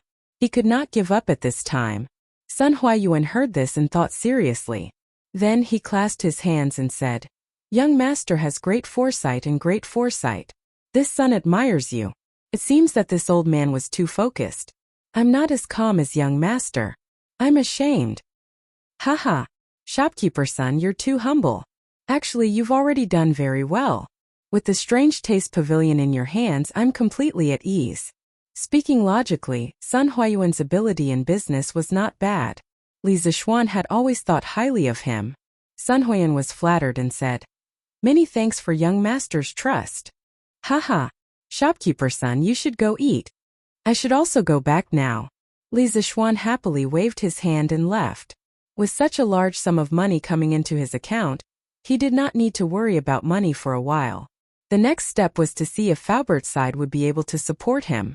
Wang Zhong's side had already recruited more than 5,000 craftsmen and laborers. In 2 days they would have to start work. When the time came, they would have to use glutinous rice mortar. At worst, they would have to wait until the research on cement was done. After all, there were more than 10,000 workers. Oh! Chapter 463. The Azure Glass Cup, Azure Glass Lamp, and Immortal Mirror caused a huge sensation in Chang'an City. The Odd Taste Pavilion once again refreshed people's understanding of it. Scooters, plows, compasses, don't touch me, and now this clear and pure azure glass. It seemed that there was nothing the Odd Taste Pavilion couldn't make. Especially the Immortal Mirror, which was 100 times clearer and more realistic than the bronze mirror. It was a real killer of women, and no woman could resist such a thing. In less than 2 hours, the news of the Immortal Mirror of the Odd Taste Pavilion had spread throughout the streets of Chang'an City. Even some states and counties near Chang'an City could hear some news. Ordinary people heard the news and wanted to go to the Odd Taste Pavilion to see rare things. The young masters and young ladies of the rich families brought a group of servants and waved their money bags, ready to buy an Immortal Mirror. As a result, more and more people came to the Odd Taste Pavilion, and it was full of people. If it weren't for a large number of marquises maintaining order, there might have been another riot. What? No more? I rushed over as soon as I heard the news. How can there be no more? In a private room of a restaurant next to the Odd Taste Pavilion, a sweet-sounding woman's angry words came out. "Miss, there's really no more. Their waiter said that there were only 50 small immortal mirrors today, and they were sold out an hour ago. There were also 2 big immortal mirrors, and they were bought by Master Chow of Chongren Lane as soon as the show started." In the private room, an honest-looking servant in green explained in a low voice to the beautiful and petite girl in a pink dress. Bang! Humph! Trash. You can't even buy a mirror. What's the use of spending money on you? The girl threw the vase on the table to the ground and roared at the servant. Miss, the Odd Taste Pavilion sells too few immortal mirrors. The servant in green felt wronged. Shut up. Trash will always be trash. Ahem. Menger, if you can't buy it today, you can buy it another day. It's just a mirror. At this time, a young master waved his fan and stood up to smooth things over. Humph. Xiao Shui, you shut up for this lady as well. If you didn't come to my house early in the morning to pester me, I wouldn't be late. Woo! I heard that Sister Nan Xiao and the others have bought immortal mirrors. Now I'm going to die from embarrassment.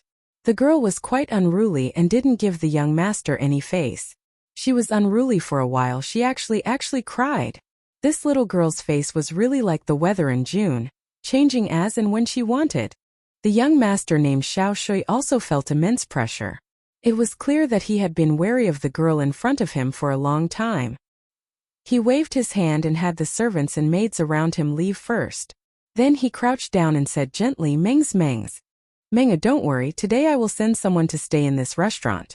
Tomorrow morning at dawn, he will go to the Strange Interest Pavilion to line up. I'm sure no one will be earlier than him. At that time, he will definitely be able to help you buy the immortal mirror. Whoa! What if I can't buy? Meng's glass girl, she cried, glass fairy. How is that possible? The East Market only opens at noon every day. If I send someone to live across the street, he will definitely be early. Moreover, I have a red membership card for Immortal Mirror.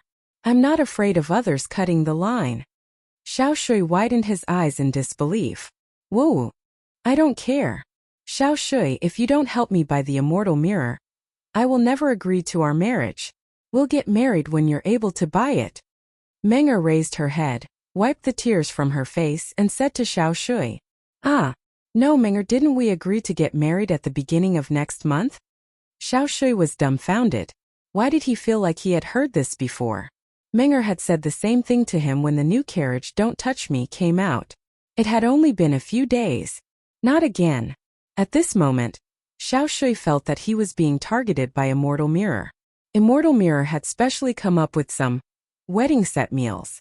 If this continued, he felt that his marriage would be ruined by Immortal Mirror sooner or later. Humph. What's wrong? You said that you like me. You won't agree to such a small request? Then I'd better marry Li Zishuan. Look at how good he is to his wife. The little girl put her hands on her hips and said without thinking. Xiao Shui's face turned green when he heard that. He quickly vomited blood and said, Meng, don't. Don't say such things again. I will definitely find a way to buy this immortal mirror for you. If it doesn't work, I will ask my grandpa for help. Then will Grandpa Xiao think that I'm not ladylike? The little girl was delighted, but she hesitated after thinking about it. Cough cough. No, of course not. Menga, don't worry. I will talk to Grandpa. Grandpa will definitely not be dissatisfied with you. Xiao Shui quickly waved his hand and patted his chest as he promised. Menger smiled sweetly and said, Brother Shui is so nice. When Xiao Shui heard that, he couldn't feel happy. His heart was bitter, but he didn't say it out loud. He secretly hated Li Zishuan to death. The previous grand wedding left a deep impression in the hearts of all the girls in Chang'an City. The groom who was going to get married later naturally had bad luck because the girls' requirements were increasing. As the groom, he had to find ways to satisfy the girls' requirements. Just like the new carriage that Li Zishuan used to escort the bride, it had gradually become a must-have item for marriage for many girls. Now this glass mirror was probably going to become one of the must-have wedding packages. Xiao Shui didn't think much of these products. The Xiao family didn't lack a few thousand strings of coins. However, these things from Immortal Mirror were often in short supply. Even if you had money, you might not be able to buy them. This really made Xiao Shui hate it so much that his teeth itched. If he hadn't asked the servant to stay at the East Market in one day in advance and line up in advance the next day, he probably wouldn't have been able to buy the new carriage until now. Xiao Shui wasn't the only one in a similar situation. Once the Immortal Mirror, a product that was extremely popular with women, was launched, Li Zishuan immediately became the public enemy of all men in Chang'an City. Many girls who were about to get married had vaguely expressed their yearning for the immortal mirror to their lovers. Of course, this way of expression was tactful and implicit, and some were straightforward like Menger. Anyway, in any case, from today on, there would be one more marriage package in Chang'an City, the immortal mirror. Chapter 464. Achoo! Achoo! Achoo! After waking up from his afternoon nap, Li Zixuan inexplicably sneezed a few times. Han Yushi, who was at the side, quickly came over and grabbed his arm. She asked worriedly, "Husband, did you catch a cold? How is that possible?" Li Zixuan shook his head. He was a guru expert. How could he catch a cold so easily? How could I catch a cold on such a hot day? Someone must be scolding me. Achoo! Husband, you're talking nonsense. Why would someone scold you when you're fine? Also, who said that you won't get sick when it's hot? You might even catch a cold. I'll get someone to find a doctor to help you take a look. Han Yushi gently pinched Li Zixuan's arm and said angrily, "Haha. No need, no need. Wife, have you forgotten that I'm also considered half a doctor? I'm definitely fine. By the way, aren't you still going to Mother's place in the afternoon?" "Ah, I almost forgot. Mother must be waiting anxiously, right?" Han Yushi exclaimed when she heard that. However, she was still a little worried and said, "Husband, are you really fine?" "Ha! I'm really fine. Wife, hurry up and go." Li Zixuan rubbed his nose and waved his hand. "Okay, then I'll go." In the afternoon, Li Zixuan went to the workshop to check on the progress of the cement research. "Young master, the hardness of the cement we've made so far hasn't reached your previous requirements after solidification. If it's used for construction, it's really not as strong as glutinous rice mortar." Faubert knew the purpose of Li Zixuan's visit today. He directly came over with a lump of cement and said. Li Zixuan took the cement and gently pinched it with his fingers. It instantly turned into powder. The quality was not good. "Faubert, there must be a problem with this formula. Tell the craftsman to continue experimenting with new raw material ratios. Real cement will definitely be dozens of times better than glutinous rice mortar." Although he was a little disappointed, Li Zixuan still encouraged Faubert to lead people to overcome this technical difficulty, because the use of cement was really great. If they gritted their teeth and researched it, they would benefit endlessly in the future. "Yes, young master." Faubert felt ashamed in his heart. He cupped his hands and sighed. But this old man heard that young master has recruited thousands of craftsmen and that the construction of Yanhuang College is imminent. This old man is really anxious. Li Zixuan smiled and comforted him. "Faubert, don't worry. The academy can use the glutinous rice mortar first. It's not a problem. This time, Lioli has earned me a lot of money, so tell the people below to not worry. Sometimes the more anxious you are, the less inspiration you have." Li Zixuan was, of course, anxious in his heart. However, he also majored in engineering in his previous life. Naturally, he knew that in scientific research, when faced with difficulties, the more anxious you are, the more difficult it is to solve the problem. On the contrary, in some inadvertent moments, you can come up with some particularly good ideas. Fortunately, Li Zixuan had prepared for both sides from the very beginning. Whether the cement was made earlier or later, it would not have a big impact on the result. "Thank you, young master, for your understanding. The workshop will definitely do our best to research the cement as soon as possible." Faubert heaved a sigh of relief and cupped his hands in respect. Li Zixuan nodded and said, "Okay.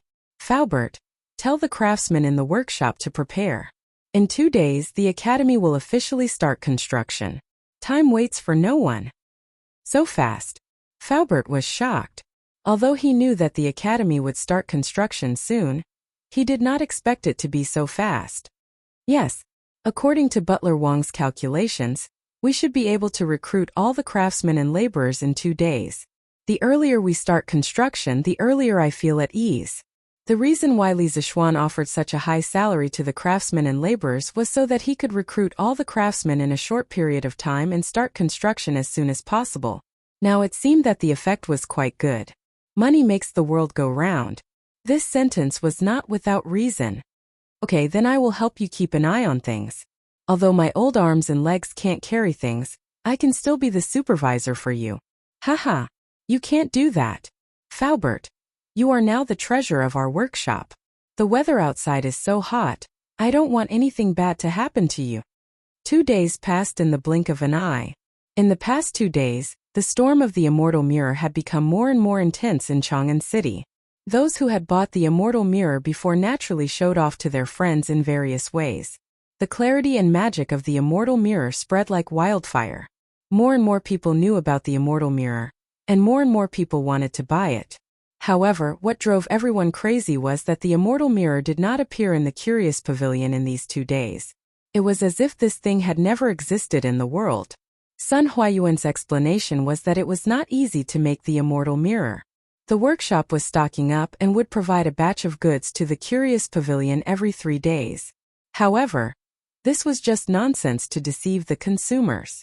The real reason was that Li Zixuan had asked him to do so. At the end of the day, Li Zixuan just didn't want these glass products to depreciate so quickly. He wanted to make more money with this stuff. He would never kill the goose that lays the golden eggs and saturate the market all of a sudden, casting a long line to catch a big fish.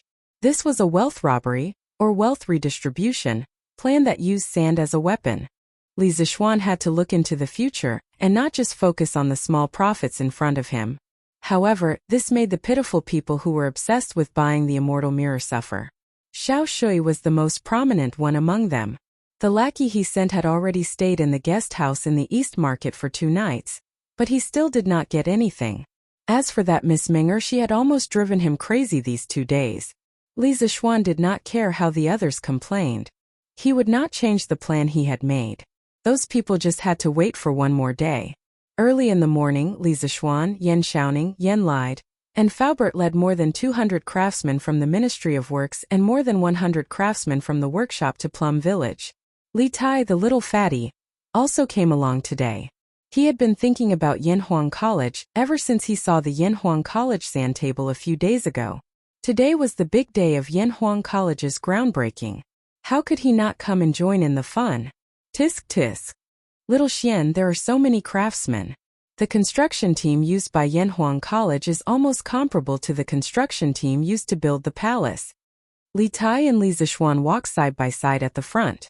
The little fatty looked at the huge team behind them and could not help but say this. Haha. Li Zixuan did not continue the conversation and directly joked. Qingke, I heard that you bought 2 small immortal mirrors from shopkeeper Sun 2 days ago. If the girls in Chang'an City knew that you got in through the back door, they would hate you to death. Haha. Li Tai. Chapter 465. Haha. Young master, the 500 villagers of Plum Village have been waiting for you to come.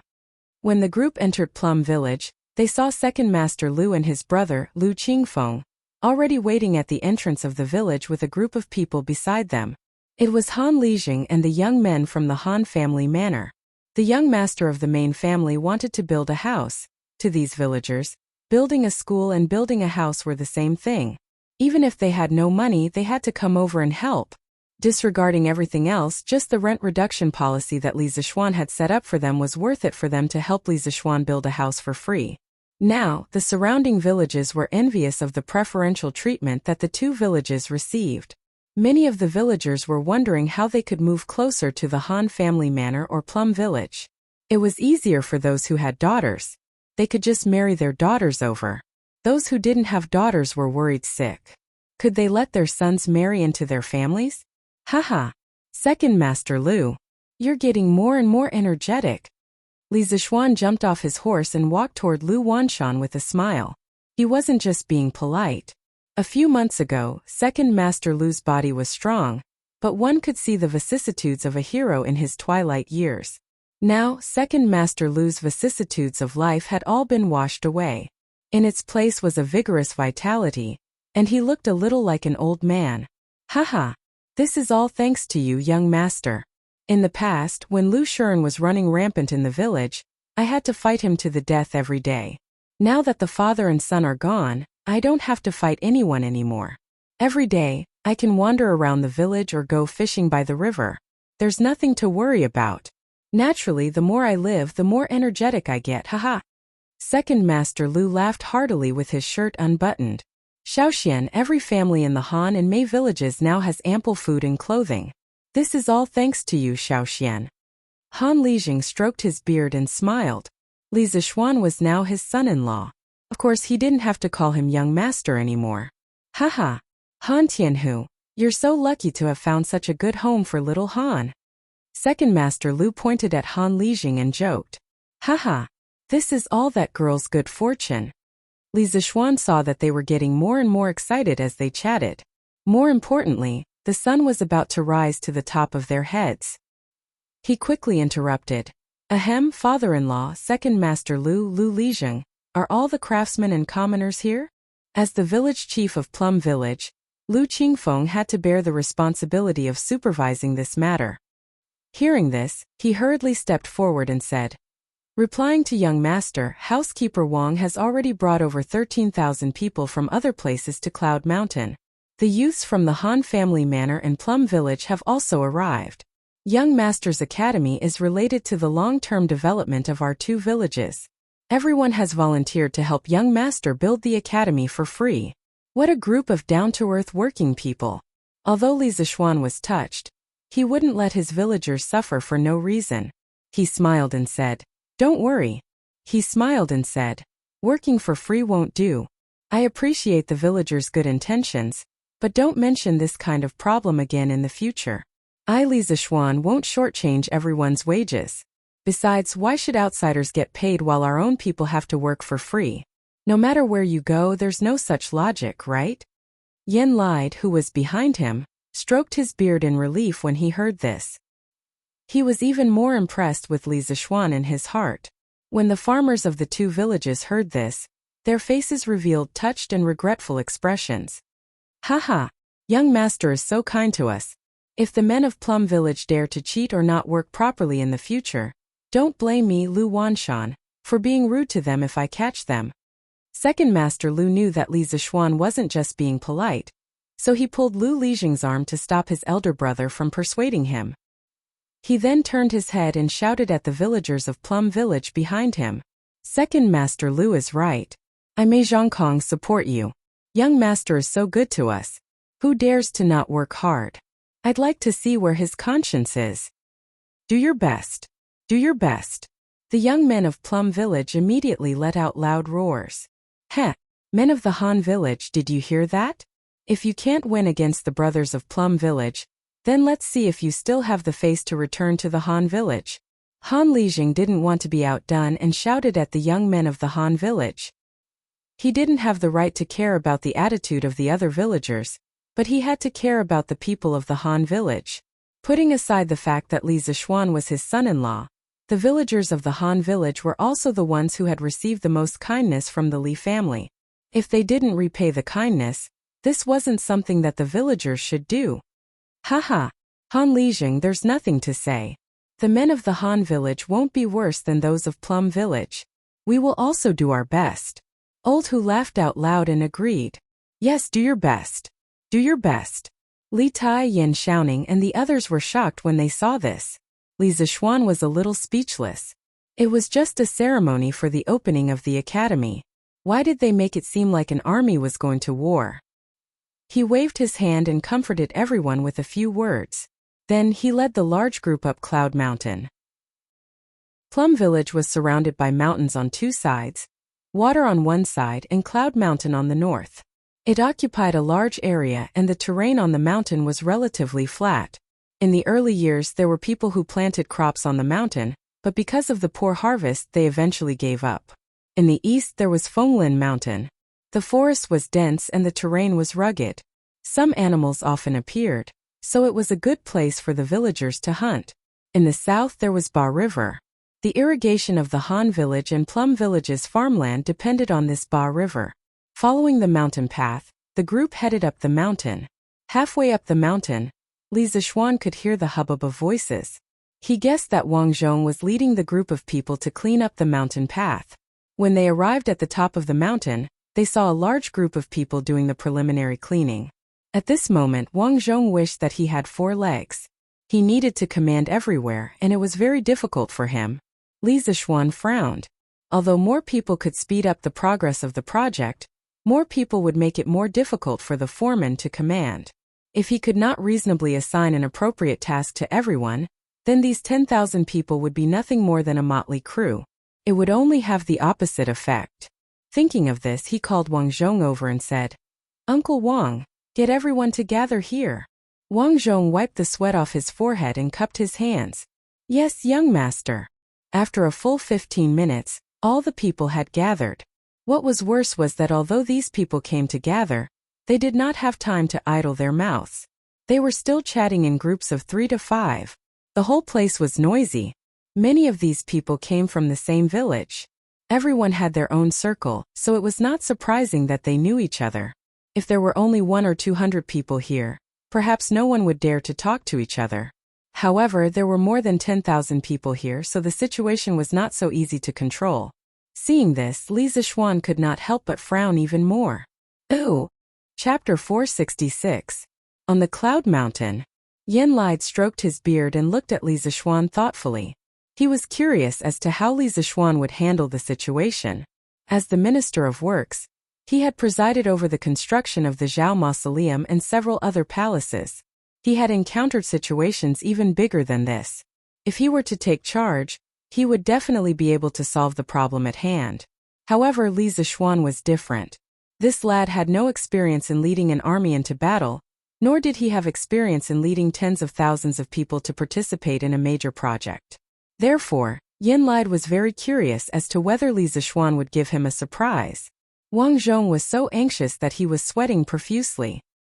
He had also seen Li Zixuan's face, which was as dark as the bottom of a pot. However, faced with more than 10,000 people, there was nothing he could do. He could only command a few of his servants to maintain order around him while feeling anxious. Humph! At this moment, a cold snort resounded through the peak of the Cloud Mountain. Everyone felt as if their hearts had been hammered by a metal hammer. Hundreds of birds in the forest were so frightened that they started chirping and flapping their wings together to fly into the distance. The noisy crowd immediately quieted down. The Cloud Mountain was so quiet that one could hear a pin drop. The power of a grandmaster was terrifying. Faced with this disorderly mob, Li Zixuan didn't rack his brains to think of other ways. When a person's strength reached a certain level, they didn't like to think of ingenious schemes. Using brute force to defeat 10 was the best way for them to deal with things. "Is there anyone among you who is dissatisfied with the salary I'm offering?" Li Zixuan looked at the commoners and craftsmen below and asked loudly. In this era, there were no loudspeakers, but Li Zixuan's voice could still be heard very far. More than 10,000 people in the field could hear him. Hearing this, the crowd looked at each other, but no one dared to make a sound. First, it was because Li Zixuan's cold snort had frightened them. They were just commoners, and grandmasters were very far away from them. However, they could feel that this young man in his teens was very powerful and very powerful. As for the other reason, it was that Li Zixuan's salary was indeed impeccable. All right. Since no one said anything, I'll take it that all of you are satisfied with this salary. Li Zixuan waited for a few breaths of time. Seeing that no one answered, he continued in a clear voice. Next, it's my turn to make some requests of you. First, let me introduce myself. I am Li Zixuan, the person who hired you this time. I don't care which village you're from. Since you're here and want to earn money, you have to listen to me. If anyone wants to fish in troubled waters, or try to cheat money by eating and drinking, then I'll ask you to leave. At this moment, everyone below felt a chill in their hearts. Only now did they realize that coming here did not mean that they had 2 months of high-salary iron rice bowls. If they did not do a good job, they would still be chased out at any time. This is the current Minister of Works. The academy that you will help me build in the next 2 months was approved by the current emperor. From now on, all of you will have to obey the arrangements of Minister Yan, the eldest son of Minister Yan, Yan Shaoning. Whatever he asks you to do, you must do it. If you don't want to obey the arrangements, please leave now, lest you be chased out by me in the future and be laughed at by others. Li Zixuan mentioned Yan Lide and Li Er in order to give these people another deterrent. Since ancient times, people were afraid of officials. Not to mention that the Yanhuang College was a task personally assigned by the current emperor. These people would definitely not dare to be sloppy when they were building in the future. He was right. As soon as these words came out, Everyone's eyes were instantly filled with awe. There was no longer any laziness like before. After a few breaths, no one took the initiative to leave. Li Zishuan continued. In the next 2 months, I will randomly divide you into 50 construction teams. On average, each team will consist of 300 people, 10 craftsmen, and 1 captain and 1 deputy captain. There will be groups of 10 people in each team and 1 leader. There will be groups of 10 people in each team and 1 deputy captain. Outside the group there will be groups of 10. Outside the group there will be groups of 10. Outside the group there will be groups of 10. Each group will have 1 captain and 1 deputy captain. Everyone must obey the command of Yan Xiaoning. Yan Xiaoning will distribute the tasks of each construction team to the corresponding team leader. As the team leader, you must distribute the tasks well and ensure that the tasks are completed in time. When each squad leader receives a mission, you have to divide the mission into smaller groups. You have to cooperate well with each other because you are not alone. You are a group.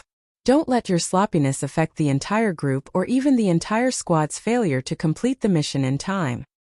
In addition, Yan Xiaoning will form an additional law enforcement team. They will evaluate the work progress of each construction team every day. The team with the best performance that day will have the best meal the next day. You will eat the fattest meat and there will be enough of it. Of course, the team with the worst performance will also have the worst meal the next day. You will only be left with carrots and vegetables.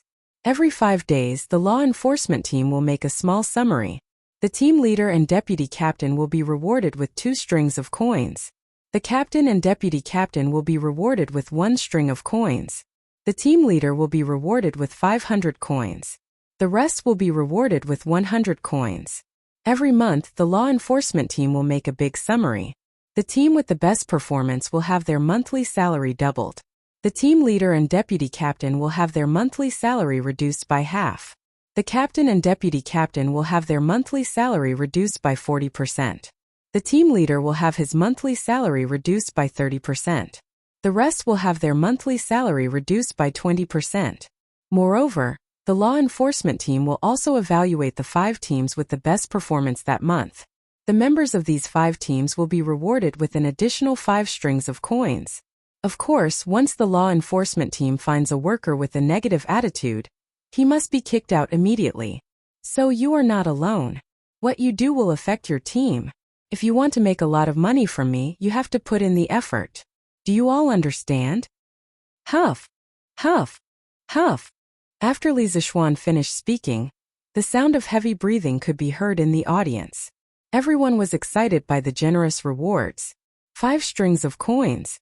This was a huge sum of money that a civilian family might not be able to earn even if they worked hard for 5 years. But now it was within their reach. How could they not be excited and excited? Although they would be punished if they did not do well, none of these farmers would feel that their work was not as good as others. Therefore, they selectively ignored Li Zishuan's punishment measures. At this time, when they heard Li Zishuan's question, they quickly shouted, "Understood." Although their voices were not in sync, they were very loud and imposing. Li Zishuan nodded in satisfaction and then said, "These 2 months, you will be staying in Yunyun residence. For the next 2 months, all of you will be living and eating in Cloud Mountain. Later on, Yan Xiaoning will specially organize a group to build temporary houses for everyone. Please think about your wives, children, and elders. If you want them to live a good life, you must work hard to complete the mission. Those who don't meet the requirements will be kicked out at any time." 2 months later, I want tall buildings to be built from the ground on Cloud Mountain. Chapter 467. Shocking. Yin Lide's heart was truly shaken at this moment. Li Zishuan was a greenhorn, but he was able to settle the matter in an instant. His actions were clear about rewards and punishments, and he was both firm and soft. His methods were extremely shrewd and ruthless. Even Yen Lide, who had lived half his life as an old loach in the officialdom, had to admit that he was impressed. What surprised Yen Lide the most was that from Li Zishuan's arrangements, he saw a trace of a soldier's swift and decisive style. Although Yen Lide was a civil official, he had experienced 3 dynasties and had also encountered chaotic times. He was very clear about the nature of the generals in the army.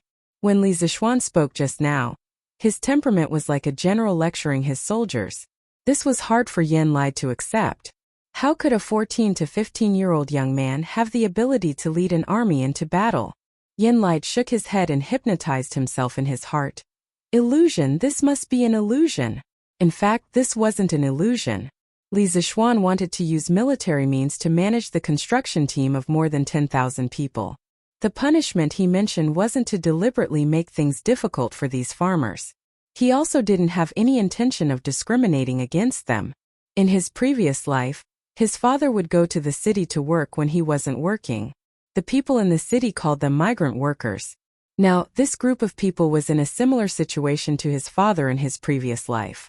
Of course, he wouldn't deliberately make things difficult for these men who use their hands, labor, and even life's potential to support a family.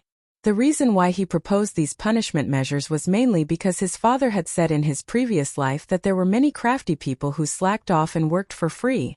Another important reason was that the construction team he recruited was unusually large. If he didn't set up a perfect management system, the construction site would become a mess. Everyone wouldn't know what they were supposed to do, or whether they were doing the same work as others. In this way, the construction speed of Yanhuang College would be at a snail's pace. Only by properly organizing the division of labor could everyone be used to their fullest potential. Only by having a reasonable reward and punishment system could everyone be motivated to work. Yin Xiaoning looked at Li Zixuan with a trace of resentment and a trace of complexity. He was resentful because Li Zixuan had thrown the difficult task of being the head of the construction site to him. One must know that being a qualified general was far more difficult than being a low-level soldier. This was because a general often had to consider all aspects of the situation and make the best use of people. God knows how much brainpower he would have to use in order to assign tasks to these 10,000 people. Yin Xiaoning was terrified just thinking about it. He was just a technical geek. The reason why there was still a trace of complexity in his eyes was entirely because Li Zixuan's well-organized arrangements just now had dealt him a blow. Li Zixuan was better than him in terms of martial arts and machinery, but his ability to dispatch and command was actually so strong as well. Damn it, he was not giving others a way out. As for Li Tai, the little fatty's eyes were filled with admiration. He felt that Li Zixuan's way of giving orders was very domineering. In just a few months, a hater had turned into a bootlicker or a hardcore fan. This was unbelievable. Li Zixuan probably didn't expect it himself. Xiaoning, I'll leave these people to you. I know it's hard work, but you have to bear with it. It's a good opportunity for you to train yourself. After all, you'll inherit Uncle Yan's legacy sooner or later.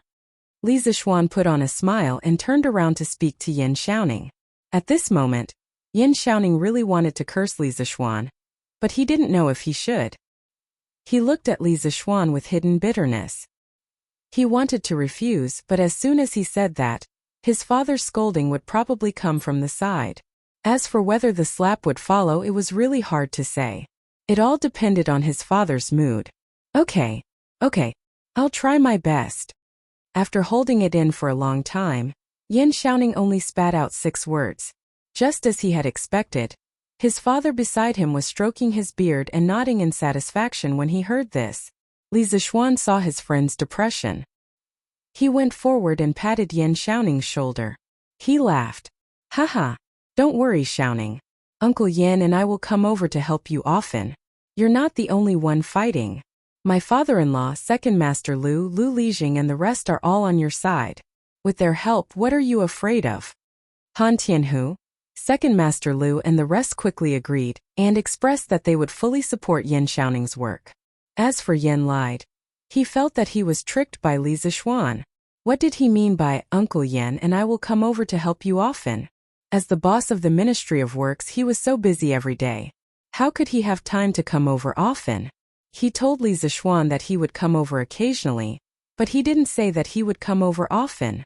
In fact, this was where Li Zixuan was treacherous. He kidnapped someone's son to a high position. He didn't believe that his father wouldn't come over to help him. Logically speaking, Li Zixuan really needed the help of a master architect like Yin lied. If he could use money to invite this big shot over, Li Zixuan would be willing to pay 10,000 strings of cash. However, old Yin held an important position. How could he be invited over with money? Therefore, Li Zixuan could only settle for the second best and take the crooked path.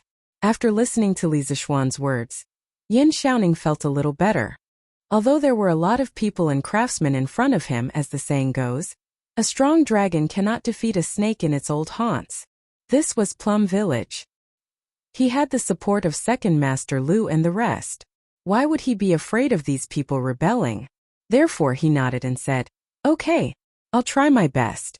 If there's anything I don't understand, I'll ask you." Haha, you're a good brother. When Yanhuang College is completed, I'll treat Brother Xiaoning to a good drink. Li Zixuan laughed.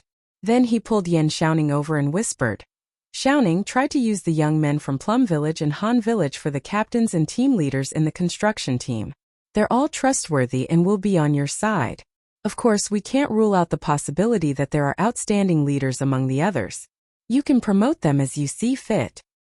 As for the team leader and deputy team leader, you'd better use some experienced craftsmen. Other than being able to lead the team well, they can also give you some useful advice. It's best not to put people from the same village into a team because they're likely to group up. There are only two results of grouping up. One is that the group becomes more diligent, and the other is that the group becomes lazier. However, the latter is more likely. As for the law enforcement team, you can do as you see fit. You can also go out and recruit other people. Yes, little Xian's advice is very pertinent. Ning'er, you must remember it." Yin Lide stroked his beard and looked at his son as he reminded him. "Yes, I know, Dad." Yin Xiaoning nodded. "Hey, Xiaoning, you have to leave a team leader position for me. I must participate in the construction of Yanhuang College. I want to be the team leader." After Li Tai eavesdropped on the three people's whispering, he suddenly pulled Yin Xiaoning and said, Chapter 468. I want to be a regiment commander. Li Tai's words really scared Yin Lide, Yin Xiaoning and the others. As for Li Zixuan, he was thunderstruck. "Your Highness, this is not appropriate. As a prince, how can you do such a lowly thing? His Majesty will definitely not agree." Yin Lide frowned and tried to persuade him. If his son dared to be so mischievous, he would have beaten him up long ago. However, this person was Li Tai, so he could only use his mouth to persuade him patiently. "A lowly thing? May I ask Minister Yan, when did hard work become a lowly thing?" Li Tai seemed to be prepared for this. He cupped his hands at Yin Lide and said seriously, "Qingke has been studying engineering with you for several months. Engineering is the study of engineering. If I don't experience engineering, how can I call myself a disciple of engineering? As for my father, I will personally report to him." Yin Lide was silent. In fact, he regretted what he said just now. If he said that engineering was a lowly thing, wouldn't he be scolding himself? However, to let a prince personally participate in the construction of a project, this was somewhat unreasonable no matter what. "Since your Highness has made up your mind, I have nothing to say. It's better to leave the trouble to Li Air." Yin Lide thought in his heart. Li Zixuan raised his eyebrows and looked at Li Tai in surprise.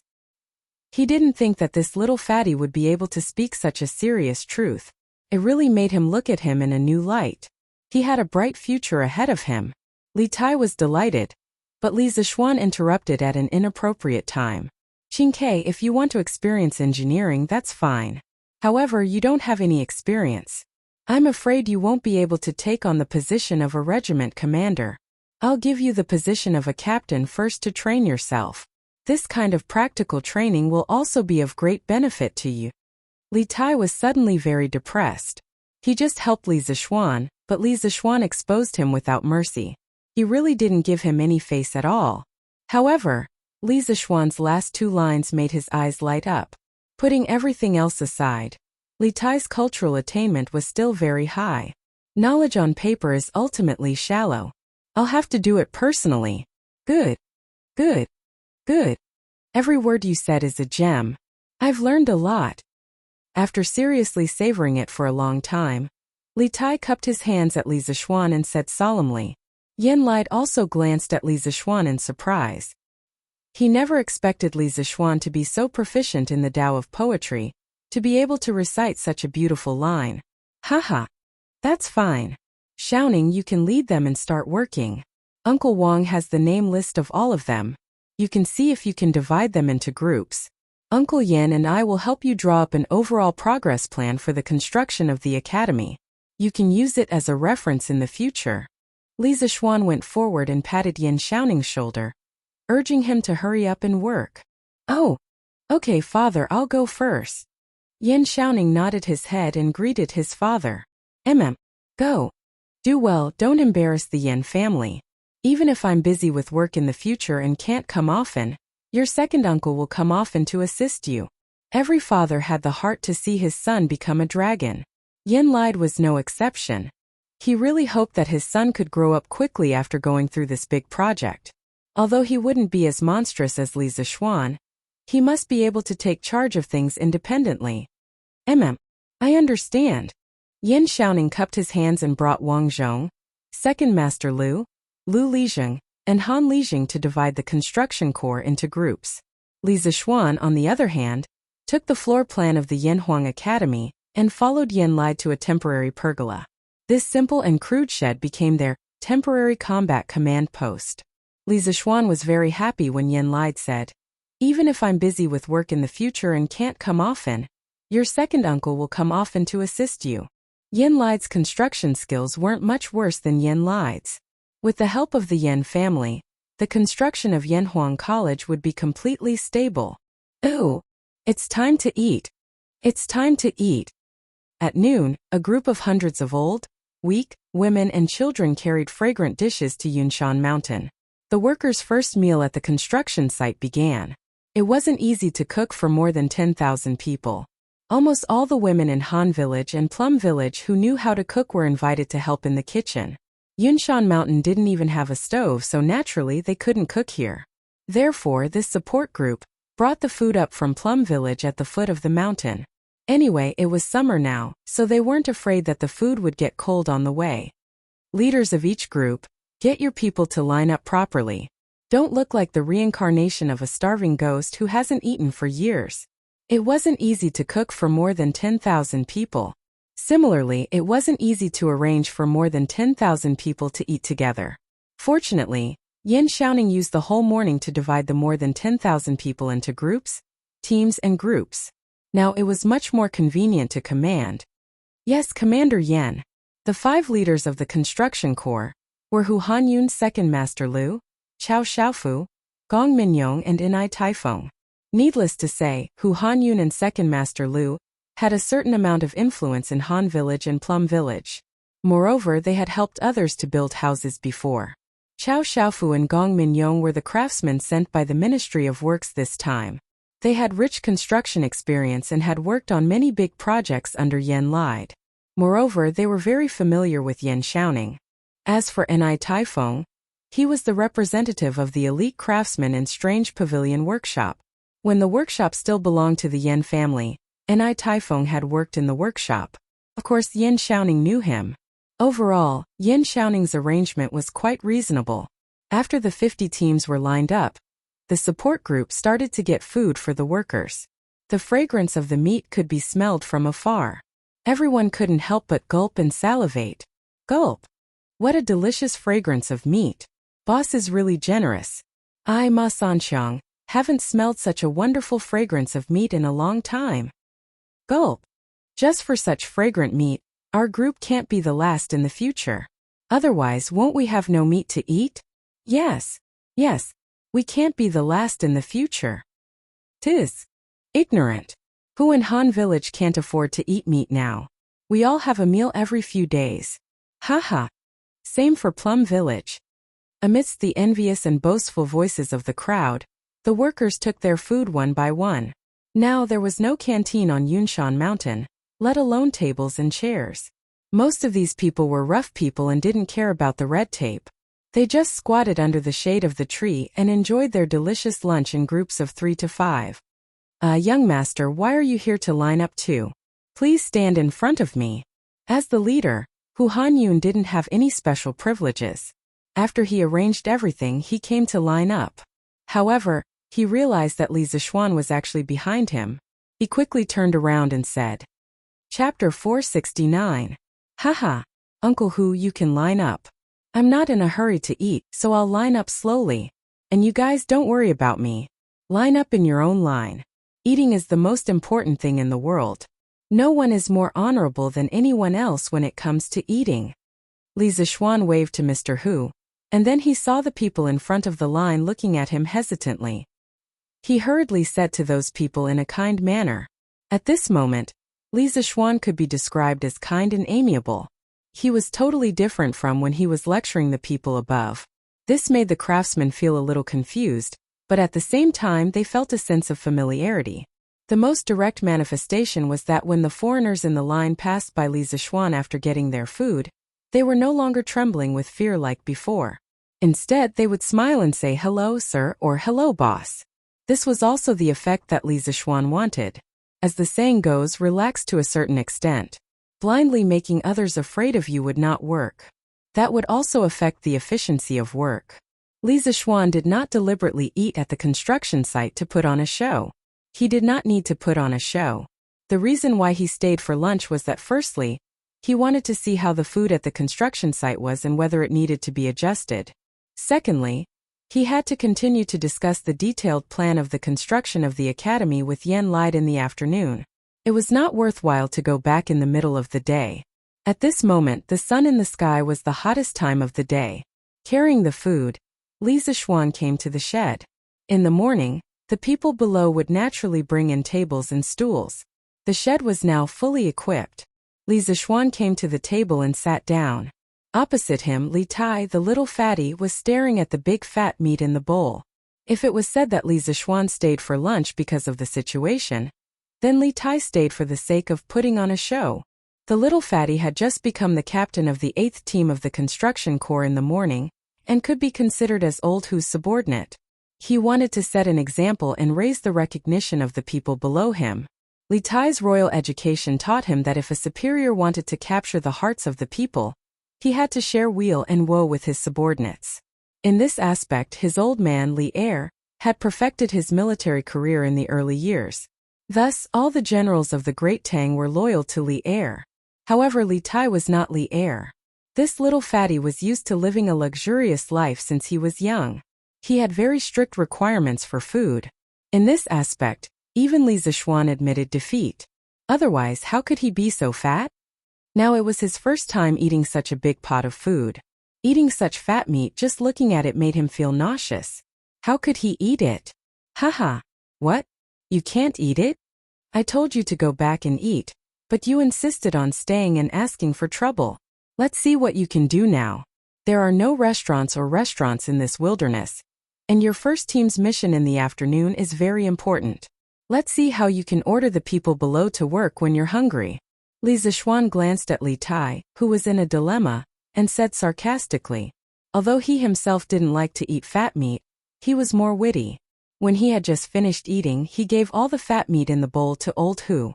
These fat meat may be inferior food to people like him and Li Tai, but for people like Old Hu, who were at the bottom of the labor force, this was top quality food.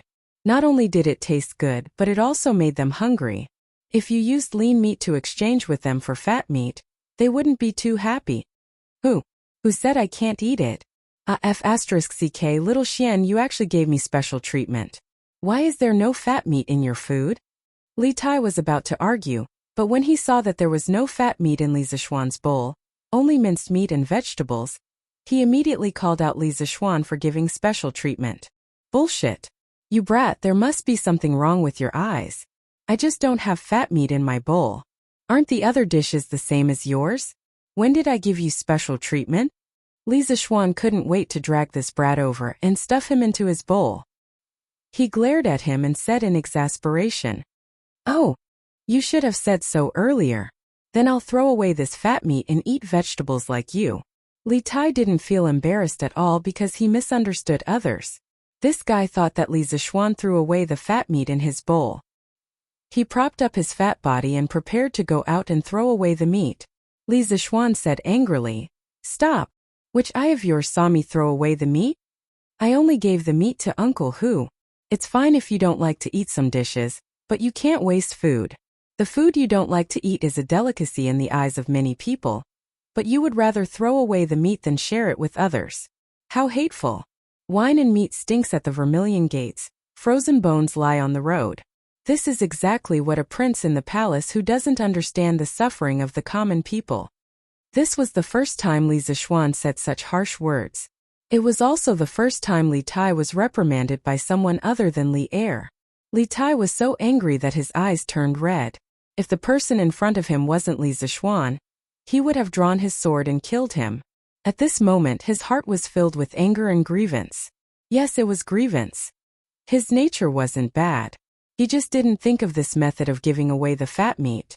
Wine and meat stinks at the Vermilion Gates, frozen bones lie on the road. These 2 lines of the poem also gave Li Tai a great shock. He clenched his teeth and didn't say a word. His face was green and white.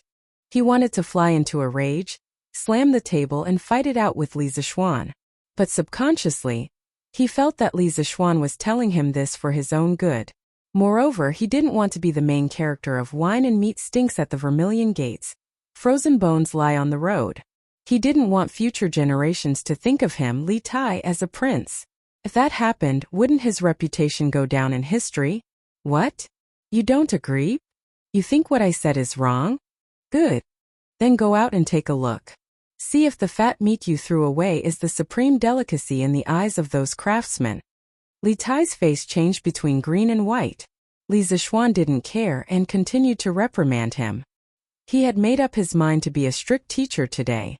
After interacting with Li Tai for so long, Li Zishuan's attitude towards the little fatty changed from being cautious at the beginning to keeping a distance. Later on, Li Tai pretended to be his disciple and he only taught him in the name of a teacher. In the end, Li Tai accepted him wholeheartedly and wholeheartedly taught him. During this time, Li Zishuan naturally had a very deep understanding of Li Tai's personality. This little fatty's nature wasn't bad. He was just a little arrogant.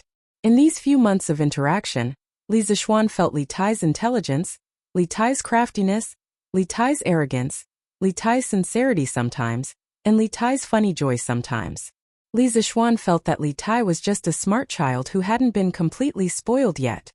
Chapter 470. Yes, strictly speaking, Li Tai was really just a child who hadn't been completely spoiled. Anyone who was born into a family like Li Tai's, who was talented and intelligent, and who was deeply doted on by the current emperor, would have a heart of pride. It could be said that if they were in Li Tai's shoes, 99% of people wouldn't do better than Li Tai. Moreover, Li Tai was sincere towards the people he approved of. Compared to those who put on a good face to everyone, but secretly schemed and plotted, Li Tai was much better. Li Zishuan's heart had always been tangled and conflicted about Li Tai. According to the trajectory of history, Li Tai was just a failed product in the struggle for imperial power, and so was his brother Li Changqian. Li Zishuan didn't plan to get too close to Li Er's sons from the start. He didn't want to participate in the complicated struggle for the throne, and he didn't want to become cannon fodder in other people's political struggles. But man proposes, God disposes. Moreover, man wasn't a plant, so how could he be emotionless? Under various coincidences, his relationship with the 2 brothers, Li Tai and Li Changqian, became closer and closer. Moreover, after interacting for so long, he found that Li Changqian wasn't as sinister, ruthless, disloyal, unfilial, or even a homosexual as the history books said. Li Tai also wasn't as arrogant and conceited as the history books said. These 2 brothers treated him as a friend with sincerity and true nature. Li Zishuan's heart gradually wavered. He didn't know if the history books were wrong, or if Li Tai and Li Changqian's shortcomings were completely reflected in the later stages of their personality changes. If it was the latter, then Li Zishuan didn't know if he should rescue these 2 brothers. Later on, when Li Zishuan proposed Gong Shui, Li Tai immediately became one of the staunch supporters of Gong Shui. After that, Li Tai's performance was very satisfactory. Only then did he completely treat Li Tai as his true disciple, and planned to train him with all his might in the future. Since he had decided to take in Li Tai as his disciple, Li Zishuan naturally would not allow the little fatty and Li Tai to turn against each other in the future. He wanted to change Li Tai's fate. He wanted to change history.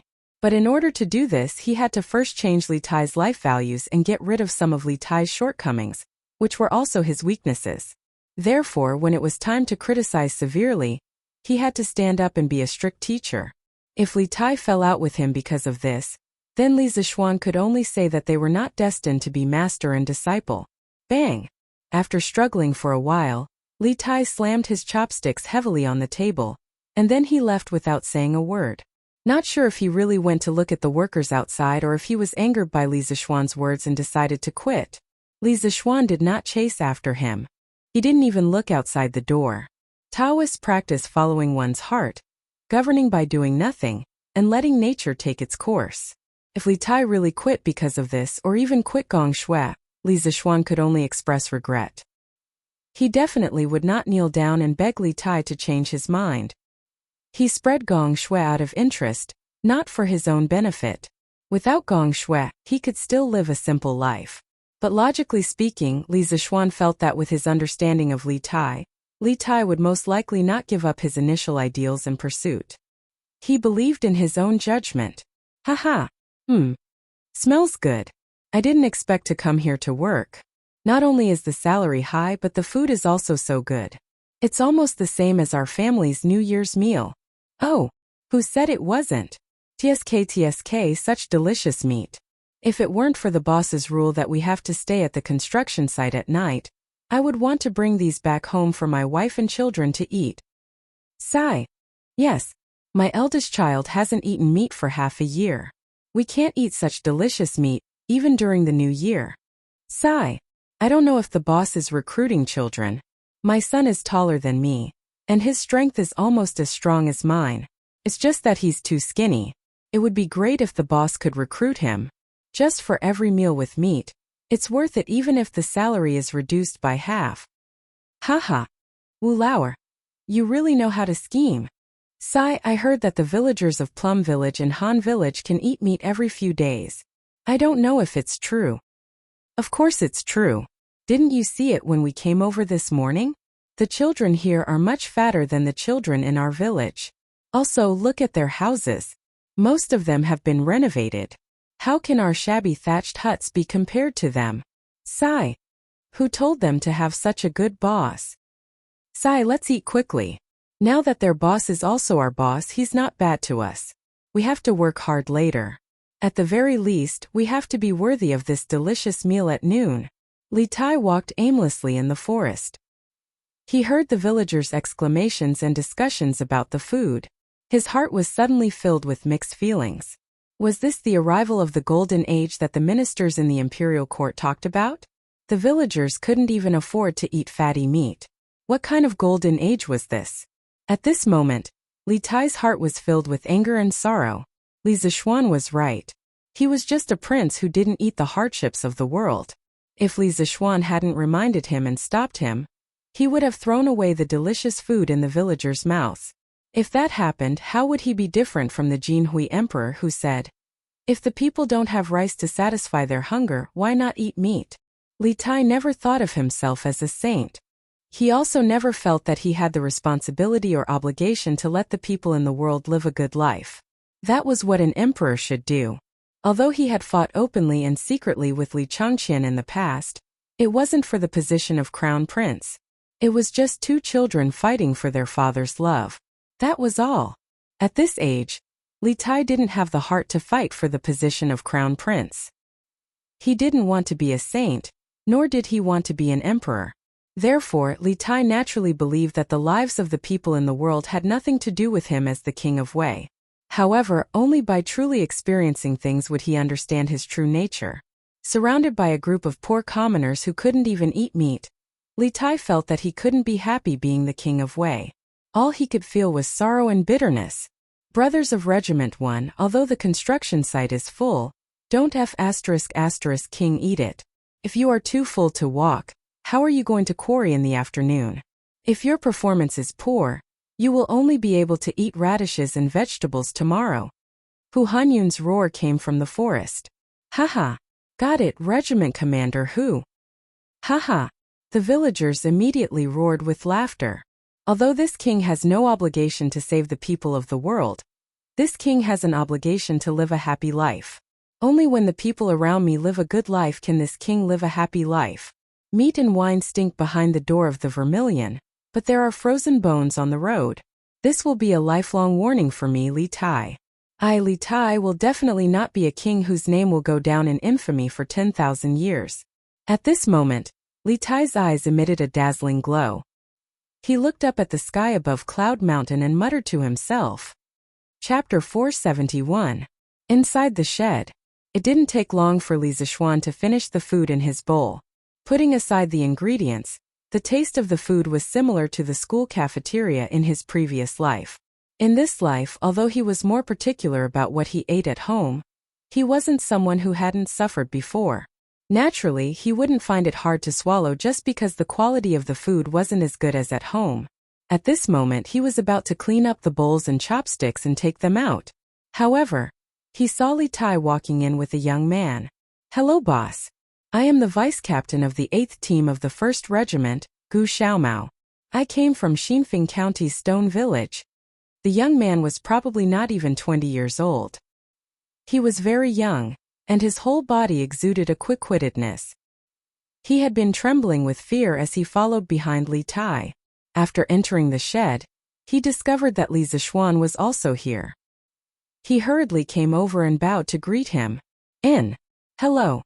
Li Zishuan nodded lightly and looked at Li Tai. It would be a lie if Li Zishuan said that he was not surprised that Gu Xiaomao had become a vice-captain at such a young age. However, a hero's background was not important. Li Zishuan did not question or look down on Gu Xiaomao because of this. Li Zishuan believed that Yan Xiaoning had his reasons for promoting a young man like this. His main target was still Li Tai. The little fatty's face was expressionless. No one could tell what he was thinking. He walked over to the table where he had his meal just now and shouted at Gu Xiaomao. "Gu Xiaomao, come over here." "Hey, coming." Gu Xiaomao responded and hurriedly ran over. "Here, all the meat is for you. Bring your bowl over." Li Tai raised his bowl and pouted his lips as he said, "Ah?" Gu Xiaomao was dumbfounded. He never thought that Li Tai would call him over for this. "What's wrong?" "This king. I have never touched this food before.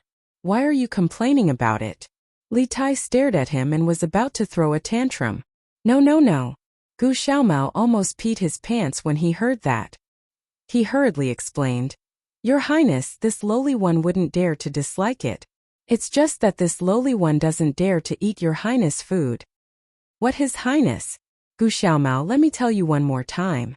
In these 2 months there is no Highness on Cloud Mountain, only Captain Li. Please call me Captain Li in the future, do you hear me?" Li Tai frowned and scolded. Looking at his serious face, Li Zishuan almost burst out laughing. "Please call me Captain Li." This sentence was 2F** king out of character. However, this was not the right time. Li Zishuan could only hold back his laughter and watch how Li Tai would play.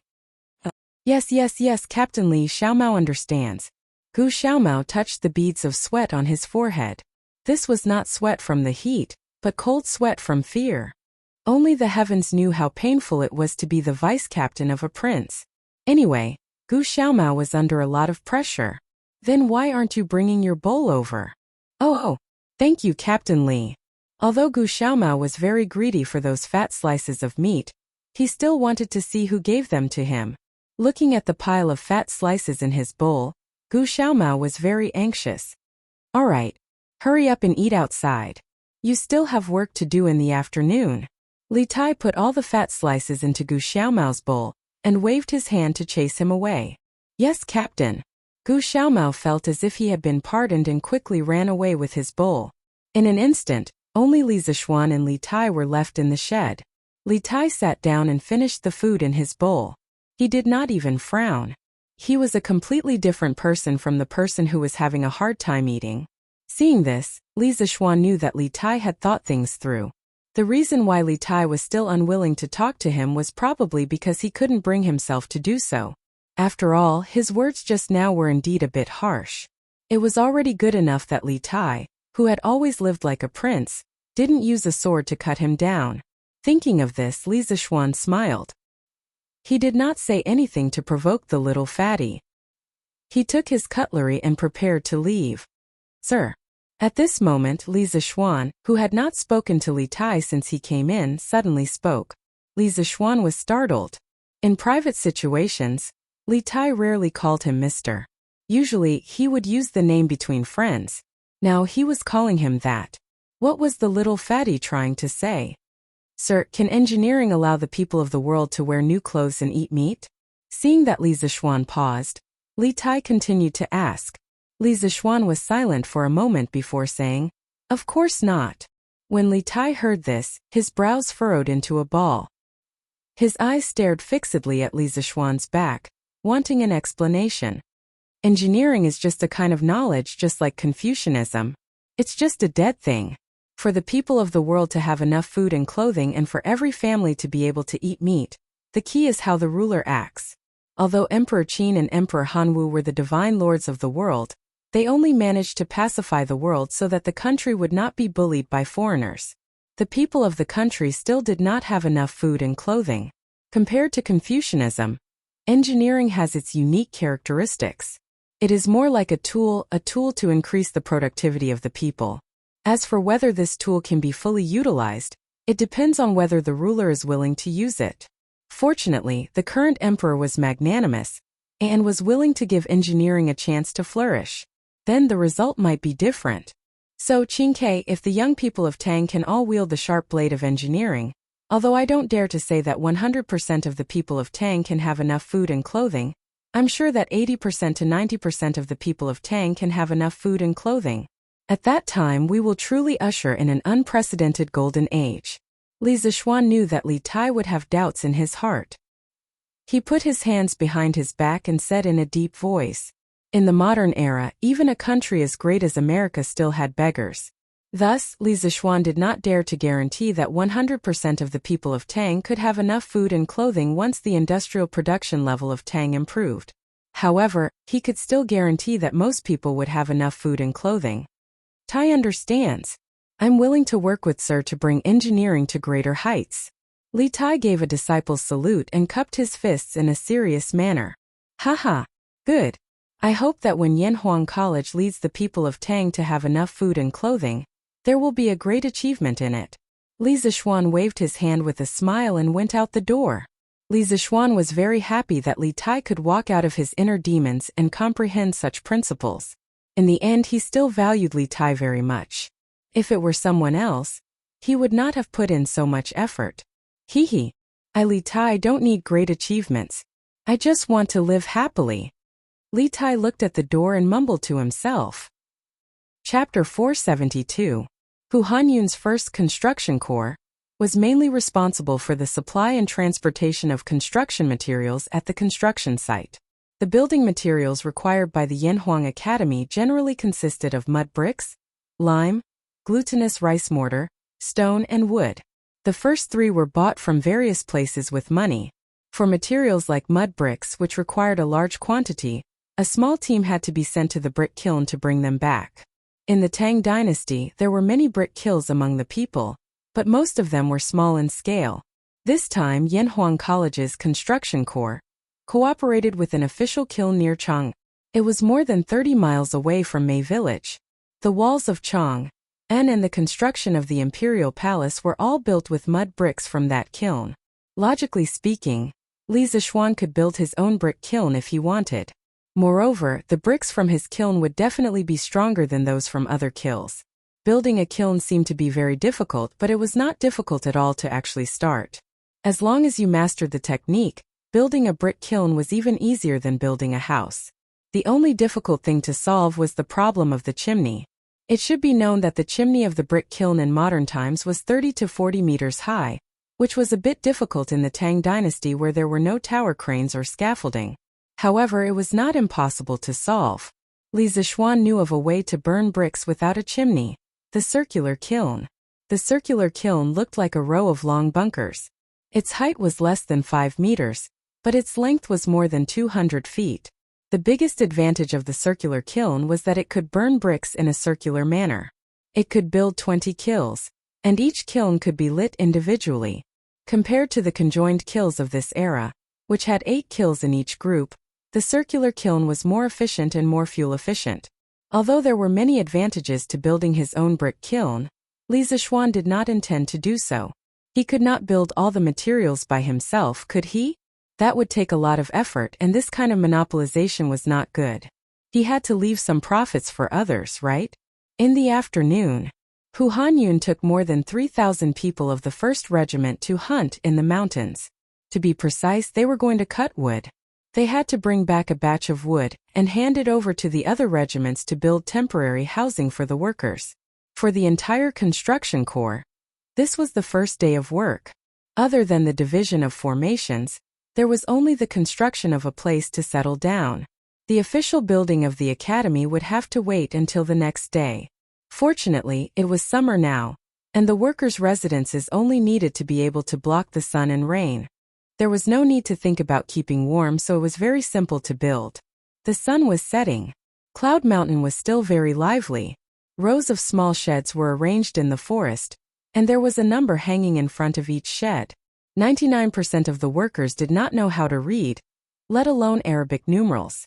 However, there were so many sheds that Li Zixuan could only order each of them to remember the number on the sign of their shed, in order to prevent the workers from going to the wrong place at night. Seeing that the city gate of Chang and was about to close and the workers' residences at the construction site were about to be completed, he asked someone to find Li Tai and prepare to return to the city.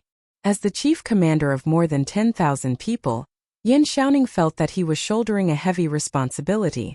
The workers' residences had not been completed yet, so he would not go back with them at night. As for Yen Lide and Faubert, they had already gone back 2 hours ago. Xiaoxian, why don't you go back alone? There are still 2 people in the 8th Squad of the 1st Regiment who haven't finished building their residences yet. Li Tai seemed to be intoxicated. This was the first sentence he said when he was called to Li Zixuan. Li Zixuan heard this, stared at him and scolded. Go away!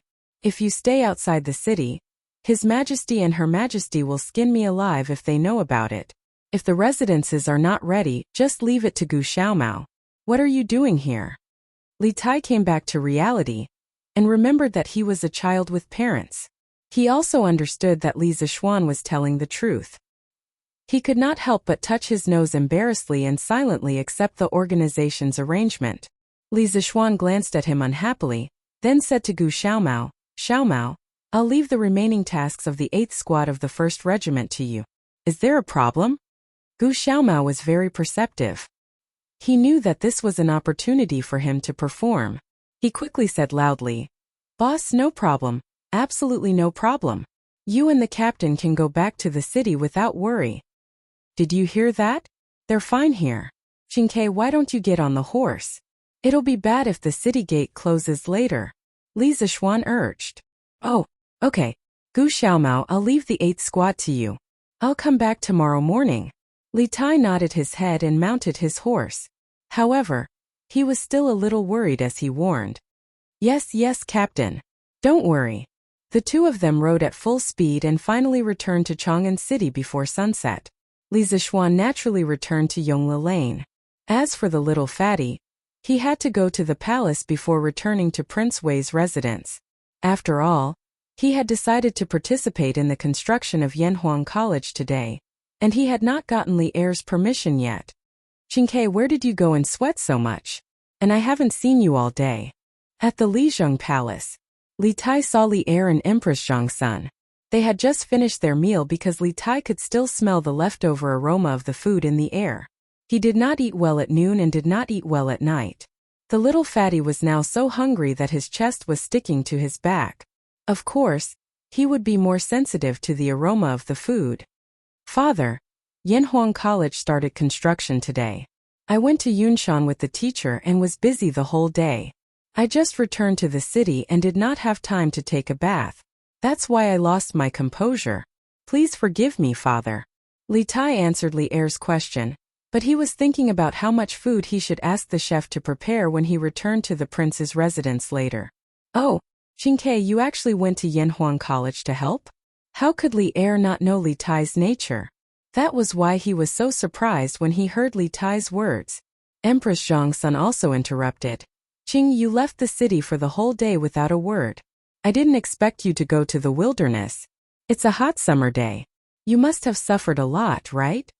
Thinking about what he had experienced today, Li Tai felt that it was hard, but he felt that it was more fulfilling. This day was equivalent to a month before. Mother, I didn't suffer. Instead, I learned a lot. I plan to help the teacher build the college in the next 2 months. I hope father and mother will allow it. What? Li Er raised his eyebrows and stared at Li Tai. He asked, you have never experienced construction before. How are you going to help Li Zixuan build the college? Empress Zhongsun also frowned and asked, Qingke, as far as mother knows, Shaoxian has invited more than 10,000 craftsmen and commoners to participate in the construction of the college. The construction progress is naturally not a problem. Qingke, you have lived in the depths of the palace since you were young. How can you go and suffer? Chapter 473. Inside Lijiang Hall, Li Tai cupped his hands to Li Er and Zhongsun. Imperial father, imperial mother, please allow me to report. It is precisely because this son has never experienced construction that this son wants to personally give it a try. Engineering, engineering, engineering. If this son does not experience construction, how can this son be called a disciple of engineering? What is learned on paper is shallow, and what is learned must be done personally. I believe that personally practicing is far more useful than reading books in the classroom. What is learned on paper is shallow, and what is learned must be done personally. Could these 2 lines be your new work, Qingke? Li Er's eyes lit up. He did not mention whether Li Tai should go to the construction site, but instead, he was concerned about the poems. Li Tai was stunned and replied, Imperial father, this was written by Mr. Li. Oh, that kid? A few days ago he wrote 2 love poems. I thought it was a coincidence. Now it seems that Li Zixuan has some talent in poetry. What are the other 2 lines of the poem? Li Er rubbed his chin and asked with interest. Li Tai was instantly speechless.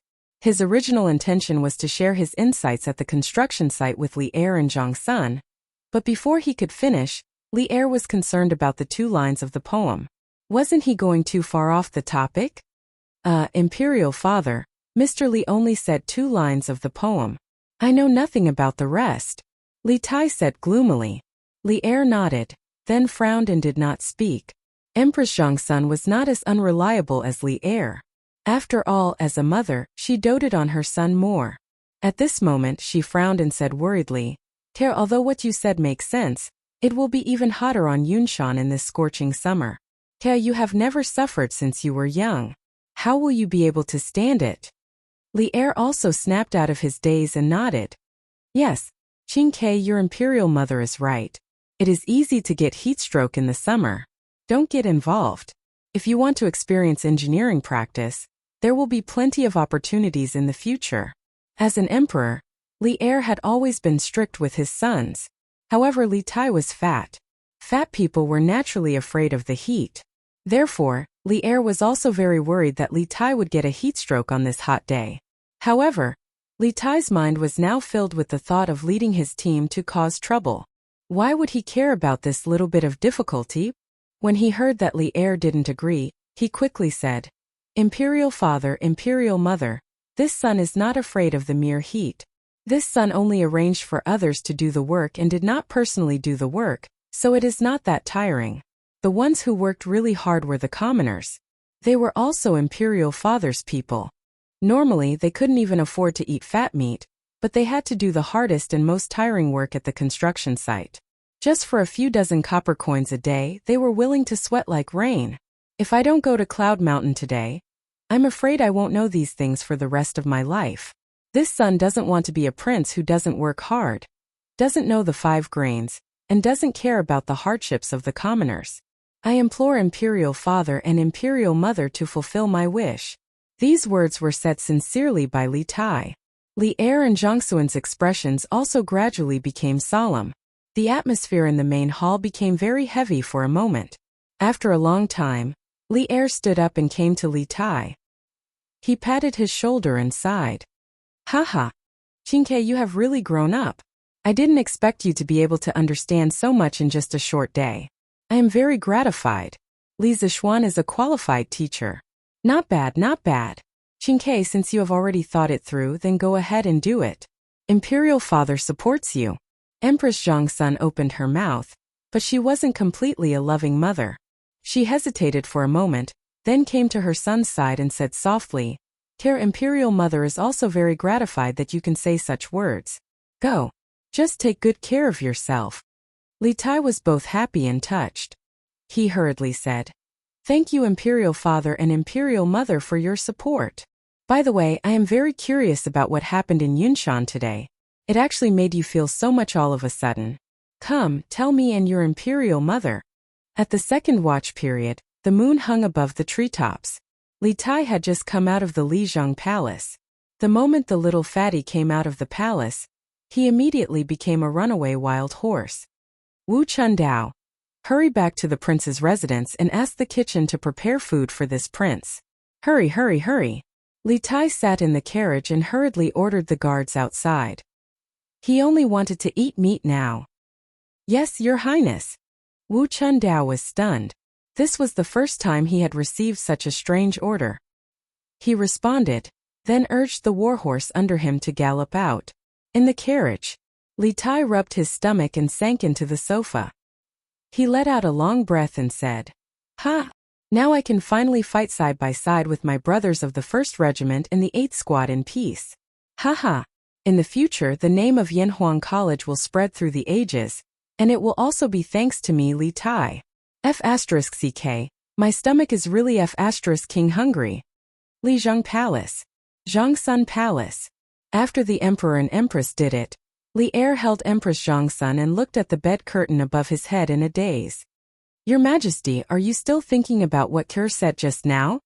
Empress Zhongsun leaned on Li Er's chest and asked softly. She had been husband and wife with Li Er for many years. Of course, they still had this bit of tacit understanding.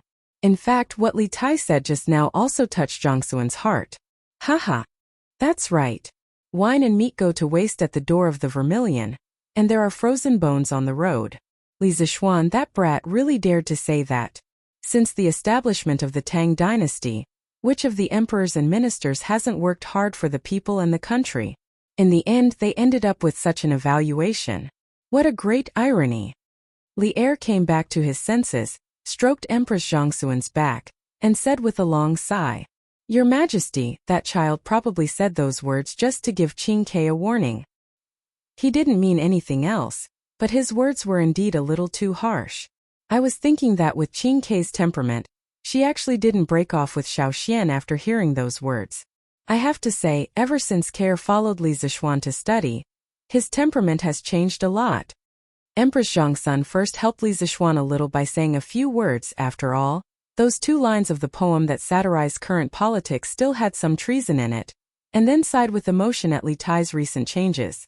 Li Er nodded and said, "I understand what Guanyin Maid means. Qin Ke has indeed changed a lot recently. Li Zishuan's knowledge is outstanding."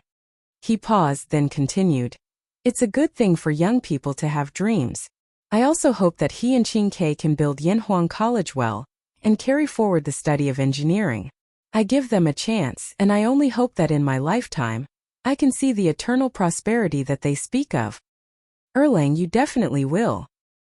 Chapter 474. The next morning, the sun had just risen, and Li Zishuan was practicing Tai Chi with the 3 beauties in the west courtyard. It had to be said that in terms of work and rest, he could be called a healthy bro. The reason why he was so healthy was because he was enjoying the wonderful time in the morning. If he was asked to practice Tai Chi with a group of men in the morning, this guy would definitely stay in bed and not get up. Before he finished 1 round of Tai Chi, he heard from the servants that Li Tai was here. The servants were very sensible. Everyone knew that Li Zishuan had a reserved program in the west courtyard in the morning, so it was not convenient for outsiders to come in. So this time, Li Tai wanted to barge in like before, but he was stopped by the servants at the door. Li Zishuan was very satisfied with the comprehension of the servants. Because it was summer now, when the beauties practiced Tai Chi with him in the morning, they all wore very soft and close-fitting training clothes. In this era there was no underwear.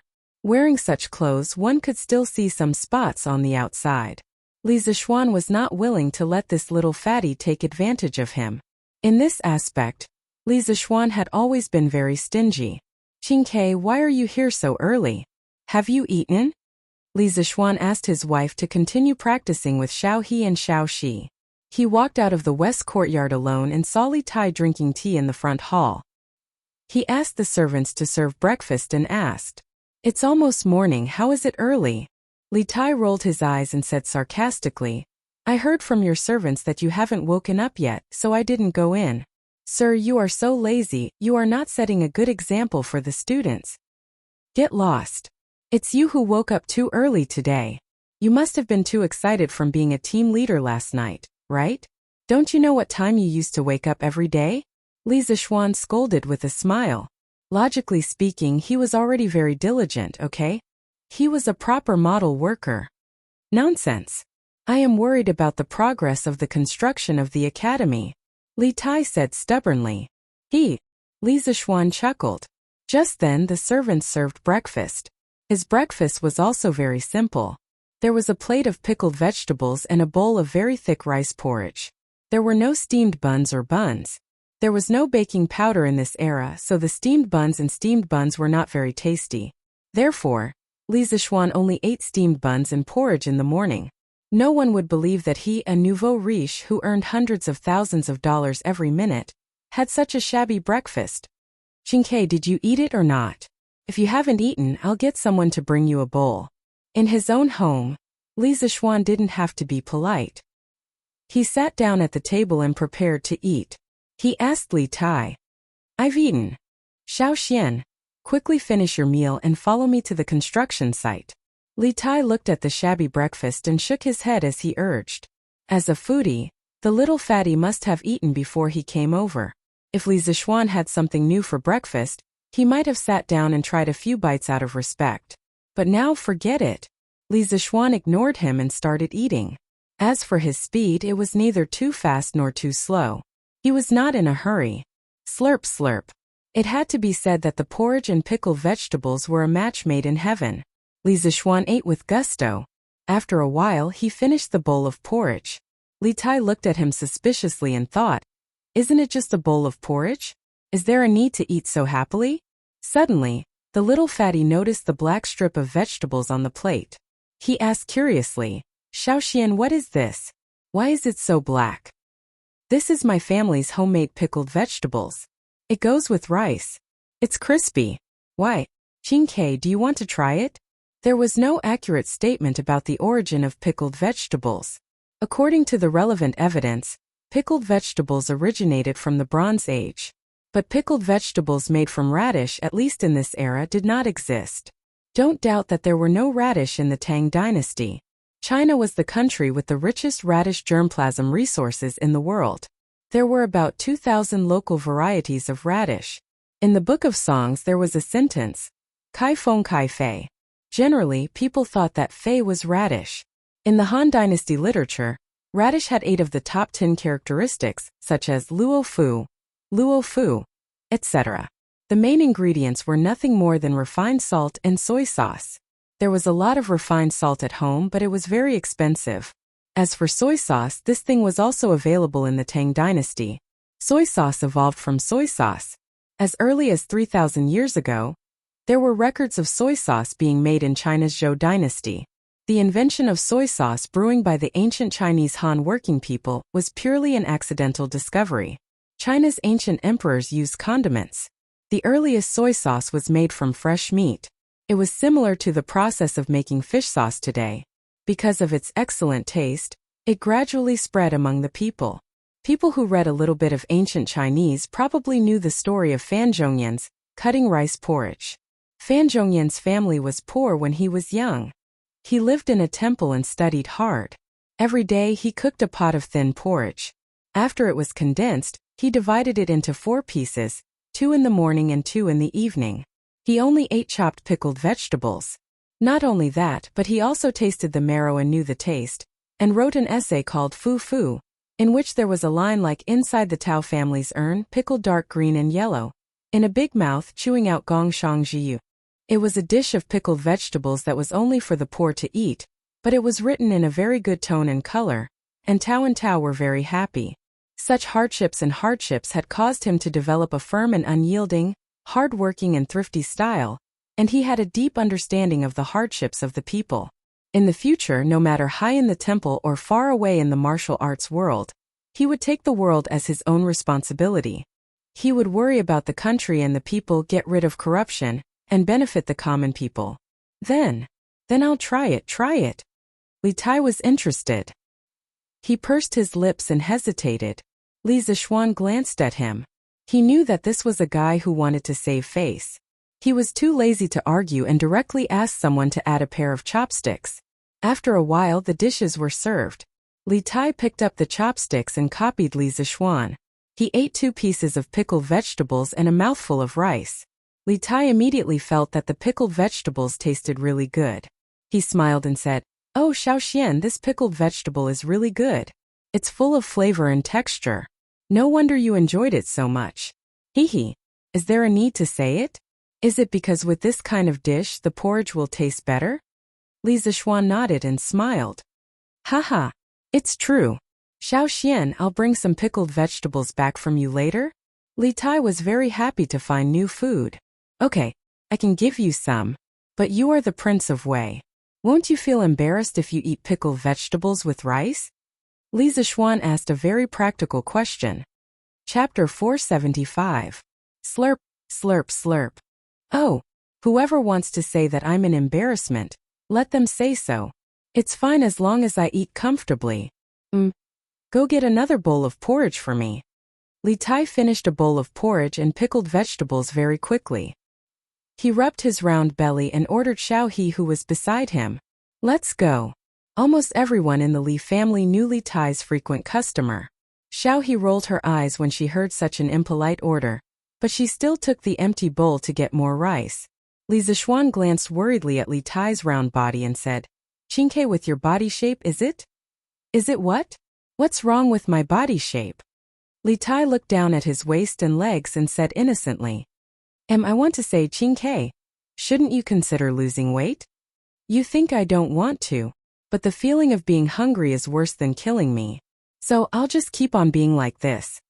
Li Tai rubbed his head in frustration and said gloomily. Li Zishuan sighed and said helplessly, "Anyway, be careful. Being too fat isn't a good thing for your body." Okay, I got it. Xiaoxian, you're so long-winded. Li Tai waved his hand impatiently and said. At this moment, Xiao He brought a bowl of porridge for Li Tai. Li Tai ignored Li Zishuan and focused on enjoying his second breakfast. Li Zishuan shook his head and stopped persuading him. He took the empty bowl out. Unlike Li Tai, who was a glutton, he was already full. Brr. Xiaoxian, let's go. I'm afraid the construction site has already started. Li Tai had already eaten breakfast in the morning, but he still ate 3 bowls of porridge at Li Zishuan's place. How big his stomach was really depended on how much food he had. Oh, Qing, you go first. I still have to make some arrangements. Li Zishuan raised his head and looked at the rising sun in the east. He thought for a moment and said, Arrange what?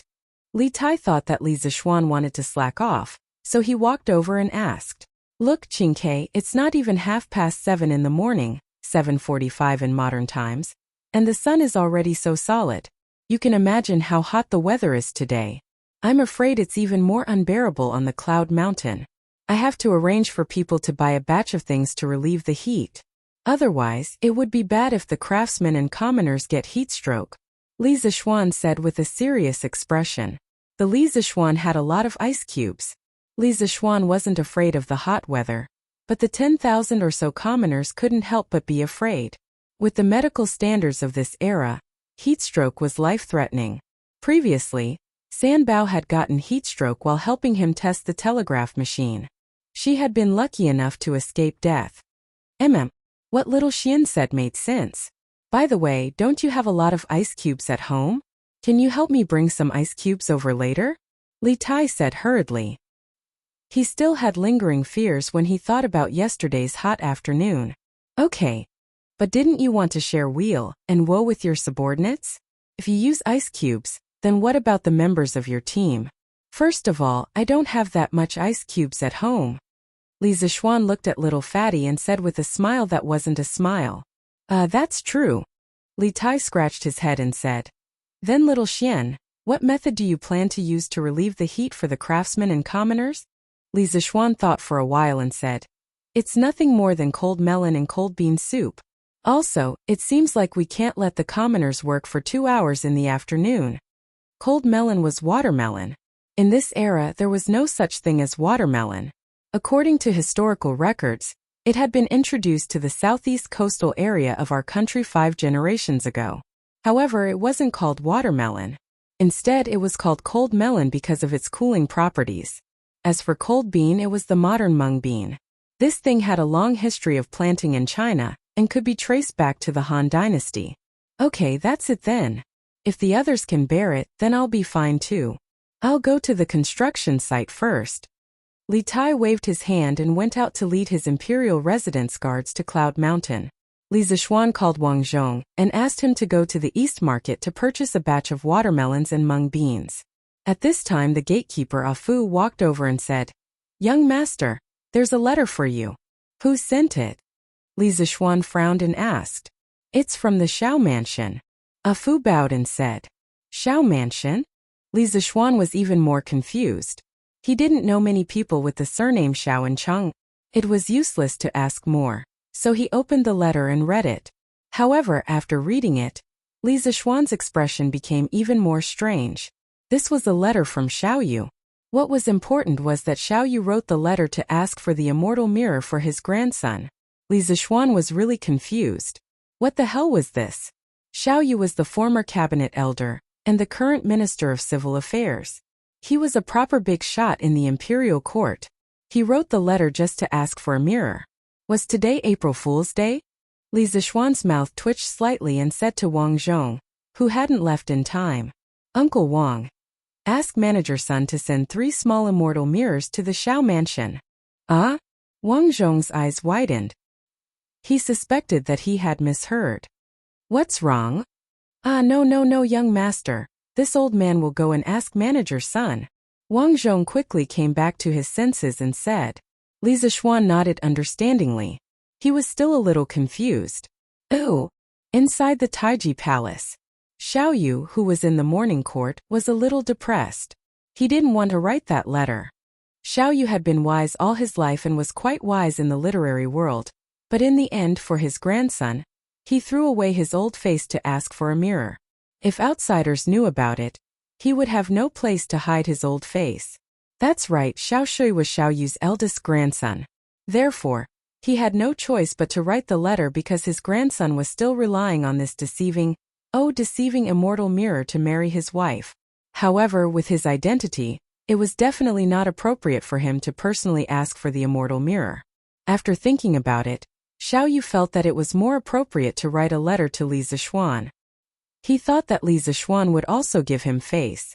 "Menger, are you relieved now? If Grandpa personally asks, there will be no problem." Xiao Shui smiled fawningly at Menger in the Shao Mansion's courtyard. "But what if Grandpa Xiao doesn't ask?" Menger frowned and said, "Hey, that's impossible. Which minister in the current imperial court will not give my grandpa face? Even the emperor. Even the emperor is very concerned about my grandpa." Xiao Shui wasn't stupid. He knew that there were some things that could be said and some that couldn't. He quickly stopped the second half of the sentence and changed his words. "Well, that's true. Then this lady will forgive you this time." Chapter 476. Haha. Then Menger, is our wedding date going to be as planned? Xiao Shui, who was soft-hearted, was like a lackey at this moment. He licked his lips and asked, if the Strange Taste Pavilion really sends the mirror over, of course it will be as planned. But Menger rubbed her chin and mischievously stopped at a key point. But what? Xiao Shui's heart trembled. He suddenly had a bad premonition. The heavens had pity on him. He had been tormented miserably by the girl in front of him for the past few days. "Xiao Shui, why are you so afraid? I just want to ask, do you really like me?" Unlike other young ladies, Menger was quite bold. She didn't blush at all when she said this. There was only purity in her eyes, the kind of purity that didn't know anything about the mortal world. Xiao Shui's heart melted at this moment. How could he say anything else? He nodded like a chick pecking at rice and said, Yes, of course I really like you. I, Xiao Shui, swear to the heavens." I don't want you to swear." Menger giggled and placed her finger on Xiao Shui's lips. Then she stood up and twisted the hair in front of her forehead and said, "I want to say that since you really like me, then when we get married you have to compose a poem like, I don't have the wings of a colorful phoenix, but our hearts are as one. I want Sister Nan Xiao and the others to be envious of us. Ah! Xiao Shui was dumbfounded. He screamed crazily in his heart. Li Zishuan, you're so King deceitful. Ooh! Ah! Young master! You brought so many cold melons. How much is it? Near noon, Li Zishuan brought dozens of carts of cold melons and a few bags of mung beans to Cloud Mountain. Second Master Lu, who was at the entrance of the mountain, saw this huge convoy and immediately stepped forward in surprise. Haha! Isn't this because I'm afraid that everyone will be too tired? It's just a few carts of cold melons, it's not worth much. It's better that everyone doesn't get heatstroke than anything else. Li Zishuan smiled nonchalantly. TSK. Young master, you're really generous. How is this a few carts? It was probably more than 10,000 pounds. To tell you the truth, I Lu Wanshan have lived for more than half of my life. But this is the first time I've seen such a compassionate boss. Lu Wanshan looked at the huge fleet and said with emotion, everyone is born and raised by their parents. What's the difference between rich and poor? It was just a different reincarnation. Haha. Second Master Lu, I'll go up first. Li Zishuan sighed with deep meaning. He cupped his hands at Second Master Lu and led the team up the mountain. What's the difference between rich and poor? It was just a different reincarnation. Haha. Our young master is really different from the rest. Second Master Lu squinted his eyes and looked at Li Zishuan's back with a complicated expression. Qingke, what's wrong with you? Are you pregnant? When they arrived at the top of the mountain, they saw Li Tai standing at the entrance of the mountain. His cheeks were puffed up, and he was trying to hold back his laughter. His expression was very strange. Li Zishuan could not help but complain. F***ck, you're the one who's pregnant. Haha, I can't take it anymore. It's over. Let's go to the side. If Xiaoning sees me laughing, he'll kill me. When Li Tai heard this, he jumped 3 feet high. As he spoke, he could not help but hold his stomach and laugh. However, this little fatty could not help but look back as he laughed. In the end, he even pulled Li Zishuan into the small forest at the side. Li Zishuan was shocked. Who would be willing to go into the forest with a damn fatty? He did not do gay things. Wait, what exactly happened? What's the meaning of your sneaky look? Li Zishuan could not stand this gay little fatty and hurriedly said, Ha ha ha, forget it. I'll go to the side and laugh for a while more. Little Xian, go to the shed and see for yourself. Ha ha ha ha ha. Li Tai waved his hand and fled in panic. Li Zishuan was confused. Did this little fatty take the wrong medicine today? He shook his head and walked to the big shed in front of him, which was the temporary command room of the construction site. When he went in to take a look, Li Zishuan immediately knew why Li Tai was laughing. Xiaoning, are you acting in an opera? Ha ha ha ha ha. Yin Xiaoning was originally a handsome gigolo. However, at this moment, he had turned into a young man full of pimples. In just one night, there were dozens of small red spots on his face, and there was a huge red lump in the middle of his forehead. The most awesome thing was that Yin Xiaoning's eyes were like that of a giant panda's. His entire person looked too beautiful to look at. Bang! Little Xian, shut up. What are you laughing at? Didn't I become like this because of your academy? If you keep laughing, I'll quit. Yin Xiaoning, who rarely cursed, didn't care about anything else at this moment. He slammed the table with all his might and roared at Li Zishuan. Damn it! Okay. I won't laugh anymore. Haha, I really won't laugh anymore. Xiaoning, let me laugh for a while more. Ha ha ha ha. As Li Zishuan spoke, he couldn't help but laugh out loud. Huff huff. Yin Xiaoning panted heavily. His face was getting darker and darker. He clenched his fists so tightly that they made cracking sounds. He was going to go berserk at any moment. Li Zishuan saw this and quickly held back his laughter. He waved his hand and said, Cough cough, I won't laugh anymore. Xiaoning, hurry up and tell me what's wrong with you. Why are there so many bumps on your face? Damn, it's all your fault. Yin Xiaoning's face darkened as he yelled. This is King Barren Mountain. At night, the mosquitoes are like locusts passing through, and there are no curtains at the construction site. Do you know how hard I slept last night? Li Zixuan suddenly realized that Yin Xiaoning's head was full of mosquito bites last night. Speaking of mosquitoes, whether it was in Chang'an City or in the middle of nowhere, there were a lot of them in summer. Li Zixuan did not feel it before. First, the Li family often burned mosquito repellent. Second, the Li family's bed had curtains, similar to modern mosquito nets. Third, Li Zixuan's bedroom would put a lot of ice cubes every day. Usually it was 30 to 40 degrees outside, but only 15 to 16 degrees inside. It was like turning on the air conditioner. Mosquitoes did not like such a cold environment, so he was not bothered by mosquitoes usually. But at the construction site it was completely different. Li Zixuan had spent the whole day arranging the accommodation for the workers yesterday. He did not consider the mosquitoes at night at all. Even if he did, he was pressed for time and could not solve it yesterday. More than 10,000 curtains were not a small number. Even if he had money, he could not buy so many curtains in such a short time.